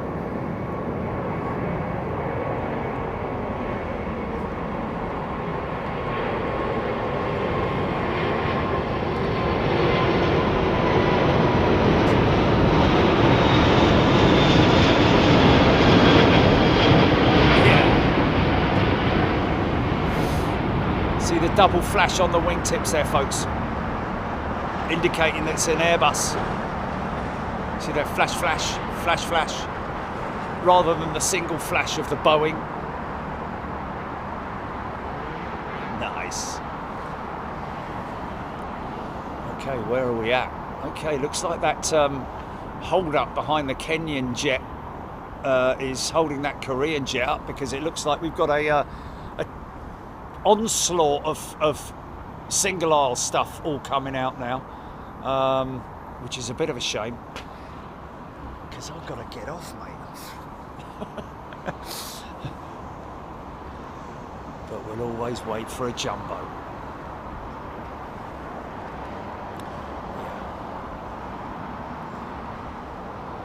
Nathan, 747 is moving again. Let's just have a little look.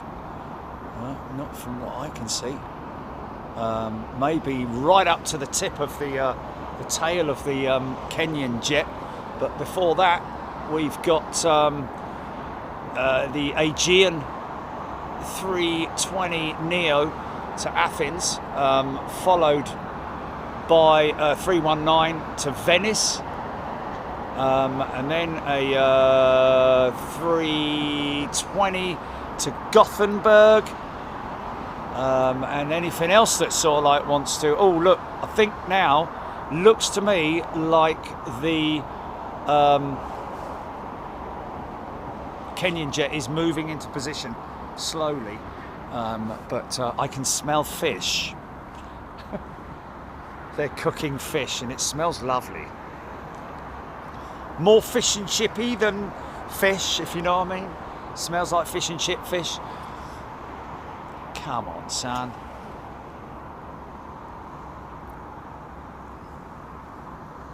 Mehmet Bilal Dogan is a brand new member. Welcome, Mehmet. Is it Mehmet? Sorry, apologies. Screaming at you. Andy P.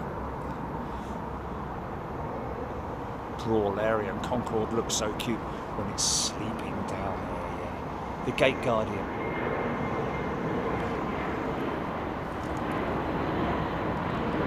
Kerry Phenom. Absolutely, Kerry. That's the way I remember it. Right and green. Well, starboard and port are the actual navigational terms, aren't they? Starboard being on the right side, port being on the left side.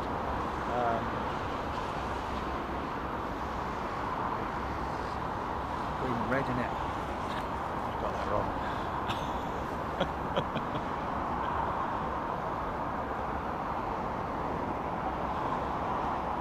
Yeah. Right and green. Yeah.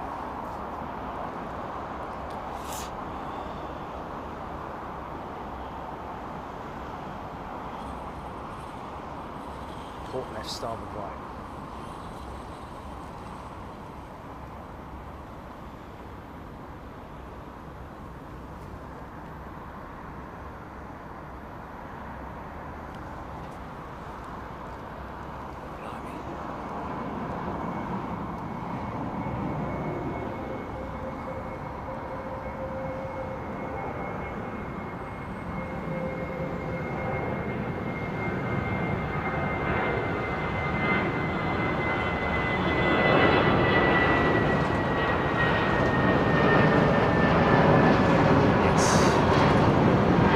Have different ways of remembering the red and the green, the port and the starboard. The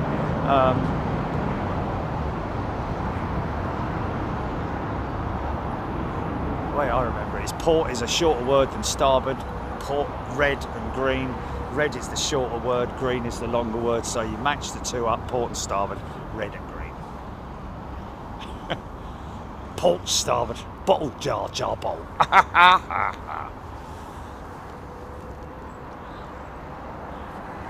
Come on! Flipping heck!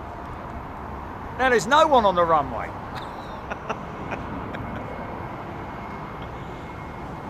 I was going to say it gets dark at 9 o'clock, but it's a little bit late yet now, isn't it?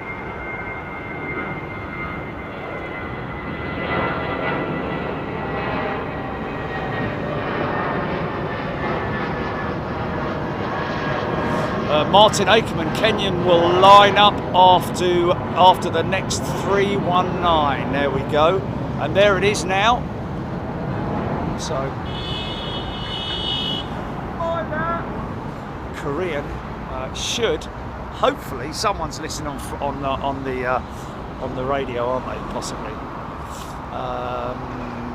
Is that? Oh yeah. Looks like the jumbo's also moving into position now. Maybe go out straight after the Kenyan jet. Kenyan jet is moving.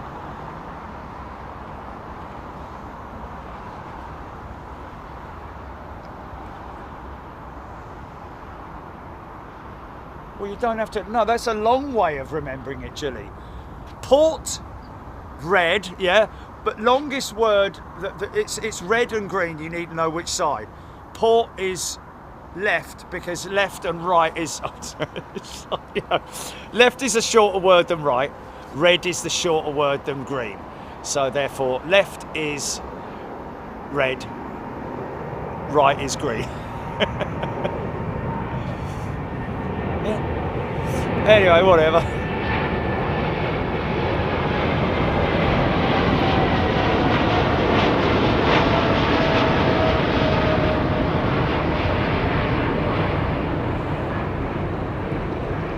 See those twin lights on the back of the Dreamliner, something that's on the 737 MAX now, amongst other modifications that they've made on the 737, taking some of the technology from the MAX, from the 787. It's kind of like what they did with the 747-8. Used a lot of Dreamliner technology that they've used on the Dreamliner and carried it across to the 747-8. You would do that anyway, wouldn't you? You know, I mean, if you've got modern technology, you wouldn't leave it out of another aircraft. Leave it out!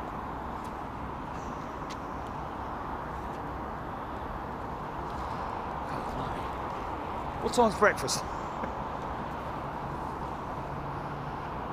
Of course, you've got to remember, all the maintenance teams, folks, they still work.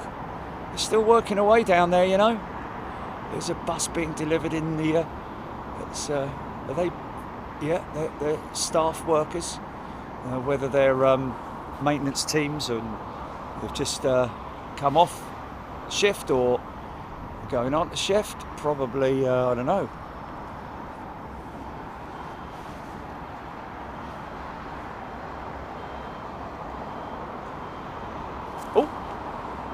Who shut a light out? Can't see a bleeding thing. Oh, sorry, John, mind that. Oh.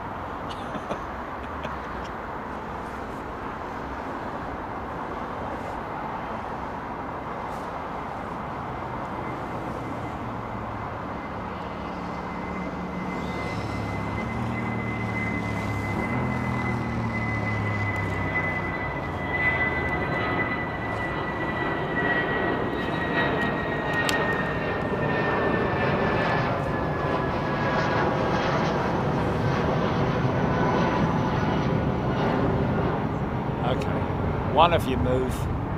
Come on. Come on.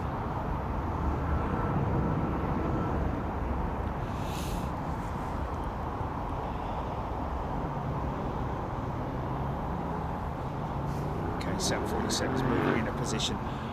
Bit of housekeeping, folks. Thank you, everybody who's joined us tonight. Thank you, Jilly, for all our usual hard work. Thank you to all our other moderators. Listen, thank you to everybody for tuning in.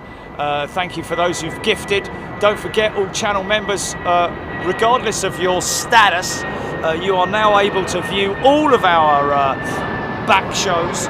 So go and check out the back catalogue, folks, because there's a lot of stuff there.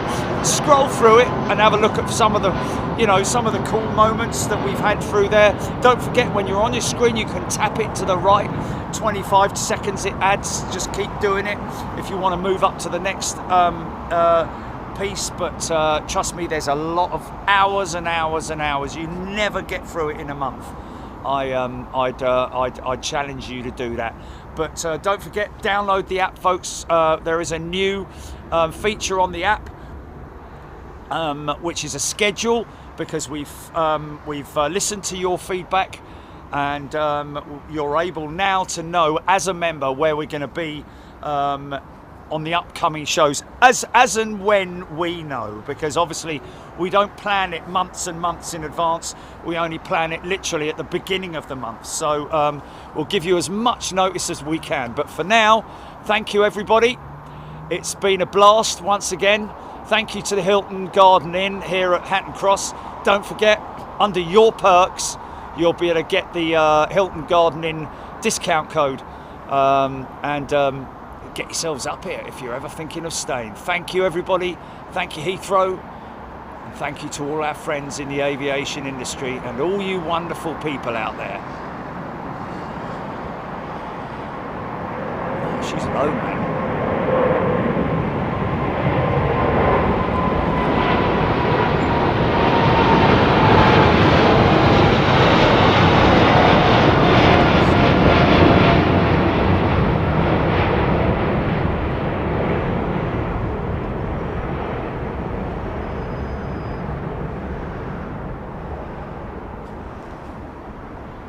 Thanks, everyone. Take care. See you Sunday. look out for notifications.